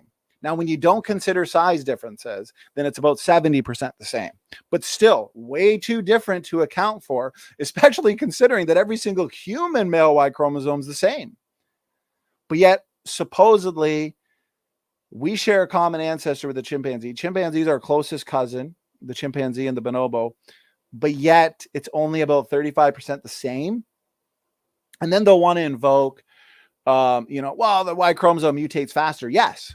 The fact that the Y chromosome mutates fast is amazing evidence for separate ancestry, because guess what? Every single male Y chromosome is nearly identical, low variation, but yet the Y chromosome mutates fast. So firstly, why don't we find any highly divergent people groups in the Y chromosome on the planet? We don't. The Y chromosome is incredibly uniform population-wide, but yet the Y chromosome mutates fast. A mutation adds diversity because a mutation is adding something that was not previously there. So the Y chromosome in the human population should be more diverse, but yet it's not. It's incredibly uniform, low variation. So the only way to explain A Y chromosome with incredibly low variation, but also mutates fast, is through the young Earth creation model and the fact that the Y chromosome is not old. It only goes back 4,500 years, so that makes sense. But we also have evidence for the Tower of Babel dispersal because we have what's called geographically specific Y chromosomes. African Y chromosomes, Asian Y chromosomes, European Y chromosomes, because after the Tower of Babel, you have different people groups migrating to different places in the world, and they independently accumulate new mutations. And we can see this. We can see this in allele frequencies. And, a lot of evolutionists will say, okay, design diversity, it's post hoc, ad hoc. How can you tell the difference between, a created allele and an allele due to mutation? Well, it's easy. Okay. If it's common and functional and not disease causing, then it's created. If it's rare, if it's in low frequency, like blue eyes only exists in a subpopulation, small part of the human population, then it's the result of mutation. So it's very easy to figure that out, which is why when it comes to the mitochondrial Eve consensus sequence, we actually have a consensus sequence, which is pretty amazing. So again, the mitochondrial DNA, incredibly low variation. On average, you're only looking at 20 to 30 DNA differences in the mitochondrial DNA compartment between any two people worldwide. And yet the mitochondrial DNA mutates fast as well. So these uniparentally inherited DNA compartments provide us some of the most amazing evidence, irrefutable evidence for separate ancestry. So that brings us to the Y chromosome dissimilarity between humans and chimpanzees. Thank you very much, who, what, when, for the support. Notice this. This is not a creationist paper. This is a secular paper. One of my favorites, came out in 2010. Chimpanzee and human Y chromosomes are remarkably divergent in structure and gene content. The chimpanzee MSY harbors twice as many massive palindromes as the human MSY, yet it has lost large fractions of the MSY protein coding genes and gene families present in the last common ancestor. Notice this. There's no homology or alignable counterpart in massive portions of the human and chimpanzee Y chromosome. I mean, this is... Look at their conclusion. We conclude that since the separation of the chimpanzee and human lineages, sequence gain and loss have been far more concentrated in the MSY than in the balance of the genome. What are the differences? There are two main classes of MSY sequences shared between two species. Okay, so you have these two regions, and the X-degenerate regions of chimp and man differ by a full 10%. This is huge considering the 99% identical claim that we have heard parroted so often over the previous several decades. But this is only the beginning of the differences. Notice this, when you compare these specific regions, they had to appeal to what? Extensive rearrangement and rampant sequence gain and loss. Because, they can't question the bigger picture. They can question details of the evolutionary model, but remember, it's assume evolution to prove evolution. So they are desperately trying to account for these massive differences. Well, maybe you had a huge loss here, huge gain here, duplication here, whatever it is that they invoke when it comes to these differences, and not just the Y chromosome. 30% of the entire MSY has no counterpart in the human MSY and vice versa. These are sizable differences. Guys, again, when you consider overall architecture, gene content, and size differences, it's only 35% the same between humans and chimpanzees. That's it. That's enough to falsify evolution. And it turns out that the human and gorilla Y chromosomes are more similar than the human and the chimpanzee Y chromosome. There's a break in their nested hierarchy. Orphan genes, there's no consistent hierarchy there. Convergent evolution. Anytime convergent evolution is invoked, it is an admittance into the lack of uniqueness in the universal phylogenetic tree of life. Okay. Orphan genes, the Y chromosome dissimilarity, incomplete lineage sorting, where depending on what genes you look at, you get totally different trees. It's pick and choose with the evolutionists. Notice this. The amount of difference in the Y chromosome between humans and chimpanzees was a huge surprise, not predicted, and was a difference expected between human and chicken autosomal DNA. The 30% difference among human and chimp MSY regions was a shock. This amount of difference was expected between the autosomes of human and something like a chicken, to use their example in the paper. And chicken is not even a mammal. I mean, even according to the evolutionary model, when did humans and chickens share a common ancestor? Finding this much difference in one of the sex chromosomes was huge. When they looked at the gene content of the two respective chromosomes, they were additionally surprised to find that there were many fewer genes in chimp and many more genes in man, with only 2/3 as many distinct genes or gene families as the human MSY, and only half as many protein coding transcription units. That is, they found huge differences in the number and type of genes on the two Y chromosomes and were forced to claim massive gene loss or gain as the evolutionary mechanism responsible. Of course, design, remember, they don't question the bigger picture. Design was not even considered as a possible answer. So you got these militant critics. I've put out a challenge. They want to say, we got a heat problem. I say, you got a genetics problem. And genetics is the best way to determine ancestry. It's empirical. It's direct observation. That's why we can see in real time through pedigree-based studies, we can see how much or how little the DNA changes from generation to generation. And we know that it's fast. And even considering things like purifying selection, guess what? When you've only got a few DNA differences separating any two people in the Y chromosome and the mitochondrial DNA in the Y chromosome, it's only a few hundred. In the mitochondrial DNA max, it's only about 100 or 120. And with a fast mutating DNA compartment and low variation, you've only got a couple hundred generations max of change. You can't take those DNA compartments back 200 to 300,000 years. No. That's why when it comes to genetic diversity in humans, we have low genetic diversity overall. That's expected based on our model. 6,000 years ago, God creates two people, Adam and Eve. Automatically, that restricts genetic diversity. And that's what we see today. The evolutionary model, on the other hand, they expected high levels of genetic diversity, since they want to put humans back a couple 100,000 years. And before that, you've got Erectus. Before that, you got Habilis. Before that, you got Australopithecine-like ancestor. That's a lot of diversity accumulating.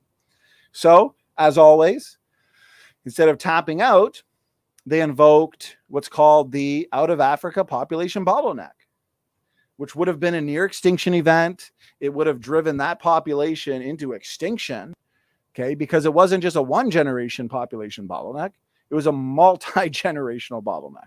And they did that to reduce levels of genetic diversity because the observed empirical data was not consistent with their model. So your militant evolutionists, like your Gutsy Gibbons out there, they'll say, or the paper says, maybe we're looking at, sperm competition or polygamous relationships in chimpanzees or faster rates of gene conversion. Whatever it is, they've gone untested. These are just fancy stories, nothing more than uninformative gloss. These are hypotheses that have been untested. They're unrealistic. So again, don't just give me a story. Don't just give me a rescue device.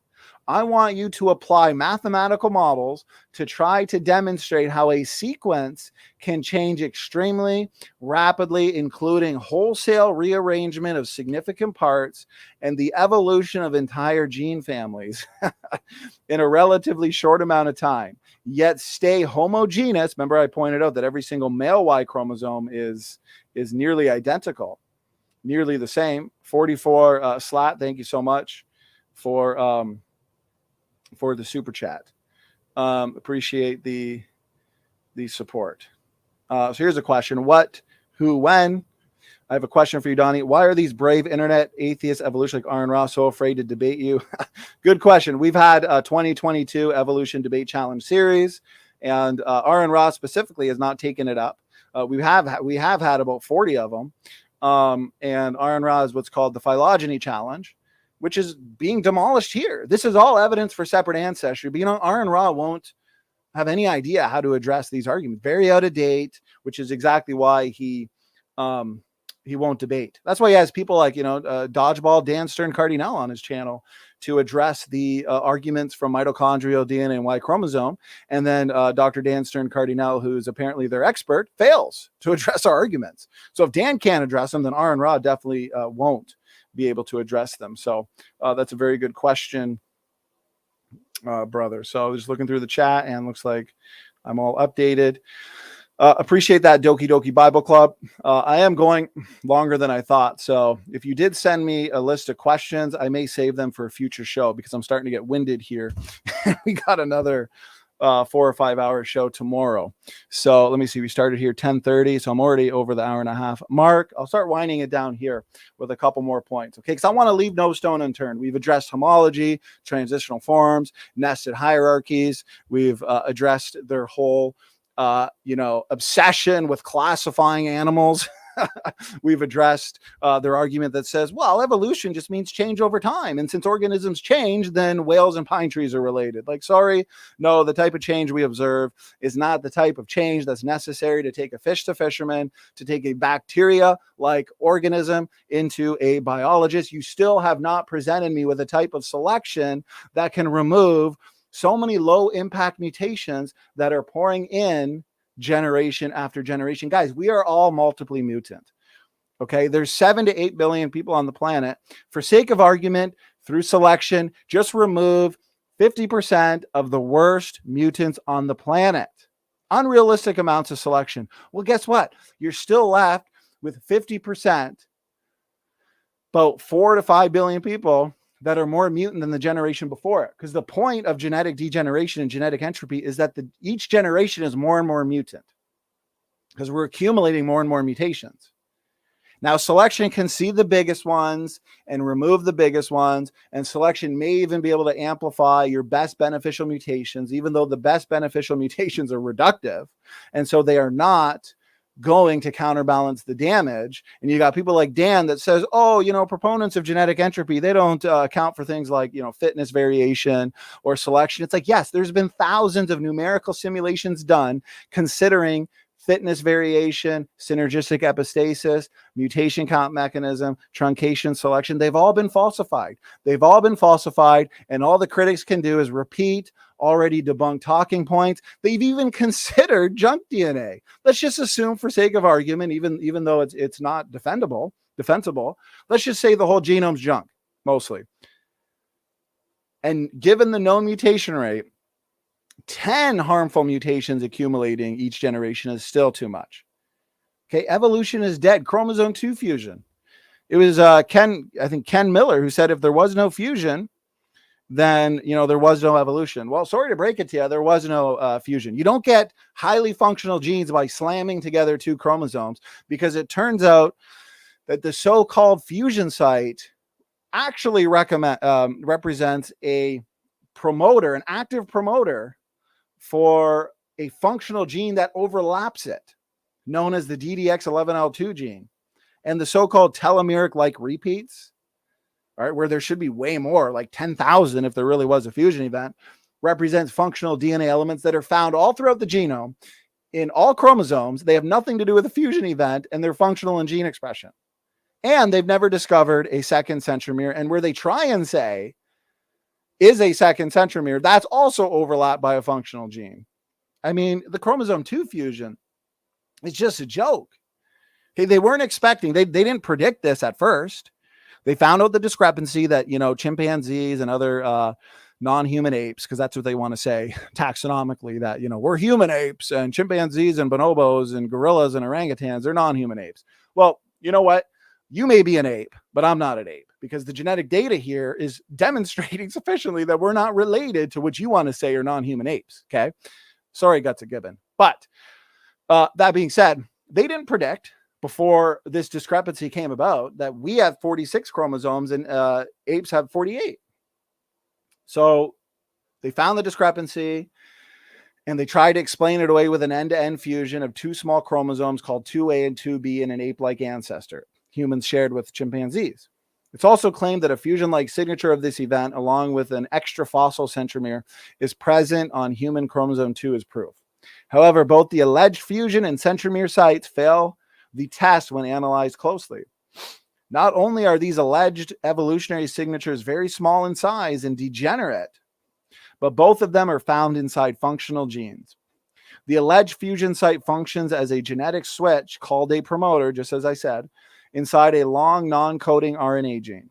And the so-called fossil centromere contains both coding and non-coding sequence inside a large protein coding gene.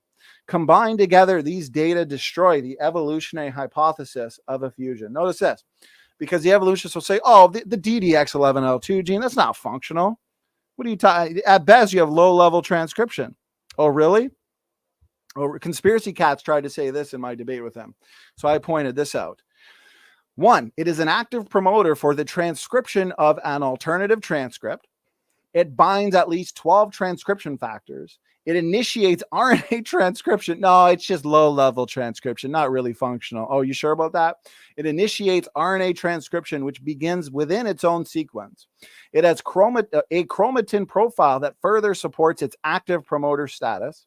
Tompkins also provides evidence that the DDX11L2 gene produces RNA that helps regulate the DDX11L gene family, just as has been shown with other functional pseudogenes. It's been overturned, guys.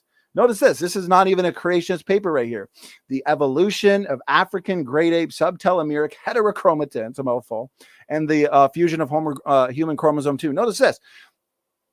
Where we should find this specific type of satellite DNA around the human chromosome 2, we don't find it. Okay, around the reputed fusion site, we don't find what should be there.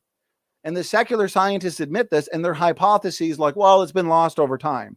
Cool story, bro. I want empirical science. I don't want your pseudoscience. I want testable predictions. That is the gold standard of science. And that is exactly why arguments like the chromosome 2 fusion have been overturned, because the so-called fusion site represents an active promoter inside a highly essential and functional gene, the DDX11L2 gene. I'm sorry. It's not a fusion. Chimpanzee and gorilla chromosomes differ from human chromosomes by the presence of large blocks of subterminal heterochromatin thought to be composed primarily of arrays of tandem satellite sequence. That's it. Here's some further reading if you want to dig deep. You know, some of these guys, they've tried to put forth some rescue devices. There's a paper here called Debunking the Debunkers, where a PhD geneticist, Dr. Jeffrey Tompkins, he absolutely just demolishes the critics. Okay. But again, we have the Ventura paper here that's not even a creationist source that just ends this question. These differences in chromosomes between humans and chimpanzee and gorillas, okay, these large blocks of DNA, they're not there when they should be. And then, you know, your evolutionists like Erica want to say, well, you know, the telomeric-like sequences that are there at the reputed fusion site, you know, they're there more than anywhere else in the genome. Who cares? I don't care if there's more there at that site than anywhere else. That's probably why they chose that site, because they needed a site with, you know, some kind of anomaly to you know, be able to brainwash so many into believing that there is a fusion. Okay, it's highly degenerate, and what is there, even if it is more than anywhere else in the genome, represents functional DNA elements that contribute to the function and health of the organism, contribute to the overlapping gene, the DDX11L2 gene, with your promoter, and they function in gene expression. And they're found all throughout the genome, yes. They have nothing to do with fusions elsewhere in the genome. They're there in varying degrees of numbers, okay? And they act in gene expression, among other things. So there's more there at that location. It doesn't matter. That's probably, lastly, and again, that's probably why they chose that location. They needed something. You know, remember that there always has to be a little bit of, in order to even be able to push that, you know, there's got to be something they could look to. I'm sorry, it doesn't work. Here, pedigree-based mutation rates. I was talking about this earlier. Estimates of the mutation rate with a non-phylogenetic approach. Remember, they calibrate the data. It's circular. They want to assume the geologic column. They want to assume the human-chimpanzee split and say, well, you know, the mutation rate's really slow, actually, because humans and chimpanzees split from a common ancestor 6 to 10 million years ago. And so when we compare the differences, but as a matter of fact, when you look at these phylogenetic trees, you actually see differing size branches. Okay, and I've done whole shows on this, showing that, you know, people are picking up more mutations in the same amount of time than their cousins. differing size branches, differing mutation rates. Now, mutation rates are basically fast, but they're not constant. But you could say they're constantly fast, which is a major problem for the evolutionary theory. Notice this, 10-fold higher than phylogenetically derived rates. Okay, so, you know, there's just so many false assumptions that the evolutionists want to make when it comes to arguing against the creation model. Okay, here's the last portion of the show here when it comes to endogenous retroviruses. Now, I've done whole shows on this, as everybody knows. I recently did almost 3-hour lecture on this a little while ago. And just looking at the chat. Okay, well, I appreciate all the support. We still got 70 people here, even after coming close to 2 hours. So, you know, I told you this conference would be comprehensive, technical. You know, we wanted to give the fatal blow to evolutionary theory. We wanted to deal with all of their favorite talking points, whether it be junk DNA, nested hierarchies, endogenous retroviruses, their precious chromosome 2 fusion, which I rarely see the evolutionary community even trying to defend anymore, especially in debate. You know, they've never heard of half of what is being talked about in this conference. Okay, so ERVs, according to the standard evolutionary story of endogenous retrovirus, an ERV is a stretch of DNA found in your DNA that got there when one of your ancestors was infected by a virus. So basically, the question is, and I'm just going to explain this in a nutshell since I've already got hours and hours worth of shows and a 200-page book on this. Okay, so the question is, are these really, you know, the ancient remnants of past viral infections, or are they created units of DNA function? Okay, some evolutionists refer to ERV sequences as fossil viruses, scars, basically, that give them a historical record of evolutionary history. Okay, so here's some important points. Retroviruses can reverse the flow of genetic information. That's reverse transcription. Retroviruses have an RNA genome that can be copied into DNA. When it comes to the story of endogenous retroviruses, you have exogenous retroviruses, okay, like HIV. They would essentially infect, but they'd have to infect a germ cell, okay, and that way it can be passed on to offspring. The provirus has to enter the germline, and then from this point, the endogenous retrovirus can spread throughout the population. If the endogenous retroviruses are passed on long enough, mutations can deactivate the virus, meaning active proviruses will cease to be produced. An individual may be producing active viruses, but with time and mutations, this is the evolutionary story, of course, these proviruses become mutated and eventually no longer produce infectious proviruses, but the viral sequences are still passed on to offspring. This is where fixation can happen, okay, which means a certain population will all have them. But here's the problem. What we actually find is that without these retroviruses, retroviral-like elements, we would not have placentas. We would not exist. We would not be bearing live young. Okay, ERVs are expressed during human embryonic development. So let's answer some of these questions.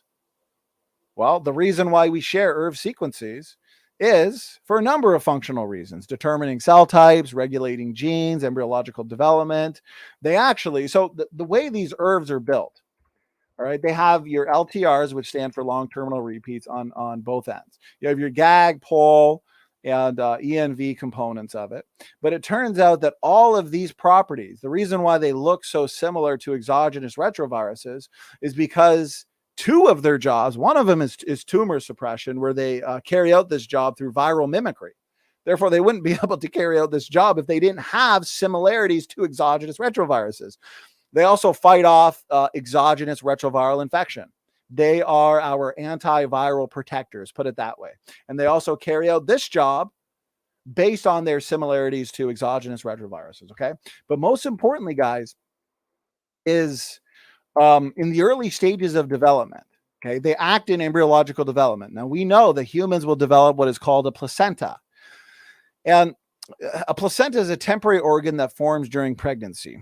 This structure is absolutely essential. It is crucial for normal and healthy pregnancy. It provides nutrition to the developing baby, and it also helps to get rid of waste. And I talked about this specific function quite extensively in my debate with Luca Medugno.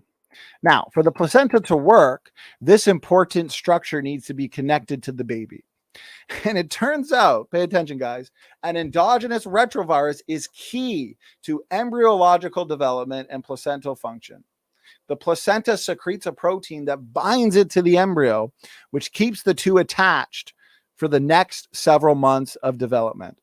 The DNA that makes up that protein is very similar to a region of a retrovirus that allows the virus to attach to its host cell. So given the nature of this function, and given the nature of its functions in fighting off viruses and in tumor suppression, ERV sequences require their similarities to exogenous retroviruses in order to carry out their numerous functional roles. Without endogenous retroviruses, the placenta, which is critical to pregnancy and embryological development, would not work.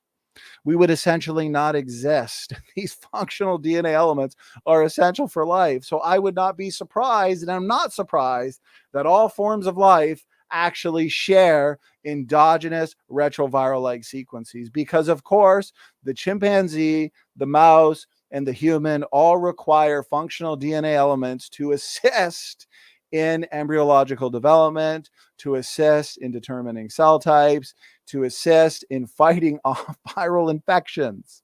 Okay, so it shouldn't be surprising that we actually share them with the biological world. Okay, so endogenous retroviruses don't just assist, though, in embryological development, in embryonic immune systems. They also work in our immune system after we are born. And I want to get to a couple slides on that. So, I mean, there's just paper after paper going over, junk DNA overturned, which we talked about earlier. Okay, the four-dimensional genome. So right here. Switching sides, how endogenous retroviruses protect us from viral infections. This is a secular paper, guys. And look what they say, long disregarded. So they're admitting that they assumed that ERV sequences were junk. Long disregarded as junk DNA or genomic dark matter. I'm not making this stuff up. Endogenous retroviruses have turned out to represent important components of the antiviral immune response. Not only regulate cellular immune activation, but may even directly target invading viral pathogens. One focus will be on recent advances in the role of ERVs as regulators of antiviral gene expression. I mean, these are amazing things that are happening on the genomic level. Okay, our immune system pathways are dependent upon enzymes created by endogenous retroviruses and ERV-like elements, and their counter responses to this, co-option with no real empirical evidence. All we have to say to that is cool story, bro, because PhD virologist Dr. Dodgeball Dan Stern Cardinal literally admitted that no, we've never seen an exogenous retrovirus infect, integrate, be passed on, and become functional in the embryo, become functional in determining cell types. No, all they have is a cool story. And you know what? It's not even very cool. Okay, it's kind of embarrassing, to be completely honest with you. So right here, ERVs appear to play important roles in physiology, fetal development, and human evolution. If the accidental infection, so right, assuming evolution always in these papers, of a mammalian ancestor by an exogenous retrovirus had never occurred, the placenta and the mammals that produce it, including humans, would have never existed. So guys, these so-called ancient remnants of past viral infections are protecting our bodies against microbes and other viruses. They are also involved in allowing for small but significant changes in how the human body works in general. I mean, these ERV sequences are doing amazing things. And I could spend the next 20 hours, which is why I wrote a whole book on it, going over their amazing roles in cellular differentiation and regulation of gene expression. I mean, as you can see here, I got a ton of papers. Retroviral promoters in the human genome, antiviral immunity. Scientists identify new beneficial function of endogenous retroviruses in immune response. Transposable elements are a prolific source of tightly regulated, biochemically active, non-coding elements, such as transcription factor binding sites and non-coding RNAs.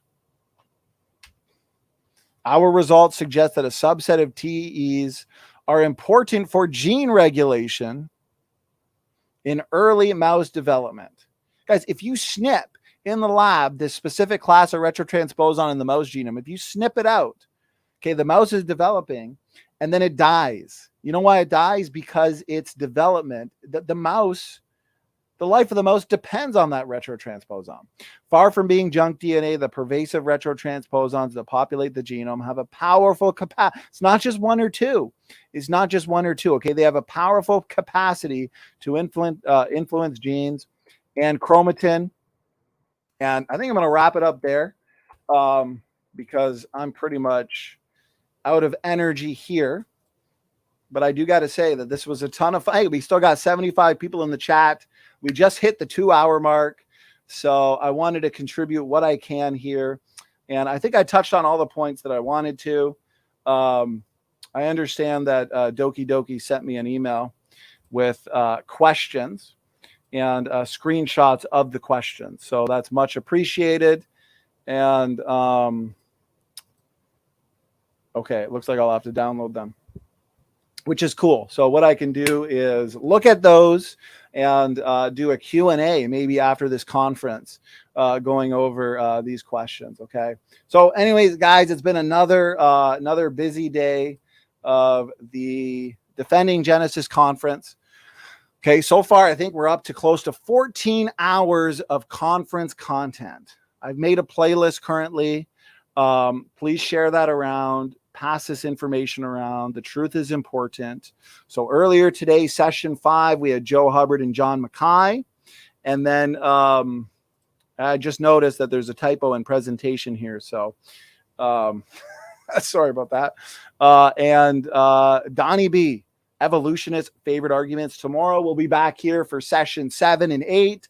Dr. Jerry Bergman, Professor David McQueen, and George Bond, our award-winning co-host. I'll also give you guys an announcement, maybe in a community post. I'll also mention it, of course, tomorrow. The second this book is released, I am going to price it at cost because I want to buy a bunch of them so I can pass them around. And since we sell and get them published through Amazon, that's really the only way we can do it. So for a couple of days, I'll leave it that way. So anybody who wants to get it at cost as well, please do so. Okay, so let me look at the chat here and seeing if there's any questions that I can get to right now. Doki Doki Bible Club, amen. Appreciate the support there. So let's see. Zach asks, 1.1 million beneficial plus 7 billion people is still 7,000 beneficial mutations every single generation. So yeah, that's not going to work because again, there's been thousands of numerical simulations done. Okay. The reality of genetic entropy has been verified using computer modeling, and they've actually considered super beneficial mutations, unrealistic amounts of beneficial mutations. And guess what? Even with unrealistic amounts of beneficial mutations, even though most are reductive, genetic degeneration is inevitable. So unfortunately, that doesn't work either. You would expect divergence in expression levels, novel genes. So again, most of these so-called beneficial mutations are still degrading, functionally compromising to organisms, okay? Or just random epigenetic changes. So those aren't adding anything novel. Those aren't adding any real complexity. These are changes based on the pre-existing capacity for that change. So to say that we get these differences, these significant differences in gene expression and alternative splicing, epigenetics, and just the 3D genome in general, not to mention the Y chromosome through time and beneficial mutations, that has to be demonstrated, or else it's just a story. Okay, this is storytelling, and this is where I respond with, cool story, bro. What is an orphan gene? Good question. Bold as a lion. So an orphan gene is a taxonomically restricted gene that is just restricted to certain species. Okay, where it's called an orphan because there's no evidence for its ancestral precursors. So the evolutionists have a problem with that because, they don't know where these come from, and they have to invoke evolutionary processes to explain them. And those evolutionary processes, they don't work. They are, it's circular reasoning, especially de novo gene synthesis. But remember, these taxonomically restricted and essential genes are exactly what we would expect given the uniqueness of each created kind. We would expect certain sets of genes that are only shared within a kind. Okay. So think if you have 3 books, but within that books, you have certain words that aren't found in all 3 books. Book 1, you have certain words that you're not going to find in book 2 or 3. Book 2, you have certain words that you're not going to find in book 1 or 3. Okay, these are unique sequences and DNA elements. So the next question was from who, what, when, and I got to that one. So I do appreciate that.